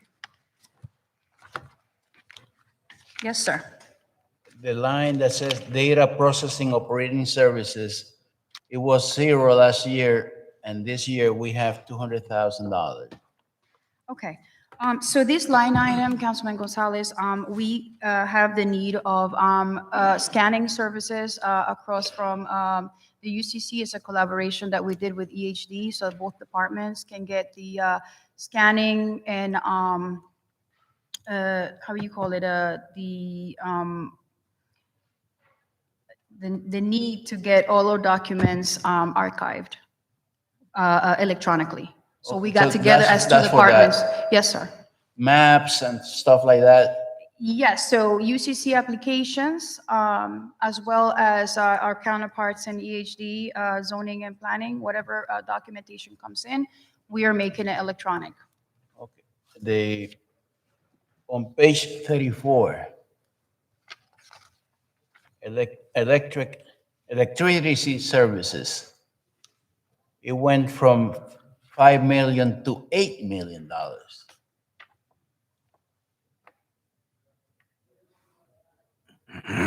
This is And page, you say that is due to LED. The LED use more electricity than the regular lamps? okay, so when it comes to the projects that we're carrying with PSCNG, there's an upfront cost for the switch and labor, material, and equipment to actually change the lamps. In the long run, we expect savings because we do save electricity with the LED equipment. Okay, it says here something, there has been an increase of requests for LED lighting. These lights upgrades warrant a high billing from PSENG. So I thought that, let's say that we pay more for generating the light, but you say it's for the installation of the lights. Right. So based on the data that we collect, it's actually data from the NPD. We have found that there's areas that are dark, and I know that some of the council members have expressed that across the city. So we've teamed up with PSCNG to find those problem spots and those areas that may need more lighting. Unfortunately, a lot of the areas have grandfathered lighting and grandfather equipment that needs to be updated. Again, that brings about a cost upfront. In the long run, and we do have, some figures from PSCNG, estimated figures from PSCNG, that shows us in the long run when we start becoming net zero. Okay. The other one is, I just want to thank you for providing for the new audible pedestrian signals, $290,000. When you think that we are going to be operational on that? Okay. So as we speak, we have quite a few projects. I'm going to be honest with you. We are looking to, well, we're in the process of evaluating where we have them now and where the new locations will be necessary. We're going by engineering studies, crash data, and incident reporting. Also, I do encourage council members to send those locations that may be in need of this audible equipment. But the project starting, we're in the evaluation phase of what we need to do from what we have done before. So where we are in the line of the sand. And then we see probably when we slow down with paving, because that's something that could take place in the winter. It's not, the installation, it's more of an electrical operation than concrete or actual paving material. So it's something that we can do in the off paving material months. Yeah, I would suggest that, let's say, close to schools and to hospitals is probably where those are needed the most, because you have more people crossing the streets. And we might have places that, let's say, blind individuals or people with vision impaired capabilities cross the streets, maybe even downtown by the banks and stuff like that, things that they use. Maybe those are the areas that we should probably prioritize in providing those lights. Thank you, Councilman Gonzalez. Thank you, Councilman. Councilman Ramos. On in. Go ahead, Councilman. Go ahead. Thank you. Thank you, Council President. Thank you, Councilman Ramos. Good afternoon. How you doing, Director? Good afternoon, Councilman Kelly. Excuse me. My question is, first of all, I just want to say thank you to your office in my attempts to get Boylan Street Recreational Center remodeled, redone in 4 phases. And we have approached the first phase, which we finally got to happen. But we still have to pay the architectural company to enter to the first phase. And I just wanted to know did that happen yet? Did we pay the company, or I know that we were scheduled to, but I haven't heard anything else. The last thing I heard was that we were supposed to pay them to start the first phase. Are we there yet? So Councilman Kelly, I'm going to get back to you because it is a collaboration with Parks and Recreation, so I have to educate myself more on the funding source. I know that obviously, funding is not going to be something that stops this phase, but I do have to get back to you with the status because it is a collaboration. All right, thank you. No problem. Councilman Ramos. Thank you, Mr. Chairman and Director. Just a few questions. One, I just want to talk a little bit about code enforcement, and are there plans on your end to make additional investments there as far as personnel, trying to tie up some of the gaps that we have with the courts? I point to a number of examples. One in particular, you and I went out to 255 Grafton Avenue. Once, I've been there previously with directors of code enforcement who were in place before you even became the director. And this is a guy who has a house in a historic district, and he's running a construction business out of his property. And it's obvious, and anybody could see it. He's got construction vehicles parked on his property, on his lawn.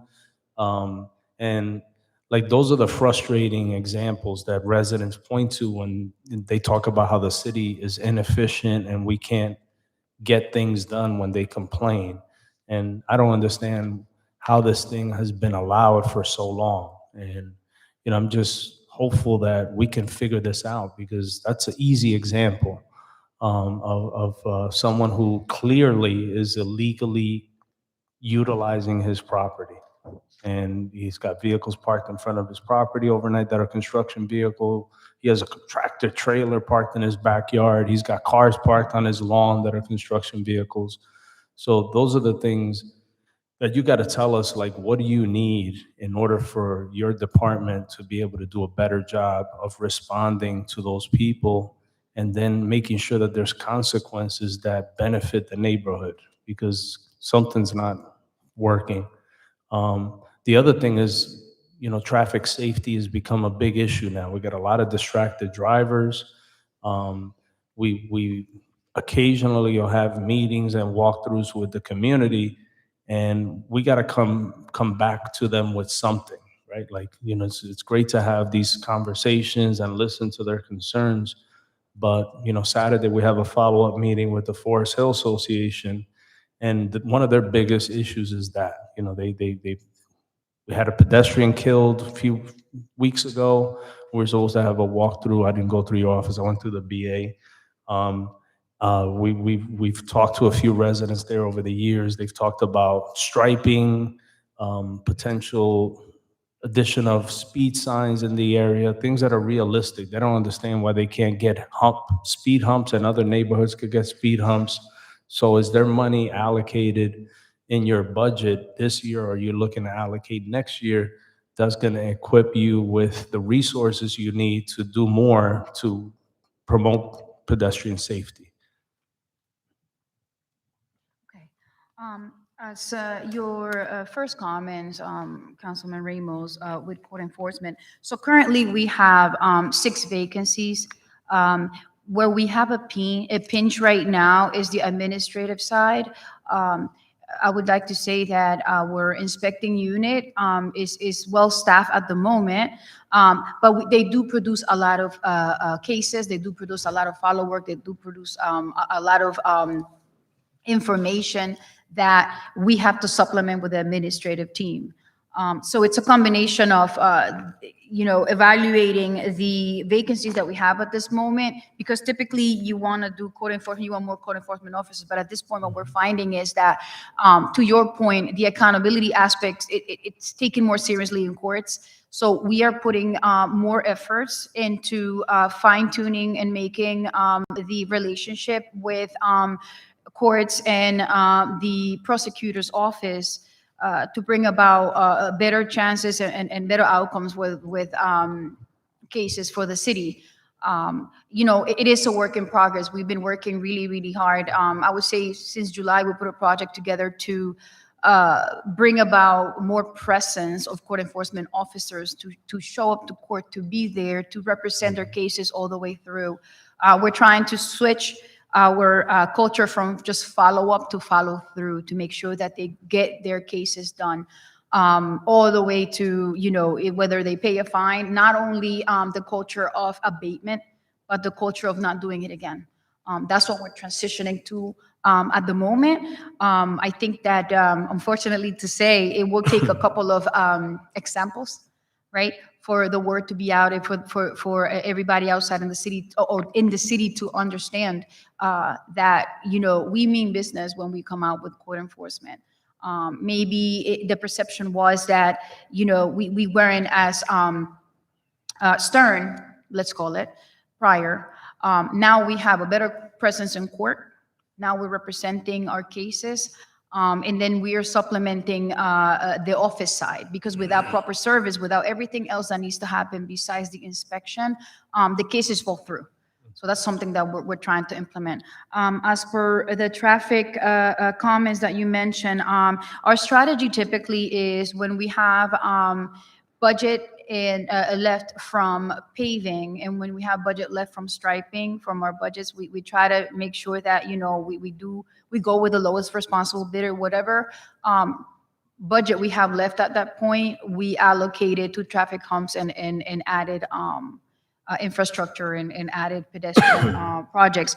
I would like to add that there is a very, very big focus on pedestrian safety from a lot of our partner agencies from outside the city that are allowing us and encouraging us not only to apply for funding, but to also implement planning.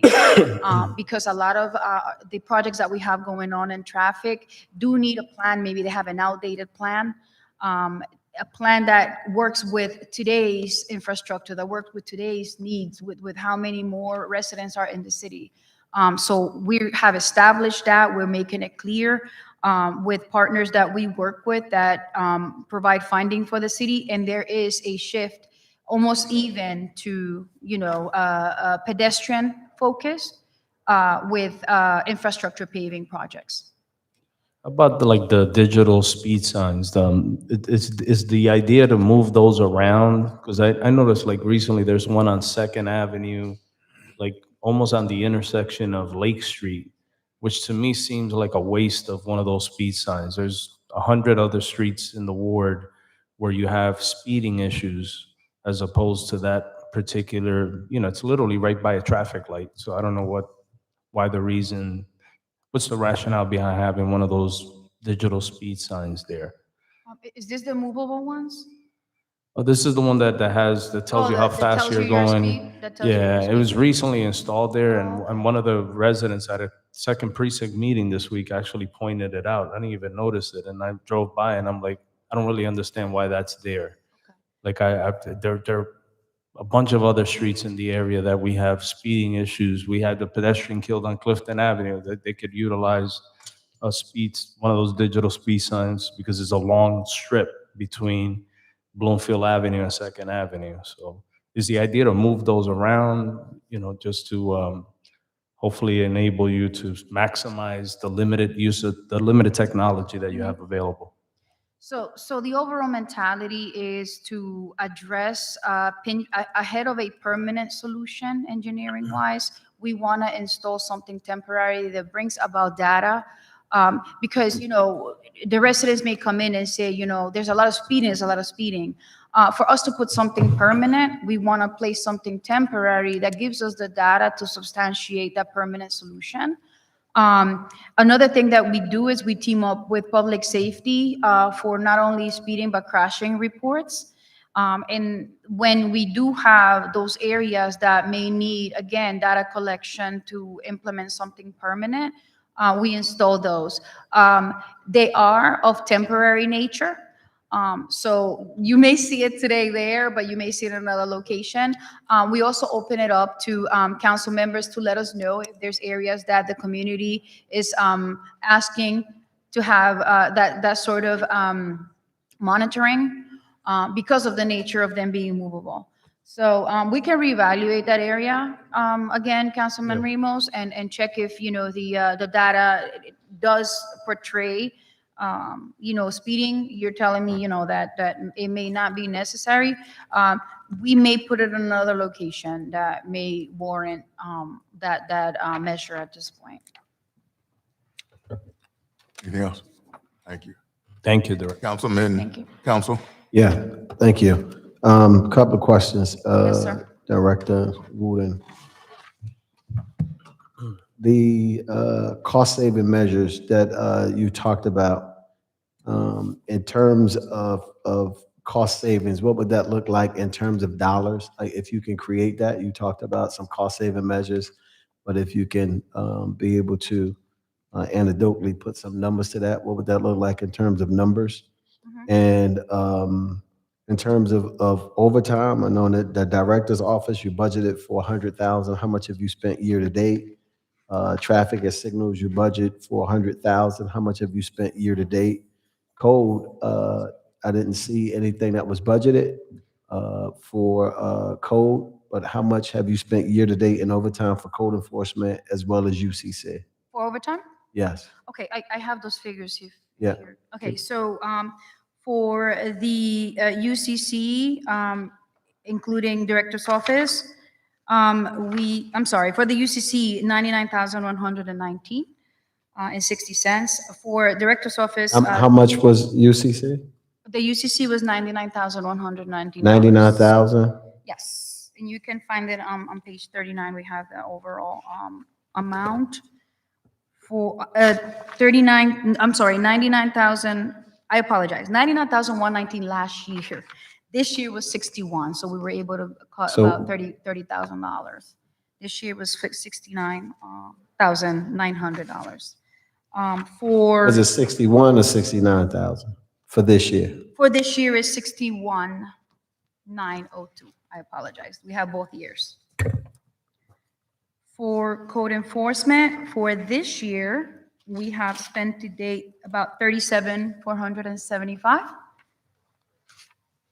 We do have about $21,000 saving from the previous year. And traffic, we have spent to date $35,035, which is another about 21,000 savings. We did 52 last year. So traffic and signals, you spent about 35,000 so far. Traffic about 39 for traffic. 39. Yep, and 37 for code, and 61 for UCC. And I would like to add, the UCC, we do have them working on Saturdays, collaborating with code enforcement for illegal construction. And Is that overtime, or is that a deviation of splitting up the work week? Okay, that is overtime, because we do have a very slim staff or workforce in UCC right now. So they're working Monday through Friday, the typical work week, and coming in on a rotation on Saturdays. And what they do typically is they continue working to review building applications and on call for any reports either from code or constituents on illegal construction over the So weekend. is there a plan to create a 24-hour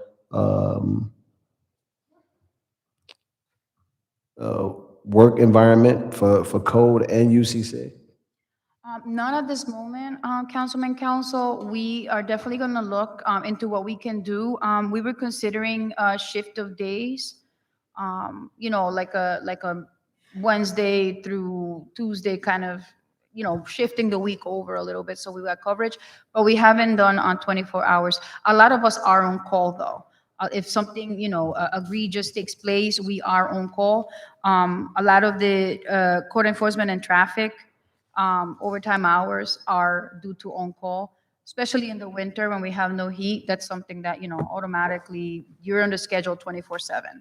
That So we the do concern, already. yeah, the concern I would have with that is that if we are looking to generate additional revenue kind of sources and services in the city, especially around UCC and code, where there are large amount of violators in this weekend that carry out their business during the weekend, that we have to begin to think of these agencies as agencies similar to police, fire, that are working, DPW, which should have a 24-hour work plan in place, because it would give the appearance that although we're putting them out there, we're paying them in overtime to do something that we can be able to expand the work week to pay them for.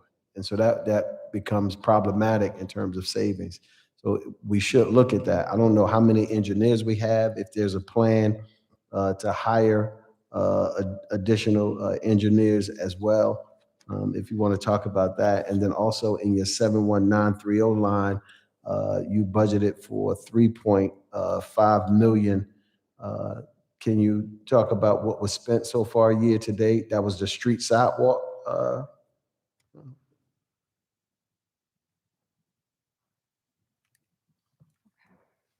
Okay, when it comes to engineering on the traffic engineering side in Director's office, we are seeking candidates for positions. We actually hired a new engineer this week, and we are, we publish, we work with the HR department, we publish positions. We are actively recruiting. That's the question I'm sorry, that's the answer that I have here. We're actively recruiting. Unfortunately, we have lost in the last 3 years an engineer per year at Traffic and Signals. So hopefully we just gain one, and that's something almost like a waterfall. We get more and more. We do have 3 vacancies in Traffic and Signals, and as they become, 4 vacancies, one is grant funded. As they become fulfilled, if we feel the need, we're gonna have to request, because we do understand that the level of development in the city is catching up to us. Right now, it's somewhat of a manageable demand, but it's just getting more and more. So yes, we are in the process of bringing in new individuals to the city in engineering positions. And out of the 3.5 million that was budgeted for street and sidewalk work, how much was spent so far? 3.5 million. 1 second.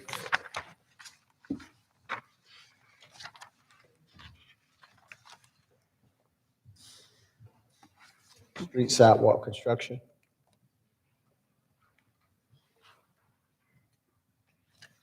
$34 in your book. 34. One moment. Under traffic and signals, page 34, last part down the bottom.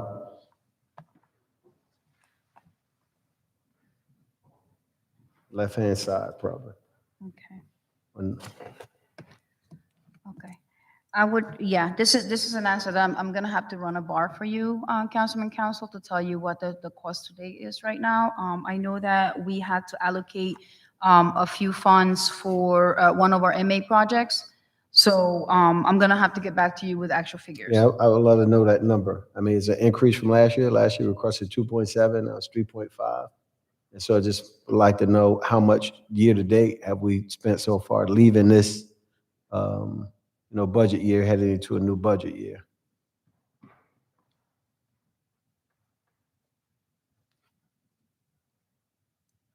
Excuse me.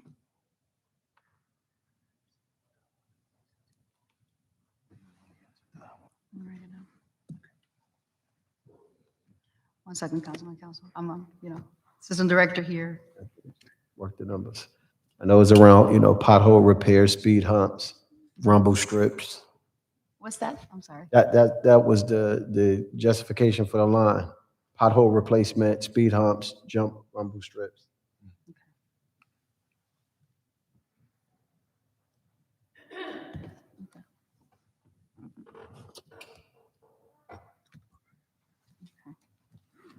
So from the 3.5, Assistant Director, thank you, Assistant Director. We requested to have in advance 2.7. That way we can go out to bid because with the allocation, the 12th allocation and so on and so forth, by the time we had to go out to bid, we didn't have enough funds to be able to bring in a contractor. So we did get 2.7 fronted, and we are expecting 1.2, I believe. 1.2 were allocated to the MA 23, and then we have 800 left. So the 3.5 that you actually budgeted, we're near the end of September. We have October, November. So that 3.5 won't be realized. And so the reduction or the leftover amount that will not be utilized. We're anticipating 800, but the 800, we are going to allocate it to miscellaneous projects when it comes to miscellaneous pavement requests, traffic humps, and any pedestrianization of schools, et cetera, because that's what we usually do. When we have added locations outside of what our MA project and what we put together in a project for citywide, whatever is left, we leave it for added requests. We have, we're anticipating 800,000 from the overall 3.5 that we requested. All right, thank you. Anything else from the council? All right, I have a couple questions. With regards to, and it was brought up already, UCC and overtime, and that they will be working on weekends, on Saturdays. I think that is important, and I do appreciate that, particularly if overtime is used to generate revenue, so it offsets it.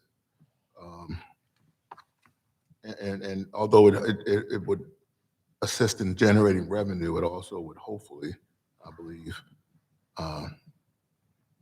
prevent accidents, prevent harm, and it's a public safety issue too, because we have a lot of developers coming in on Saturdays and particularly Sundays. I think Sunday's a day where, if they're working on Sunday, something's wrong. But I think it's important that we do that on Saturdays too. So I appreciate that. And when you get a chance, could you send us the phone number that we could call in case of emergencies or we need to reach out to somebody? Modernization of the elevators. I saw that on there. Is that going to happen anytime soon? Yes, I'm sorry. Go ahead. Okay, City Hall, yes, City Hall elevators. We had a kickoff meeting. So right now they're putting together the schedule, and but this is for City Hall at this point in time for modernization of all of them. I do have to thank each one of you because we got that item approved, and we're probably going to see some movement in the next couple of weeks, in the next few weeks. They are on board. We met with the contractor, and it's going to be a little bit of a challenge, but we're going to make sure to communicate what's going to happen and how it's going to be faced off, because it's going to be a lot of dynamic here in the building. We do have to have some of them decommission or one or so. We don't know the plan yet. We're putting it together with the contractor. But all we ask is, we thank you for your support, and then we ask you in the future for your collaboration and patience, because it's going to be a little trivial. The end goal is going to bring about, what we all want, which is functional and safe elevators for our City Hall. But the process is advancing. We have a contractor, yes. And was there a timeline? I didn't hear that. I could share this schedule once we establish it with a contractor. I'll make sure that council members get the information. Thank you. I appreciate that. A couple other just items. Number one is something that we talked about in previous emails, is the roof at JFK. I continue to get questions and concerns about it. There's a hole in the roof at JFK Pool, and we're getting close to getting cold again. And, the issue was, particularly the seniors who frequent the pool, there's wind coming in, and cold air coming in, and it's becoming a problem. Last year it was a problem. So what is the update, or what is going on with that, getting that addressed? Okay, this is a JFK pool? Yeah. Okay, so we're working with parks. The project management came out of engineering. So we're reviewing our warranties and guarantees to see if any of the recent work that we did at JFK will be covered. We're just evaluating the issue at this point, Council President. Okay, 'cause it's getting cold again on this, this issue was last winter that it first came up. Another question is just in regards to priorities. Is the City Hall roof a priority? The roof up? Yes. So is that something that's going to be addressed sooner than later? In City Hall? Yes. Okay, so the issues with City Hall now, because we did replace the roof. We Oh, I have. shouldn't say, I'm talking about internally, all that stuff that's falling Okay, down. understood. Okay. Yeah, we are experiencing some lateral water infiltration.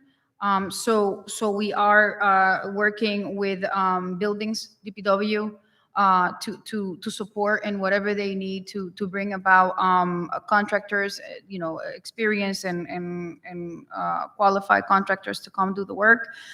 The interior of the building, it's solely on DPW on buildings. We typically support the technical side when they bring somebody in. I know that after we put in the roof, the interior was supposed to follow. I think it's something that we will have to. I'll have to discuss with Interim Director Adim to see what we can and how what we can do and how soon we can do it. I know again that we're experiencing lateral as well, lateral water infiltration. So there's a lot of things that need to be addressed still with the building envelope to keep the water out. And then the interior, I know that in my office, we're checking on historic grant funding as well, because this is a historic building. So a lot of the things that we can do are very limited. But that's another thing that we're pursuing a plan to see what we can and cannot do, because the previous plan to treat City Hall, I believe, is outdated. So we need to kind of get a design from here to reassess what is necessary and what we can do and with the technology now, because the plan, I think is, if I'm not mistaken, a few years old. Thank you. And one last thing is, and I think you were here when I asked the other directors, with regards to 2024 cost-saving measures and revenue-generating measures that you proposed, what cost-saving measures, each by line, how much money was saved for each cost-saving measure that you put there for year 2024? Same for revenue generation. What, in terms of revenue-generating measures, what revenues were realized in 2024? And then, obviously what crosses over to 2025 too. Sure thing, Councilor. All right, thank you. Any other questions from the council? All right, seeing none, thank you very much, Director. Thank you. Your team. Next department is Department of Recreation, led by Director Redding.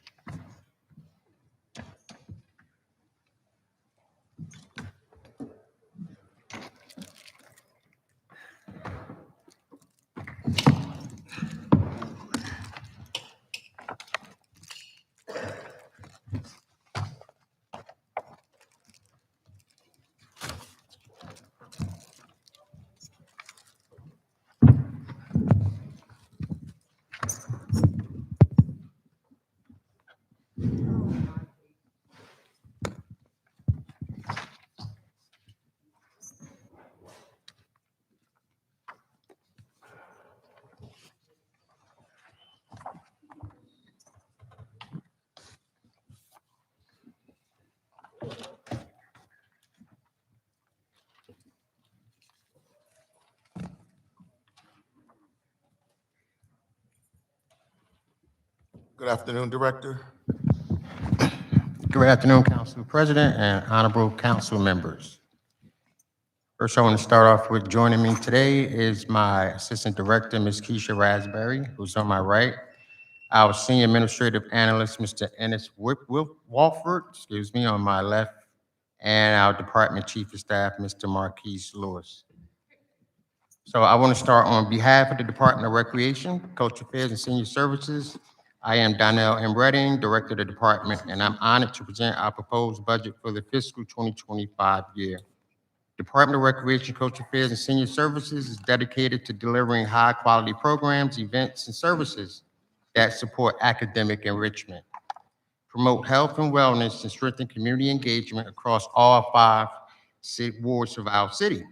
We are committed to inclusive, family-oriented offerings that celebrate education, recreation, cultural heritage, and active senior involvement. Our goal is to manage and provide cost-effective, reliable services with a strong emphasis on safety, customer satisfaction, integrity, teamwork, and stewardship. Through these efforts, we strive to enhance the quality of life for all residents and build a more vibrant, connected community. Thank you for your opportunity to share our vision and plans for the upcoming year. Thank you, Director. I'm sorry, go ahead. Our department team members consist of 17 precise employees, 43 provisional employees, 6 vacancies, and a total of 85 employees. That's permanent employees, not including precise. With precise, it'll be a total of 102 employees. I'm open for comments. All right, thank you. Questions from the council? Councilman Council. I just have. Oh, I said council, but if you go ahead, Councilman Gonzalez, go ahead. Yes. Actually, I have two comments. One is on page 7 of your presentation. Yes. You have other specialized services, $187,000 for, it says funds to be used to cover costs, precise payroll staff. What is precise payroll staff? Precise are the CSS employees. So Is that a consultant or? no. Those are our precise employees. That was a part of the 17 precise employees. That what that number is in under our 72090 line. That's how we pay our precise employees. And precise are? It's a staffing company. Temporary employees or? Yes, temporary. Yep. Not permanent employees. And I suppose the same is true for on page 9, line 72090. Absolutely. But yep. Why did it go from 121,640 to 552,000? Because at that particular time, we hired more precise employees. Our precise employees were hired to be drivers and senior services because our senior service population increased tremendously. So what we did, we went out and we was able to hire part-time drivers and also drivers that's not being paid out of the city funds, but to enhance our senior services program. So basically, most of those employers are drivers for the senior services, Division of Senior Services. Okay, thank you. You're welcome. Councilman Council. Yeah, what is the total spending for precise? Year to date, the total spending for precise, you said you had 17 people? Yeah. And what's the total spending?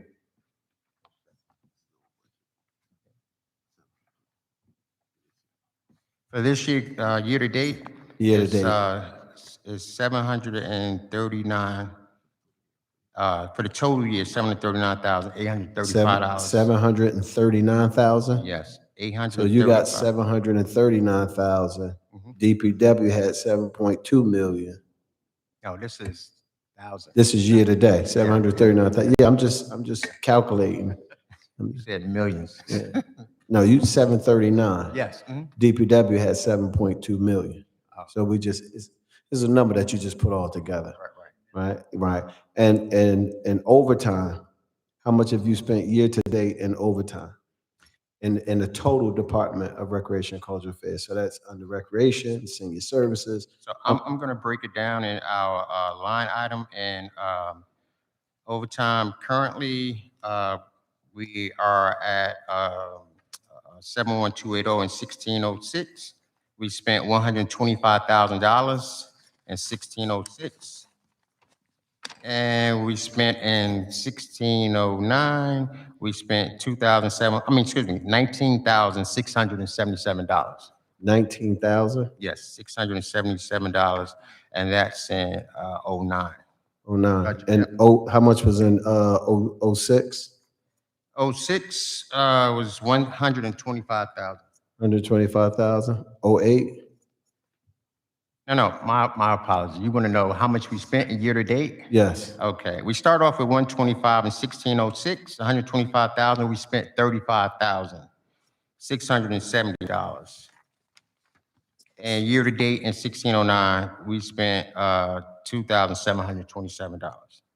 And that total number is? If I do my math real quick, 35, that's about $38,000. Close to 40,000. Yes. You know, Actually, it's $40,025. and It's $40,215. That's correct. Yes, that's correct. It's on page 13 Yes. of your It's in there. presentation. I got it. yeah. Then in all of your food service lines, and I believe it's the director's office 7128 line is 224,000 that was allocated for food. Cultural affairs, there was 105,000 allocated for food, and under senior services, I believe it was 700,000 allocated for food. Altogether, it's like $1,029,000 and some change. It's a lot of money for food. But can you just break down? I know part of it is the contract that's related to city services.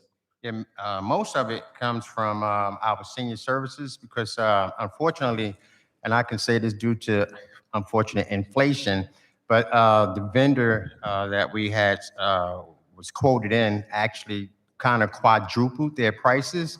And actually, it was the lowest responsible bidder that brought us up to that astronomical amount.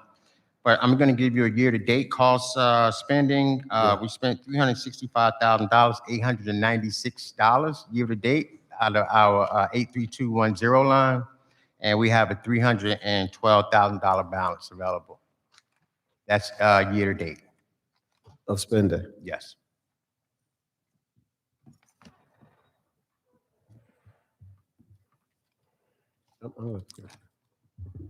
That's it, Councilman? Yeah. Okay. Anything else from the council? Couple questions I have, Director. One is, so this budget, you're asking for $1 million increase, about $1 million. Is that correct? I just want to. That is correct. Okay. 300,000 increase in recreation. And what's the justification for that? Now, it's recreation, culture affairs, and senior services. But it's broken down. I think. Yes. So I have it broken down by recreation, senior services, and and there's a decrease actually in the director's office. Yes. So the 300K for recreation, what's the rationale for the increase?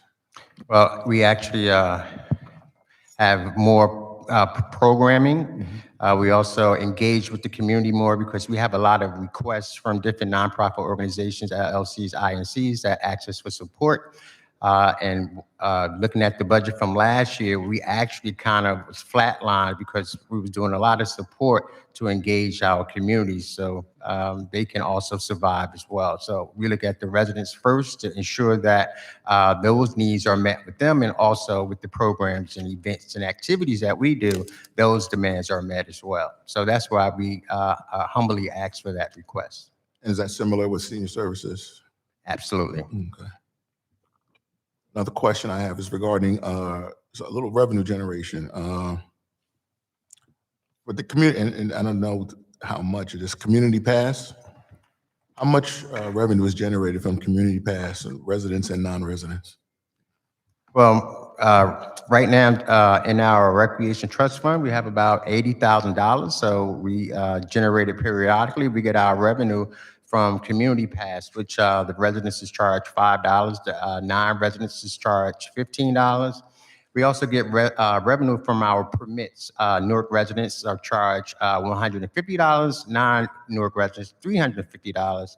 And as we moving forward to have some sort of cost savings or bring some savings into the city or additional funding into the city, we're gonna have the conversation that we get to you guys shortly, to the council, in terms of going up on our permits for community pass for non-residents and also going up on our permit fees for non-residents as well. Oh, that's great, because I wanted to sponsor that and push forward for non-residents to pay more. I know a lot of folks come from out of town to come in and utilize our facilities because in their Absolutely. towns, it costs a lot more money. Absolutely. So that's good to hear. I just want to end with, again, I think you've been here and you've heard me say this before, for all those, in 2024, the cost saving measures that you promoted, as well as the revenue generating measures. Just want to find out in 2024, what was realized in terms of cost savings and revenue generation and how that carried over to 2025. Well, and You don't have to answer now. You can provide it too. You can provide it too. All right. Okay. That might require a little work. So I was gonna just dive in, if you but can okay. provide that information. All right, definitely. And so I think that's all for right now. I want to say thank you for what you do. I think this summer was a wonderful summer, and I mean in general, but this summer was a wonderful summer in terms of so many activities for our kids, for our youth, for our seniors. And I think that's just an important thing. And our parks are looking good, so that's a good thing too. So appreciate all that you do. And thank you for being here today. I'm humble for that comment. Thank you so kindly. And council members, just again, if you have any additional questions, remember to get them to the clerk's office and we'll share them with all the departments.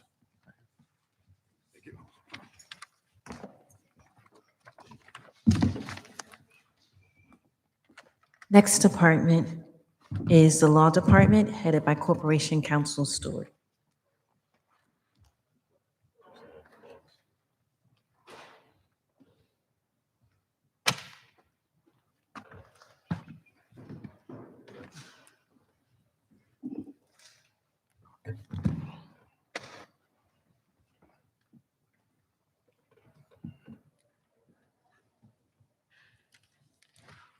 Did you bring your whole office down here, Corp Counsel?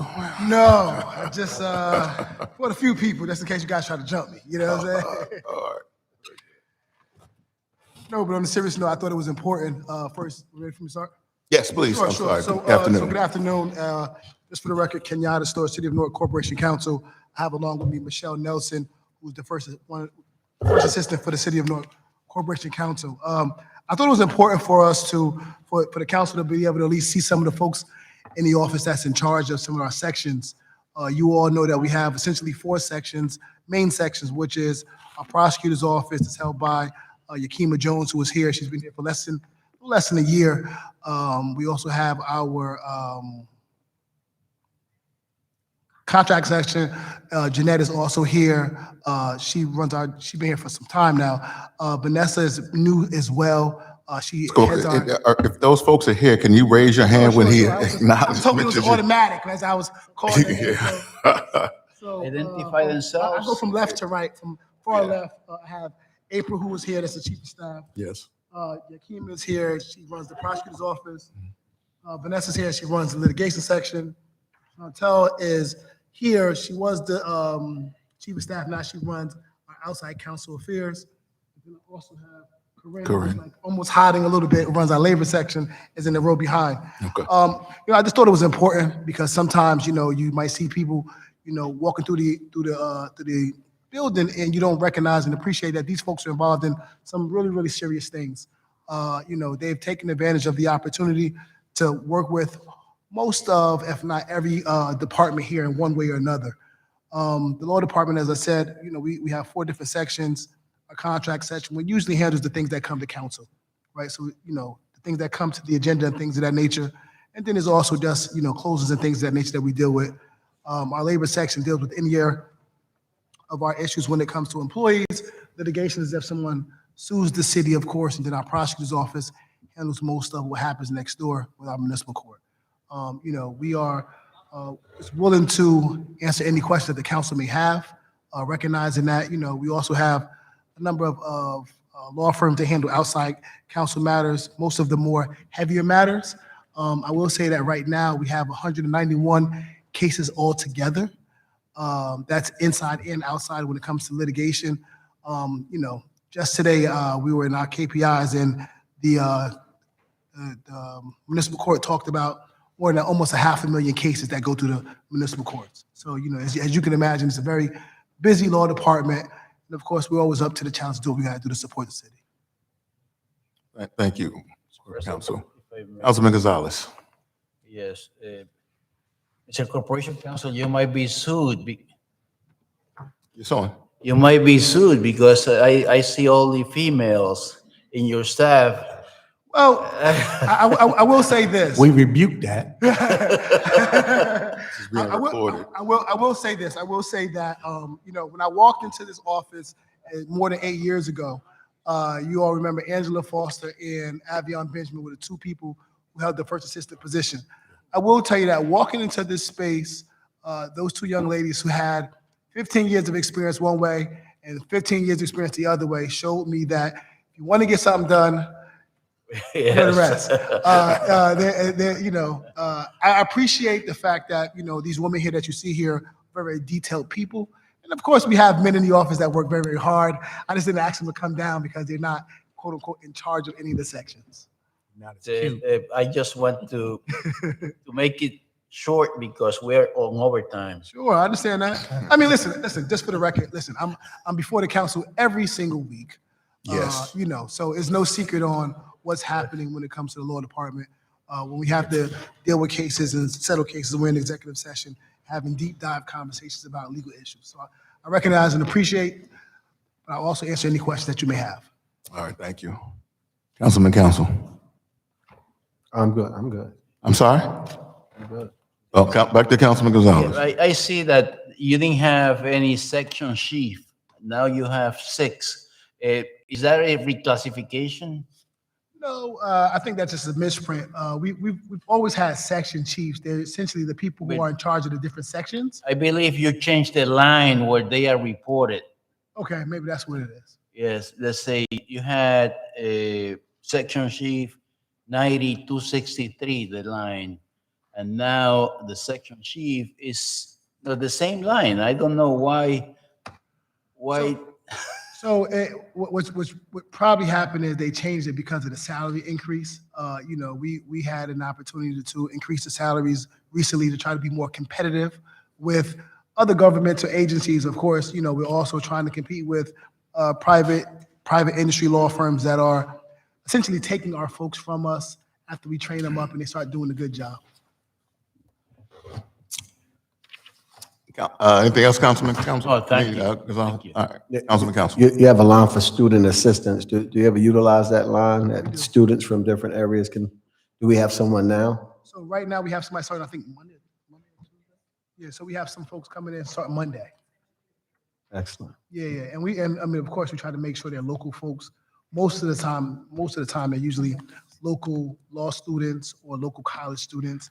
And then, of course, we always have summer interns that range from high school kids all the way up to law students and try to make sure they have real experience, not like, just stapling things and things of that nature. So you have internships for Yes. law students. Do you have that on a regular basis? Sorry? Do we have that on a regular basis? Every single year that I'm here, we have interns throughout the year, and then we also participate in, summer youth as well. So, we get a heavy number over the summer, but over the winter months, we have interns that come in all the time and get a real experience. Thank you. Thank you. Anything else, Councilman Counsel? All right, so I got a couple questions, and I think you started to answer it, and I'll be honest, I couldn't hear exactly what was being said, but How many vacancies do you have?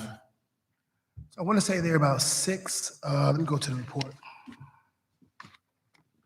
I want to say 6 line One attorneys section and chief then, and 6. excuse me? It was one section chief and 6 I believe it's 6 line attorneys, yes. attorneys. And you're filling how many?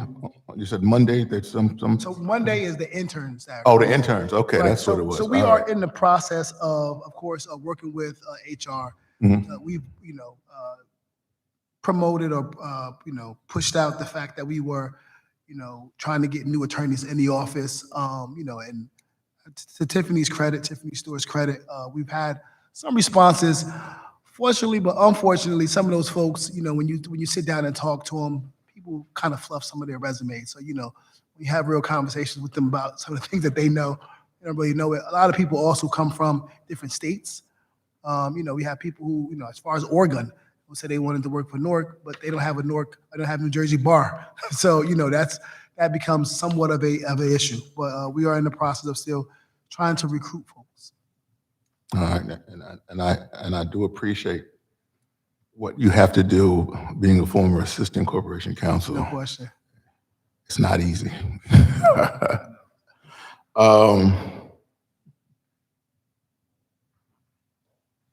You might have answered my questions throughout everything. With regards to, no, I'm good. I'm good. I may have a follow-up question, but I'm good right now. Anything else from the council before? All right. Well, thank you, Corporation Counsel, and Michelle, Ms. Nelson. Assemblyman. Ooh, let's not say that here.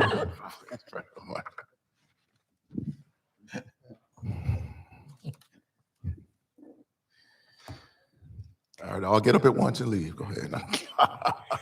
Next is the Mayor's Office and Agencies, led by Chief of Staff Baraka.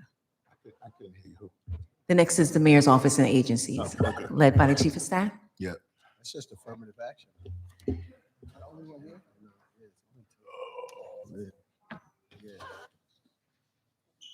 No, I'm leaving before all that.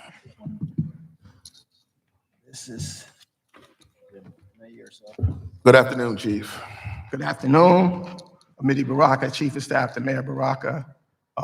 Unfortunately, my clerk is on vacation. She created this budget and she left me on the island. Oh.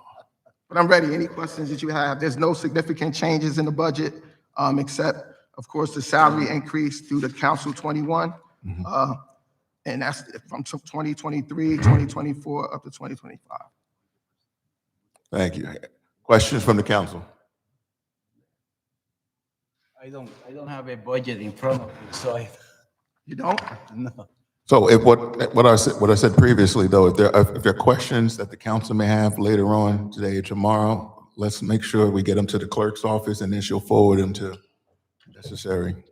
The budget's been the same for the past 5 Yeah. years, so. Thank There you, has Chief. been. Thank you, Chief. Anything else from the council? Have a great day, Chief. All right. Well, that was the quickest one. Thank you. Appreciate y'all. Thank you. Tell your clerk she can stay on vacation. Thank you.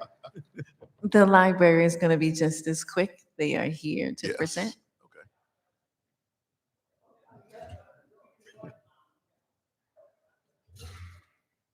Who's that? Who's that? Who's that?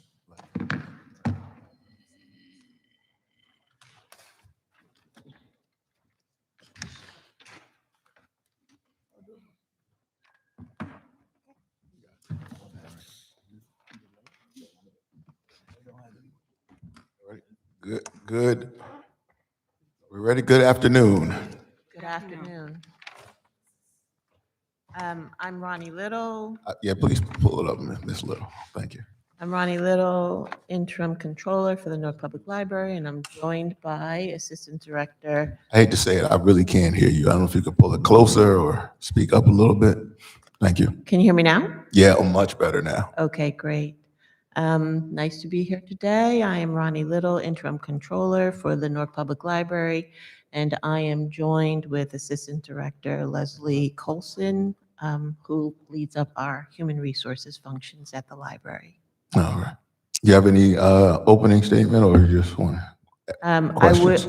I will read the opening statement that was provided with the packet, Okay, and I will skip to the good part.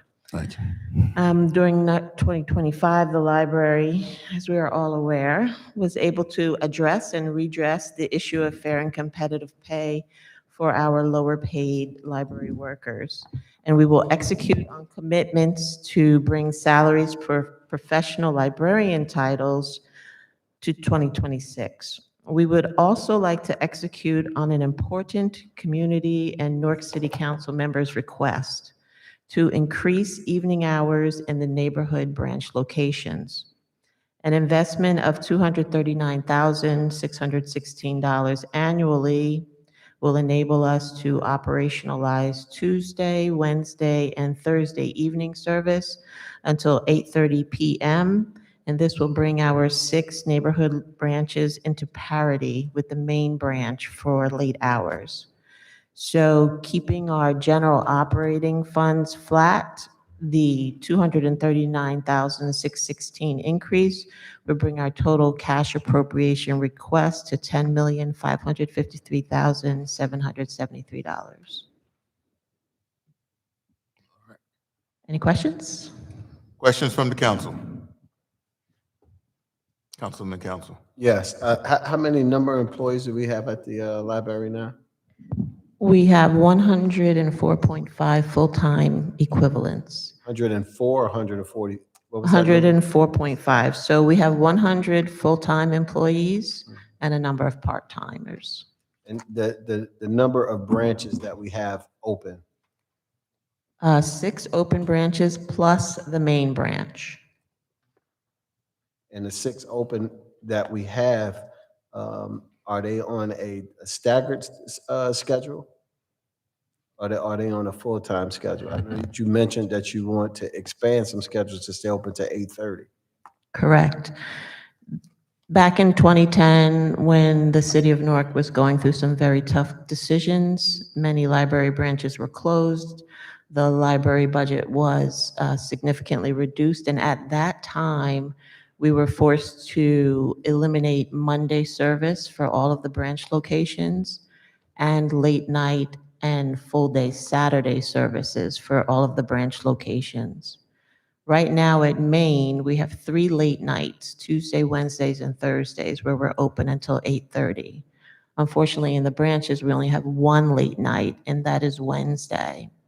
Over multiple years, we've had consistent requests from the community that, particularly for teens and people who work, if you're a teen and you're out of school at 4 o'clock, maybe by the time you get to the library, it's 4:30, but the library is closing at 5:30. It does not really enable teens and other community members to take full advantage of library access and services. So our request is to bring the branches into parity with Main. So the branches would be open Tuesday, Wednesday, and Thursday until 8:30 p.m. And that would require additional resources? It would. And so your increased request is of what? $239,616. About 240,000. Correct.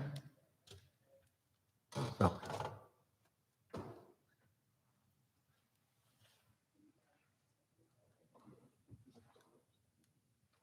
Anything else, Councilman Council? Good. I mean, they're asking for an increase of 240,000. I mean, we should have some conversation with the BA about it, you know, based on some of the other movements and some of the things that we've seen, just to see what the pulse is to, it's not a lot, to allow the additional 240,000. Yeah, with a conversation with OMB. Councilman Gonzalez. Do you have any vacancies on that, on the proposed budget? We do. We have a number of vacancies, and I'll defer to our Assistant Director for Human Resources on that. We currently have 25 vacancies. And you provided salaries for those vacancies? Yes, we have. You can see it on vacancy for number 1, page 1. I don't have a copy of your presentation, your budget presentation. They sent it. But is it, let's say, if you eliminate some of those or zero out some of those vacancies, you're not going to fill them this year. You will have the $240,000 and more available to you because you're not going to be able to fill those positions from now until the year's end. The current 25 vacancies that I was speaking of, we do have funds to cover that. But for the additional monies that Ms. Little was speaking about, we do not have the money to cover the staff for that. Yeah, but if you zero out the salary on those vacancies, you will have a ton of money because you are not going to spend that money.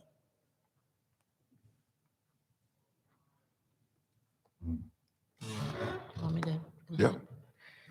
So the library has actively already started its search to fill some of those vacancies. And I encourage you to do that. But if you're not going to have the 25 positions filled from now until the end of the year.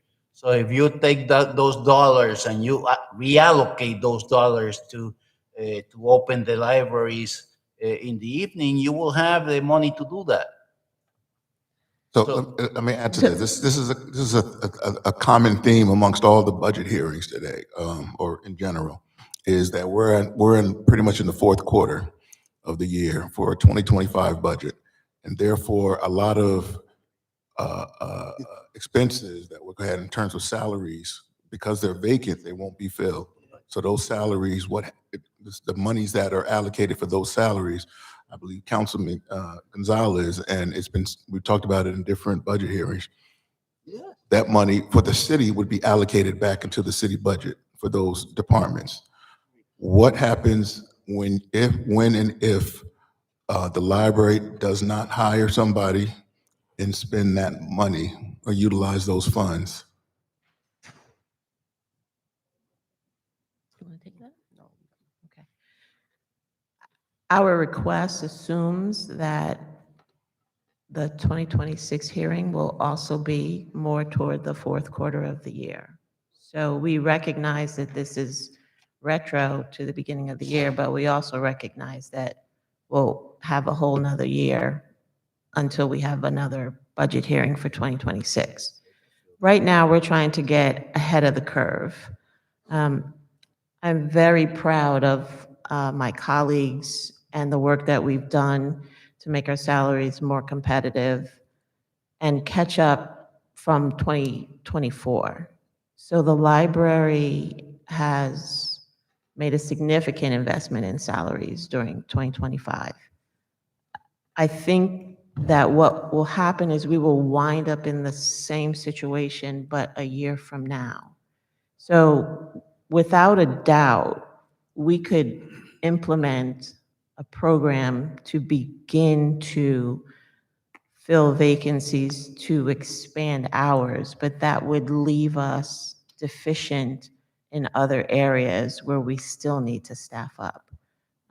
I want to say it's 6 of one, half dozen of the other, but I certainly see your point. Thank you. Anything else, Councilman Gonzalez? I have, well, first of all, let me say I love the library. I should have said that earlier. My whole family has library cards, and we go to the library all the time. Oh, wait, I might even have it on me. Let me see. While we're talking. My Lord. Oh, I had my library card on me, and I don't know, I must have taken it out.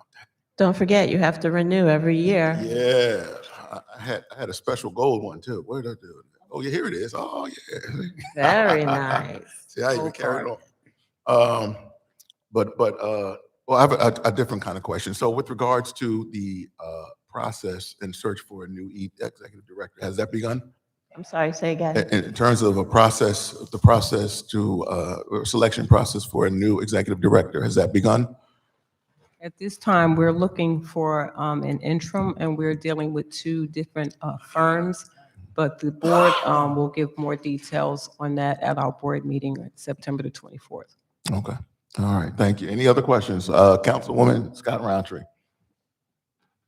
I know this is a budget hearing, but I just want to thank Leslie for 39 years. 39 years with the public life. Y'all can clap for her, 39 years. It's over. She's here today, but I don't know where the journey is going to lead her to. Councilman Kelly, I believe she's Westward all day long. So just in case we don't get to see you sat here today, and we know the scrutiny and all of the libraries, all of the branches are going through, but for 39 years, you stuck it out. So Newark thanks you. Thank you. Thank you so much. I'm going to move away a little bit so she doesn't hit me, but the library will have a small celebration to celebrate her 39 years on September the 18th, 11 a.m. They told me it was a surprise. That's why I didn't say. Yeah, Not a surprise. I thought it was a surprise. Well, since it's no longer a surprise, we just want to say thank you. You're welcome. 39 years of service. My pleasure. You know, we love you here in the city, and we definitely love you in the West Ward. Thank you so much for all that you do, both of you. Thanks. I've known Ms. Little for a long time, off and on. All right. Thank you. Thank you. All righty. Down to the wire. Our crowd is dwindling, but I see workforce. Yep.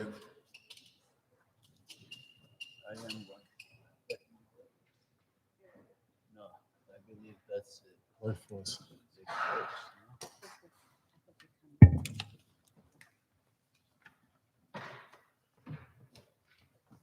Let me go find that.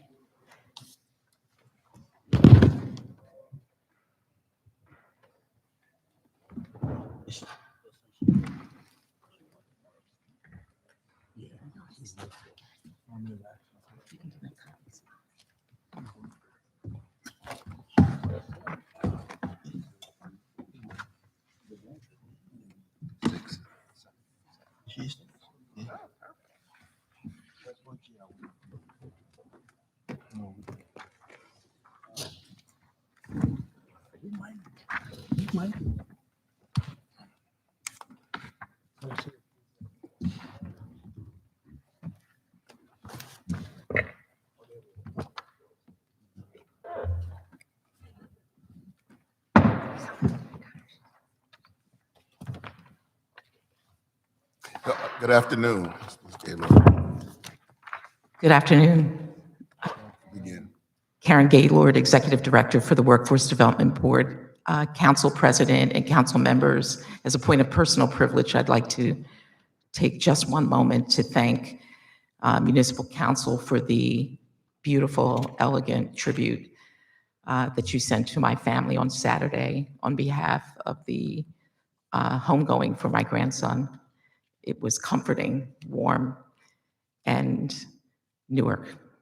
Thank you. I'm joined today by our interim fiscal chief, Grace Yee, and also by the assistant director for Newark Works, Cody Piggott, and grateful for their support, and to Ms. Yee in particular for the preparation of the documents in front of you today and our accounting.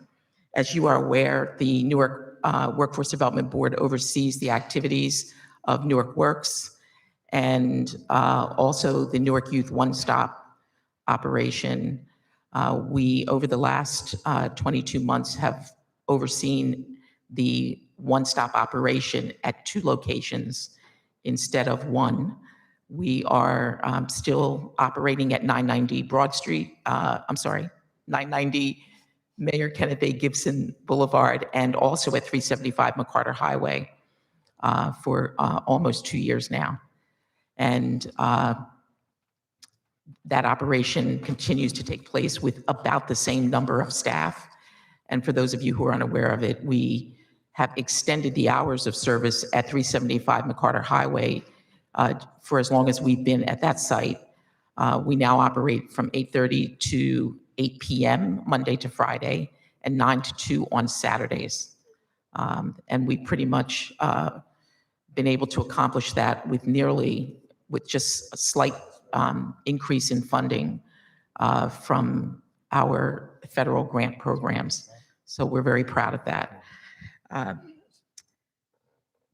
We want to also mention that we continued over this past year to be funded with WIOA federal funding, WFNJ state funding, two grants from the Department of Corrections, and the largest grant ever issued for summer youth work experience in the Department of Labor history this past year, which helped us immensely. We've just wrapped up summer youth employment, having served 2,127 youth in our city with a record number of applicants this year. Not able to do as much as we would like because we wanted to increase the pay for the youth that were involved, but we're proud of the work that was done this summer and look forward to reporting out on that in the weeks and months to come. The budget, just for everybody's recollection, the city budget includes Newark Works, Municipal ID, and the Re-Engagement Center under that budget. Grace, do you have anything you'd like to add? Cody, anything? Okay. Ready for any questions you have. Thank you. Questions from the council? Councilman Council? Yeah, just wanted to know, how many people have we served under the municipal ID to year to date? Do we have that number? We are currently with 9 people in the municipal ID. That's down from 12 originally. And we have 2 people in the Re-Engagement Center. And we track the data of the number of service folks that have come through for municipal IDs? We do.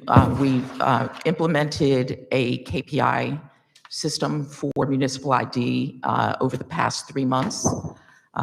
We're now seeing that steadily. They report weekly. I do have the report for this morning, but I do 142 people received municipal IDs in the last week, as of the report that we received yesterday.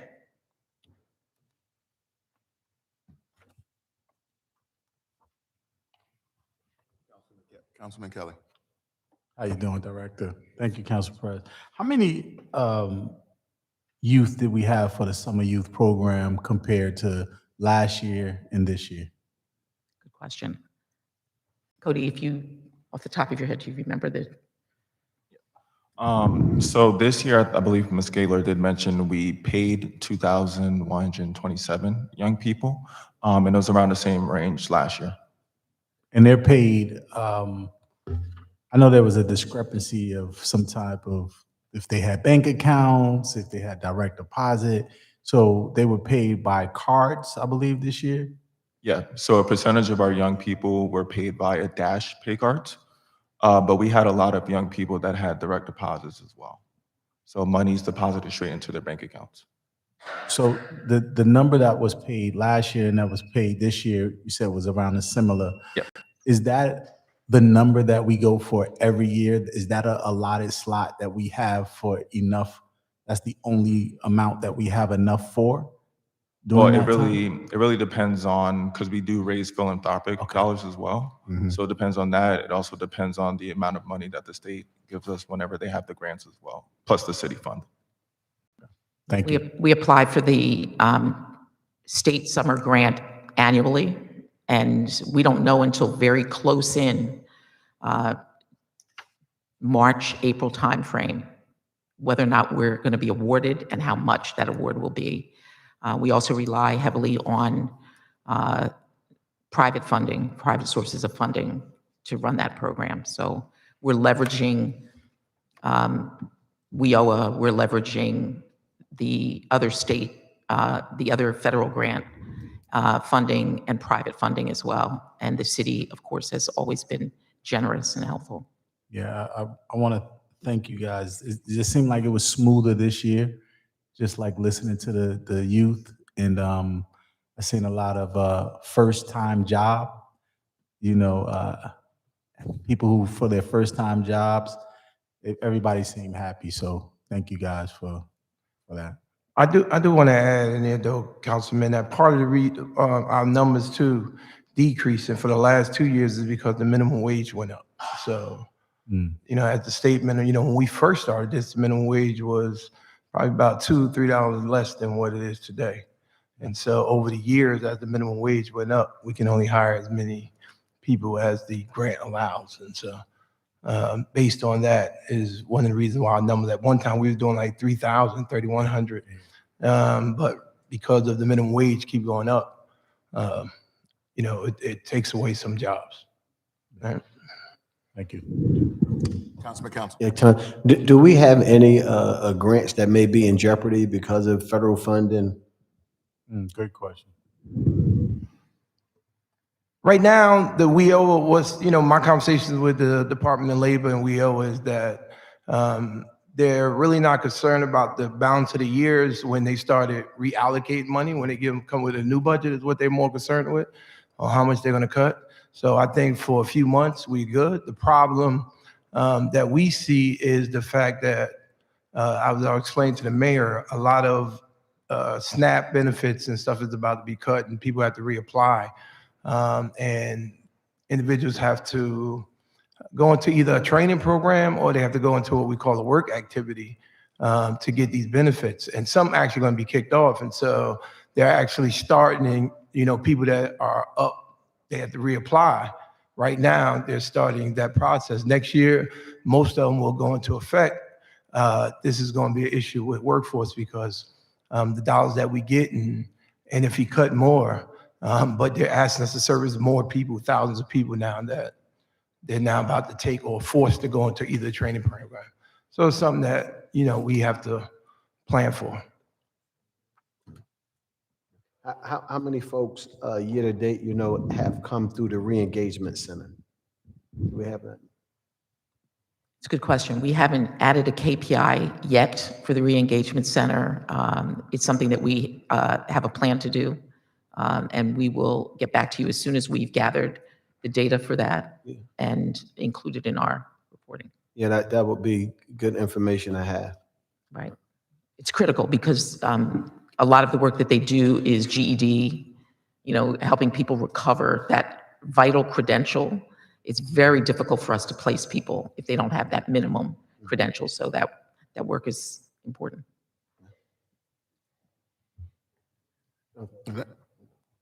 Just a couple of quick questions. One is, in terms of clients served, and I know this is a broad question because there are so many different layers or departments they're served in. You have the number of clients served in 2024 and how many clients you have served thus far year to date in 2025? If not right now, you can provide it to us. We do actually. Okay. We will send it to you. That report is available. We report out on it weekly, the number of clients served. And I can say with confidence, because we just reported it this morning, that the year over year number of clients served this year was up by 8.9% total clients served this year versus last year. The number of people, because we also track people in training programs, the number of people in certified training programs with our federal dollars is declining, while the number of people in jobs, placed in jobs is increasing, I think by about 23% year over year. And that's because training is a leading indicator and jobs is a lagging indicator. We trained the previous 2 years way above the prior 2 years. And we're now seeing the opportunity as a result of that heavy training to place people in jobs as the lagging side of that indicator. So, that we will share those numbers with you before tomorrow. Thank you. I appreciate that. My last little comment is, I see you have Sewing with Kelly. I'm sorry, we have it. Thanks to the iPad here. Uh-huh. Year over year, seen in service this year, 6,946 year to date versus 6,183 for the same period last year, 12.3% increase. Thank you. Very good. So my last comment is just to say that I see you have Sewing with Kelly, which is seen as a program. I hope you could consider crocheting with Rockman as the next thing. My wife has learned how to crochet because of him. So Conflict of interest. But seriously, no, thank you very much. I'm sorry, Councilwoman Scott Roundtree. Turn your mic is off. Just want to say, we talk about persevering and thank you, Council President. We talk about persevering and working against the odds, and to Karen Gaylord and her team, I know that it's a lot. But for you to sit here and still make sure that you're prepared for this presentation, knowing that Kai went through a strong battle, and we're praying for you and your team, because through it all, I would hear you at Newark Works, you would call us, we would pray. So again, I know the council extends their condolences to you and Victor Kai, who I believe has joined the ancestors to watch over you, and you just continue to persevere and be the strong, God-given woman to do the assignments that you've been given stewardship over. We love you. Thank you. With that being said, let me say also thank you for what you do for our community. It's extremely important, and not to get religious, but it's God's work. And I thank you for what you do. Thank you. Thank you. I felt like clapping too for that one. All right.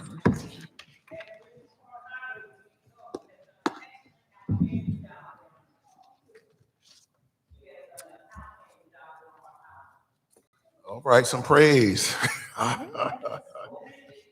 All right. Newark Municipal Court. I know the chief judge just stepped out for a second. I don't know if you all can get her to come back in here real quick. If she's supposed to be in here. No, she just walked out to talk to the PA. Maybe the courts get raises.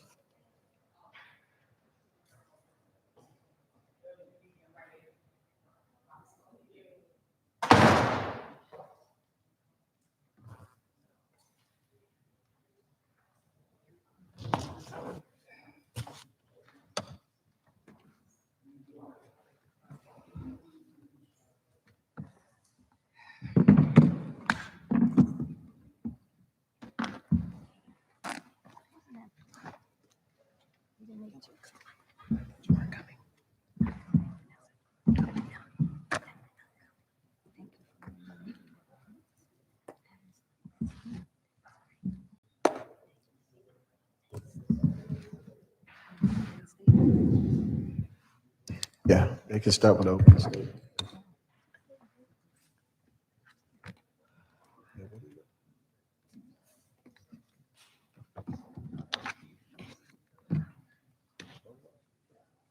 We'll give it a second.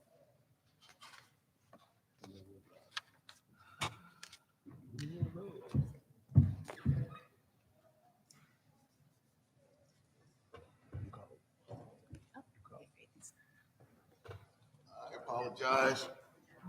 Good afternoon, Chief. Good afternoon, Council President. Thank you. You can begin. If you have an opening statement, or you just want to, if we have questions. No, I would have graciously an opportunity to make. I hate to say I need you to speak into the mic a little bit. Yeah, there you go. I appreciate the opportunity to make an opening statement on behalf of the Newark Municipal Court. As a proud resident since the turn of this century, I'm very grateful for the opportunity to appear before you today in the authority bestowed. I can say that having been a judge for over 22 years, and half of that time starting as a visiting judge here, it matters to me what the reputation of our court is and the direction that our court takes in today's climate. The administration of justice is imperative, and with the effort to move the court forward, I believe that we have the tools and the personnel to continue in that vein. I am also glad to report that in reviewing the city ordinance that governs the municipal court, namely 2:2-64, we have the blessing for the first time in my over 2 decades of being a judge to see a municipal court judge retire gracefully from the city. And that's something that all of you that are here can know, that there are pieces that get played in appointments and removals, and that certainly is a blessing to be able to garner that type of energy. Since April, I've had the opportunity to be at the helm, and this budget that you are reviewing today did not incorporate, as you can imagine, my input or my review. And I was at the time on loan through a MOU that the city has with the judiciary for the state to help usher in and implement criminal justice reform at the county level. So much of it is what I believe both the court director on my side and the woman in charge of our finance department can certainly speak to, in having been there at the time when this was prepared. So I look forward to being able to elicit any questions you might have in the goal and in the vision to make the Newark Municipal Court the best municipal court in the United States. Thank you. Can the two ladies introduce themselves? Of course. Good afternoon. My name is Shaka Lamonius. I'm the interim court director. Yeah. Good afternoon, Diane Rowley, manager of the finance department of the Newark Municipal Court. Good afternoon. And your questions from the council? Councilman Council. Yeah, can you just talk a little bit about the increased court sessions? I know we were over COVID and coming out of COVID and was having minimum to just talk about the increased court sessions, one, and then the number of dollars if we had it collected by summonses or tickets. Right, so the increase in court sessions has happened gradually from what I've seen. And there is still and will be a mission to increase more court sessions. We've spoken about that, and we are looking forward to reopening Part 7 under the city ordinance. It lists all of the parts that we have. We've been working with the buildings department to look at what needs to be done to reopen it. Despite the elevators, because we are virtual, it is something that court staff can certainly man and be able to reopen. So there is a vision towards continuing to make access available through more court sessions and all of the benefits that come as a result.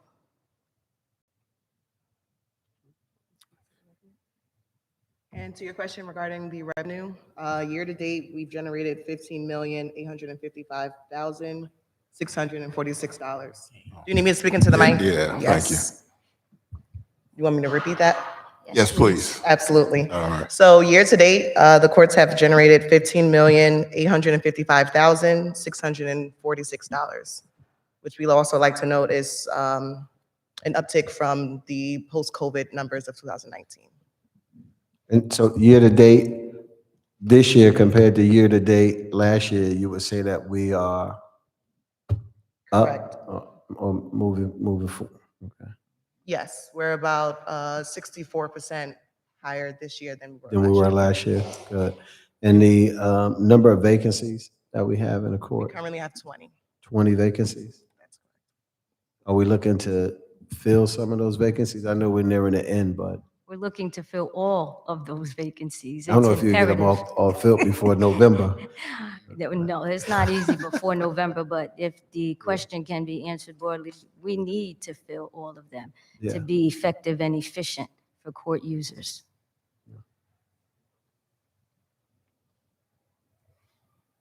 And I'll also note that we have also taken seriously your statute regarding collecting public defender fees where applicable.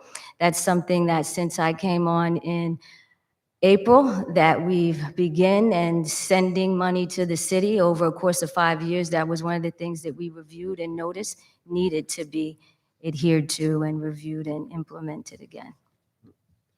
How much was budgeted for overtime this year, and how much has been spent year to date? So budgeted was 400,000. As of year to date, we spent about 88,000.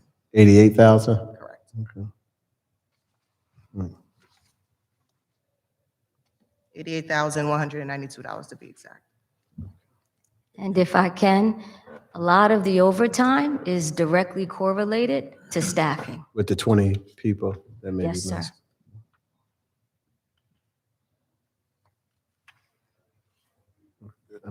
All right. Councilman Kelly. Thank you, Council President. Good evening, ladies. Good evening. The number that you mentioned for the fines that was collected, how much of that is code enforcement fines that were collected? We do not have that number as to code enforcement because it's a subsection of our other category. However, we can report that over to you. Please. Thank you. I can tell you that in reviewing it from last year, the traffic fines collected have increased significantly, and the criminal fines have decreased. And in reviewing it and researching it, we believe that that might be directly related to legalizing marijuana. Thank you, Judge. You're welcome. And the question, I guess I have one question, just with regards to the increase of $100,000, about $100,000 in the budget. And it looks like it's attributed to postage. What's the reasoning for the increase? So from COVID to 2024, the DMV and the state had a hold on all suspensions of licenses. Yeah. So currently we have gone back to suspending licenses and moving forward to encourage people to come into court to pay their tickets. So as we run those notices, the postage has increased. So at the end of the day, that 100,000 will pay for itself and then some, hopefully. Absolutely. Okay. Very good. Any other questions from the council? Hearing and seeing none. Thank you very much. Appreciate you being here today. Thank you. Thank you.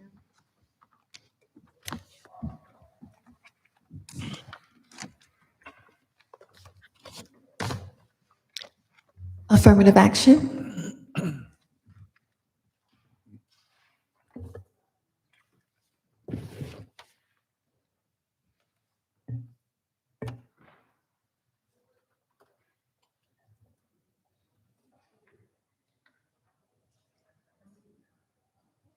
Mr. Baptiste, I think you're up, right? Affirmative action?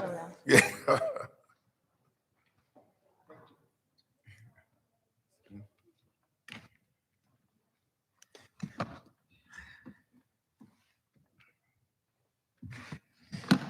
Good afternoon, Mr. Baptiste. Do you have an opening statement?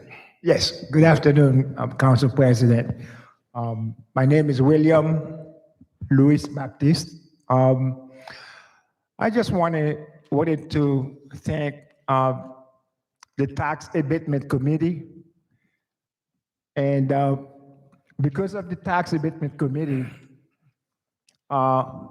developers know that they have to do what they're supposed to do when it comes to affirmative action. Developers know when they meet with the Tax Abatement Committee, the committee is going to ask them about,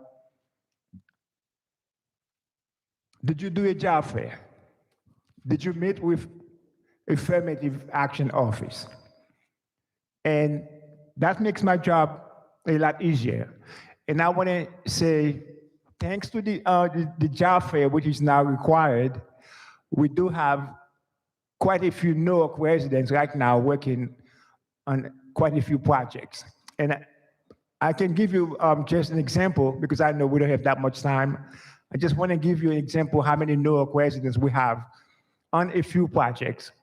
Right now, we have 2 Newark residents on the museum project located at Halsey Street and Central Avenue. We have 2 Newark residents on 155 Jefferson Street. We have 2 Newark residents on 10 Commerce Street. And we have one on 1075 Bergen Street. Also, then we have 4 Newark residents working on 381 South Orange Avenue. And we had 5 Newark residents working on South 11th Street on Springfield Avenue. This project just completed. We had 5 Newark residents. And also then at one point we had 15 Newark residents working on 440 Elizabeth Avenue. This job also is done, is completed. And I believe Patrick Council was there, and he saw how many Newark residents affirmative action put on this site. And we have other jobs that replace Newark residents, but I'm not going to sit here and then list all of them because I know that we don't have time to go over everything. And what I can tell you, every time I meet with a developer, I always tell every developer, if you do a job fair, you have to make sure you put Newark residents to work. Depending on the size of the project, you may take 2, 3, 4, 5 Newark residents. But if you do a job fair, you have to employ Newark residents. And those who do not employ Newark residents, we make sure so they pay monetary fines. And last year, we collected we collected $475,000 last year. This year, we have already collected $520,000 from the developers, those who do not fully do what they're supposed to do in terms of the affirmative action requirements. And despite the limited resources that we have in terms of staff, we continue to do the best we can to ensure that developers do what they're supposed to do. And I'm happy to take, if you have any questions, I'm happy to take any questions. Thank you. Thank you, Mr. Baptiste. Any questions from the council? Council? No, I'm good. Just to clarify, or for my own personal I do have. edification. Oh, I'm sorry, Councilwoman Scott Roundtree, go ahead. Mr. Baptiste, we've met on many occasions, and as I'm looking at the salaries and the positions, we're still missing an executive assistant to assist you with paperwork. I know you have everything here. I see where 2 people are being paid out of other budgets to work in your department. Are we going to try to rectify that matter this year? As a matter of fact, Councilwoman, I made a request on the budget for 2. I see the 2, but you got 2 in your then somebody else's budget that are working in your office. So, and one of those people probably would have filled the position that Angela Tyndall held for years. So I'm just asking, are you looking to, is this an Angela Tyndall position being filled? No, not yet. So you're not trying to get anyone to fulfill the responsibilities of that assignment with the paperwork? It's not really the paperwork, and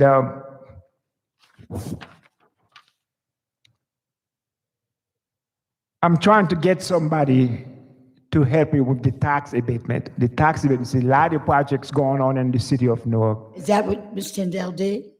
Say it again, I'm sorry. What was her assignment? It wasn't tax abatements. It was paperwork, was it not?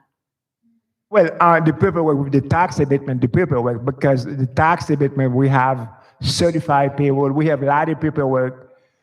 We still, everything is still being done with paperwork. We don't have an electronic version to capture our information. We're still receiving physical copies. That's my point. That's why the backlog sometimes can happen because you're here late at night trying to catch up on all the paperwork Absolutely, that yes.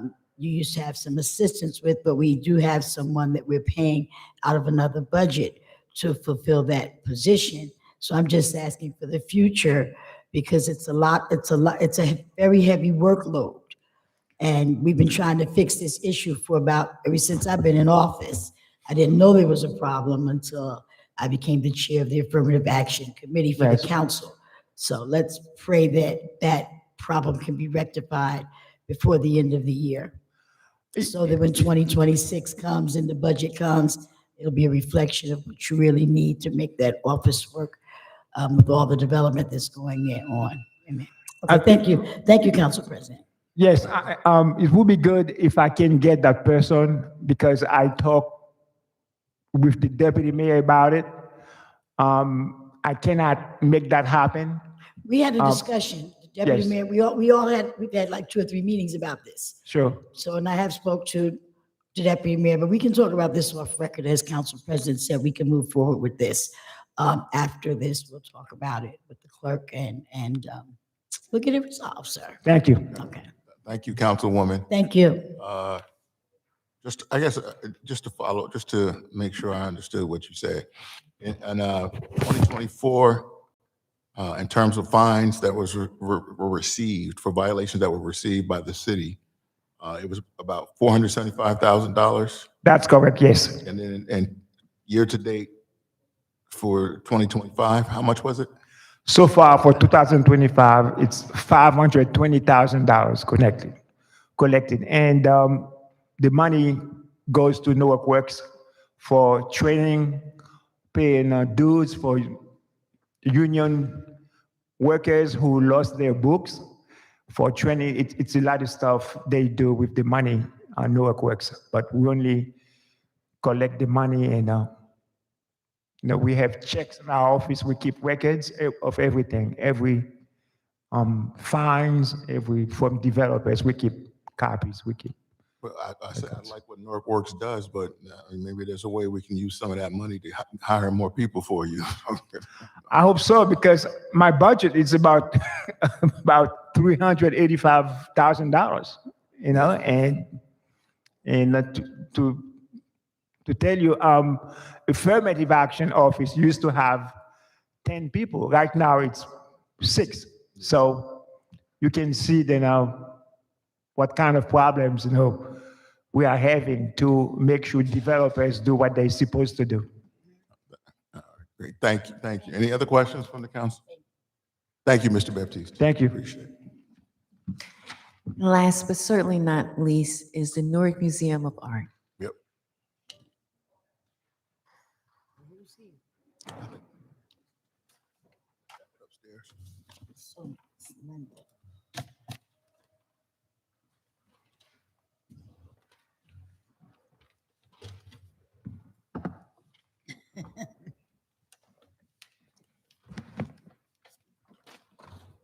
Good evening. Afternoon. Afternoon. Would you just, it's been a long day. You all can state your name for the record and if you have an opening statement. Sure. Good evening, Council President and esteemed council members. I am Sayaka Raki, Co-Interim Director of the Newark Museum of Art. And joining with me is Shirley Thomas Ward. She is the Deputy Director of the museum. Thank you. You have an opening statement? Yes. So together with Catherine Evans, who is my other co-interim director, who cannot be with us today, have been appointed to the role on the recommendation of former director and CEO Linda Harrison, following her departure on June 1st. And Linda had departed after 6 powerful and impactful years guarding the museum. And we would like to thank you and City of Newark for your belief in our mission to welcome everyone with inclusive experiences that spark curiosity and foster community. This has been consistent in the past years as Linda had put her feet on the ground. And your investment enable us to deliver our vision to be museum of the community and destination museum in the region that focus on measurable impact we have on those who live and work and visit the city of Newark. Concurrent with development of the museum park, which is our next door, we will increase attendance and populate the Newark's Arts and Educational District. And this was our strategic plan for the past 5 years. Like many other nonprofits, however, the museum is facing an increased donor uncertainty, and with potential changes in economy and navigating through shifting landscape of government funding and philanthropic sphere. Museum, however, has responded to these challenges by standing true to our mission and to the people it serves by reaffirming its dedication to culture of inclusion and excellence, harnessing the power of diverse perspectives to create an inclusive space where all feel welcomed, seen, valued, and respected. And we are confident that we could keep on this mission. And I would like to share with you some of the impact that we've had over the last year and a half. Starting in 2024, more people have walked through our doors post-COVID to learn, create, and be inspired. Our public programs engaged nearly 40,000 visitors, while our school programs welcomed about 30,000 students, doubling from about 2 years ago. We are especially proud of our Explorers program, which reached its 30th year of empowering Newark area high school students, with 50 of those young people in grades 9 to 12 participating this year, gaining essential skills, confidence, and mentorship, with every student that graduated our program continued on through higher education. And this is a legacy that we are very proud to continue to support.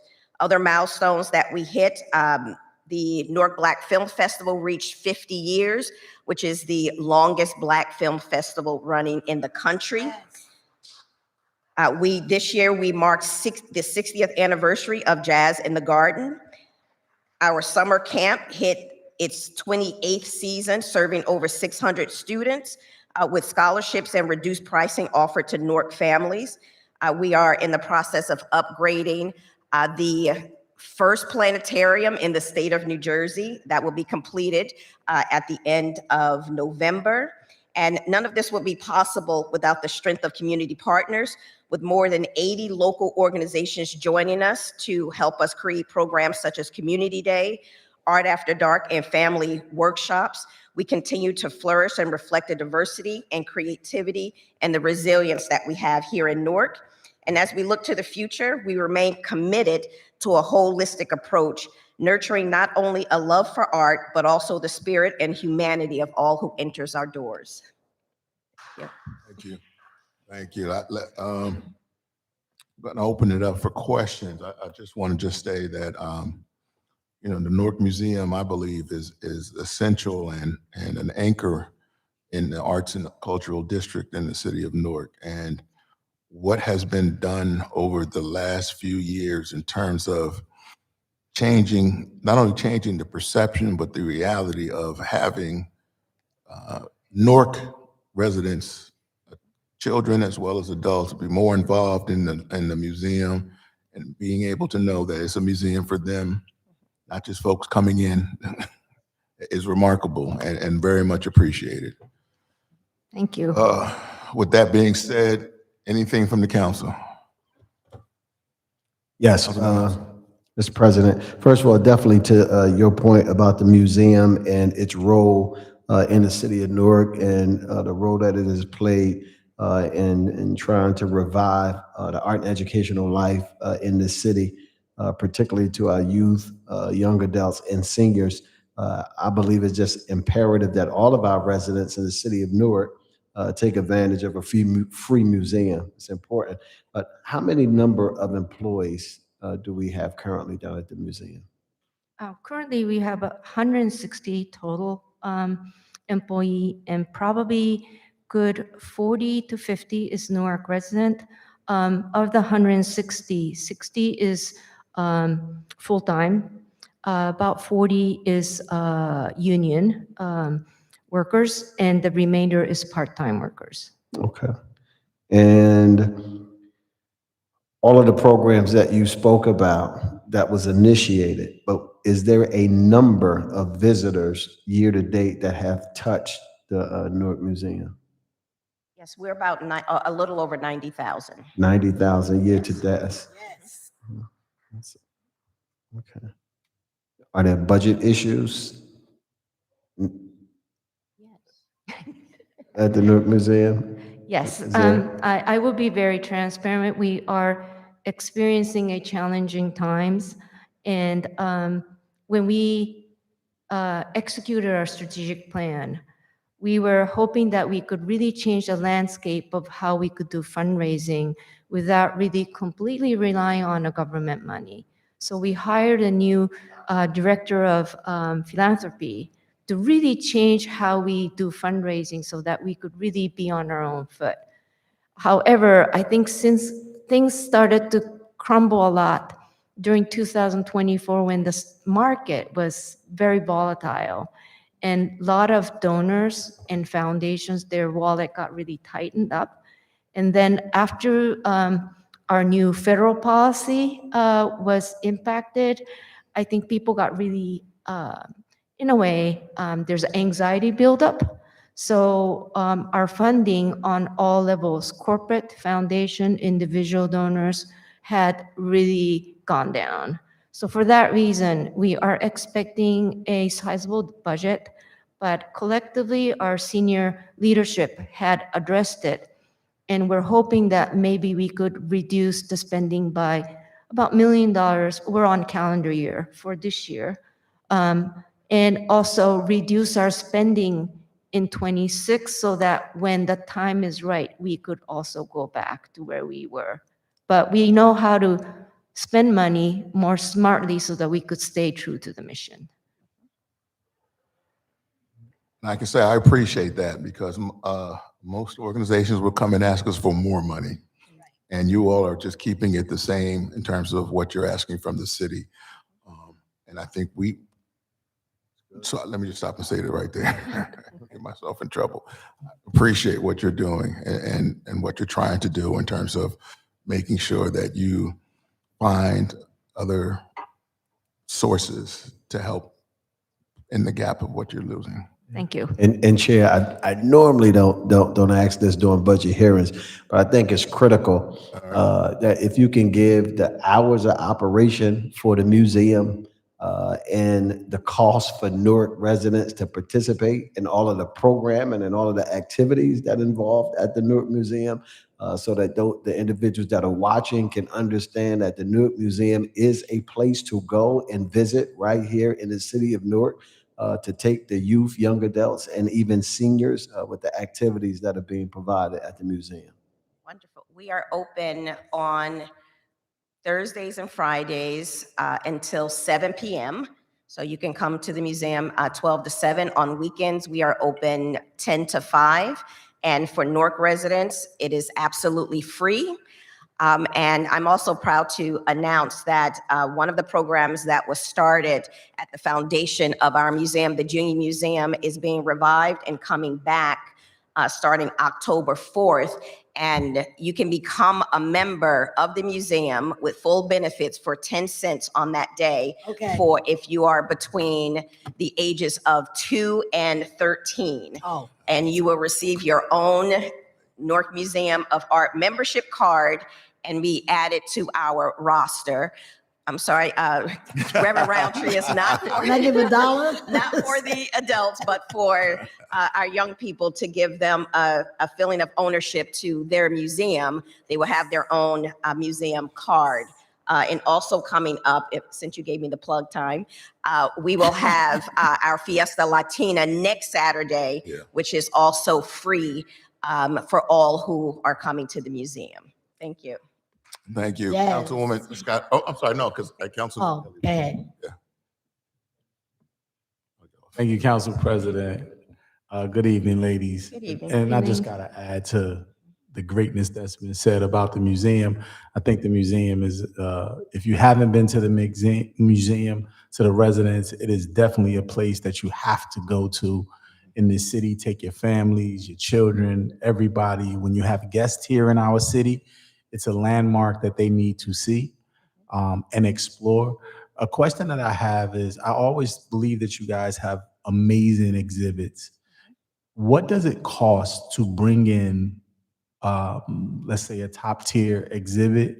How long does that cost allow you to have it on exhibit? And usually, do you recoup from having that exhibit in the museum? I wish Catherine Evans was here, my co-director. Her background is curatorial, so she could give you a 2-hour lecture on this. But my understanding is, no, we do not have a concept of recuperation because the museum funding model works on more about community and engagement. So not necessarily coming in, the admission does not necessarily cover the cost, but it's more about museum, and effectively it's an educational institution. So what we wanted to do is, in lieu of money, if they could go back with a knowledge, that would be a good message. And this is why we really need to raise the platform for philanthropic development, so that we could have this message out to the donors and wanting to give us more money. So that's our platform. In terms of selection of the exhibition, we do have a committee that goes through the selection, and depending on who the artists are, how long it will be exhibited. So the rotation time and also the timing will be differ based on the availability and also depending on the socioeconomic status. So for example, Amina Robinson, who's we're opening in 2 weeks? 2 weeks. That will be a great exhibition to see. And that will be open for 6 months? 6 months. For 6 months. Say if there was a philanthropist or a nonprofit organization that wanted to sponsor an exhibit, would they have to come to you to go through the selections of exhibit? Can they present an exhibit? What's the process of them someone sponsoring an exhibit at the museum? I think that would be definitely a good consideration. One, because we welcome all these new ideas. And also, because all these exhibitions takes very long planning, because sometimes the artwork needs to be borrowed from other museum, or if we have to curate with other institutions. So in that regard, we will probably need to have this conversation early on so that we could execute in the right fashion. And also we could reach the right audiences. But that is a possibility for someone to come in and kind of offset what it costs to put an exhibit in, as long as the committee is in agreement with whatever that is. Yes. Okay, great to know. Thank you. Well, it sounds like something's going on. We missing. Are we missing one? Oh, Lord. Listen, I just want to say, thank you, Council President. Just to ditto what my colleagues have said, listen, growing up, Madam Clerk, I remember the planetarium. That was the story, that you could come into the museum on field trips and look up at the ceiling. But now the museum has grown so, I mean, the programs are just amazing. Children for the summer with the camp, just so amazing. So now that we're utilizing that historic landmark along with the Valentine House, which we took the tour on when we came. So thank you. I just hope and pray that the work continues, that we will continue to support it. And for those who are watching the hearing, that to know that the monies that are spent and the, as he was stating about the exhibits, it's historical and people perish for the lack of knowledge. They have no clue what's in there that's so knowledgeable that you're bringing to our community right here in the city of downtown Newark. I went to the Valentine House, Council President Crump, and when I walked into the dining room, did you remember seeing what we saw in the dining room? They've mixed culture and art. I thought the heads was missing, Councilman Council, but it was art. I was like, well, where the heads at? But it was a different part. I'm serious. It was a different part of art where people were sitting at the table and looking comfortable. So to see you merging cultures, African-American, Latino, to see all of that in one space in a house that was built in the 1800s is just amazing. And then to come to 2025 and highlight the artists and the different, what do you call them, sculptures and the different artists, is just amazing. So keep up the good work, and I pray that whoever comes to join you in leadership will have the same heart and the same mindset to continue to culturally be diverse with what they present to our community. And I have an 11-year-old granddaughter, so she's gonna have her 10 cents. I'll see you on the Thank you. 4th. Thank you very much. Thank you. Appreciate Thank you. being here. Mr. Chair, Yes, sir. I know moving forward, we may be finished, but just in terms of next steps, I know we have to submit any other questions or things that we had, but I would just love for a memo to go out to the directors about ensuring that their clerks and those who operate their payroll systems understand the calculation as is based on the City of Newark's policy around overtime, so that they know how to calculate that properly, that after 40 hours of overtime, then after 40 hours of a work week, then that is when overtime begins to get calculated. I think that is important for us to look into, to, hone in on ensuring that spending is happening appropriately throughout the city. And to all of those who were part of this process and watched and monitored, that we can be able to assure them that we are living up to our fiduciary responsibilities of making sure that we provide oversight to the City of Newark's budget. Thank you, Councilman Council. And last but not least. So, Council President, council members, Clerk's office. thank you for allowing me this opportunity. Our budget is basically flat because we recognize that the city is in a hiring freeze and a spending freeze, and we're trying to do our part. We do need help in our Oprah department, but we're— Couldn't hear you. At the what department? We do need help with Oprah. We have increased demands, but we are trying to hold the line and keep that line flat until our financial positions change. Any Thank you. questions? Any questions from the council? Hearing none. Thank you. Thank you. And thank you, everyone, for today. We are wrapped up.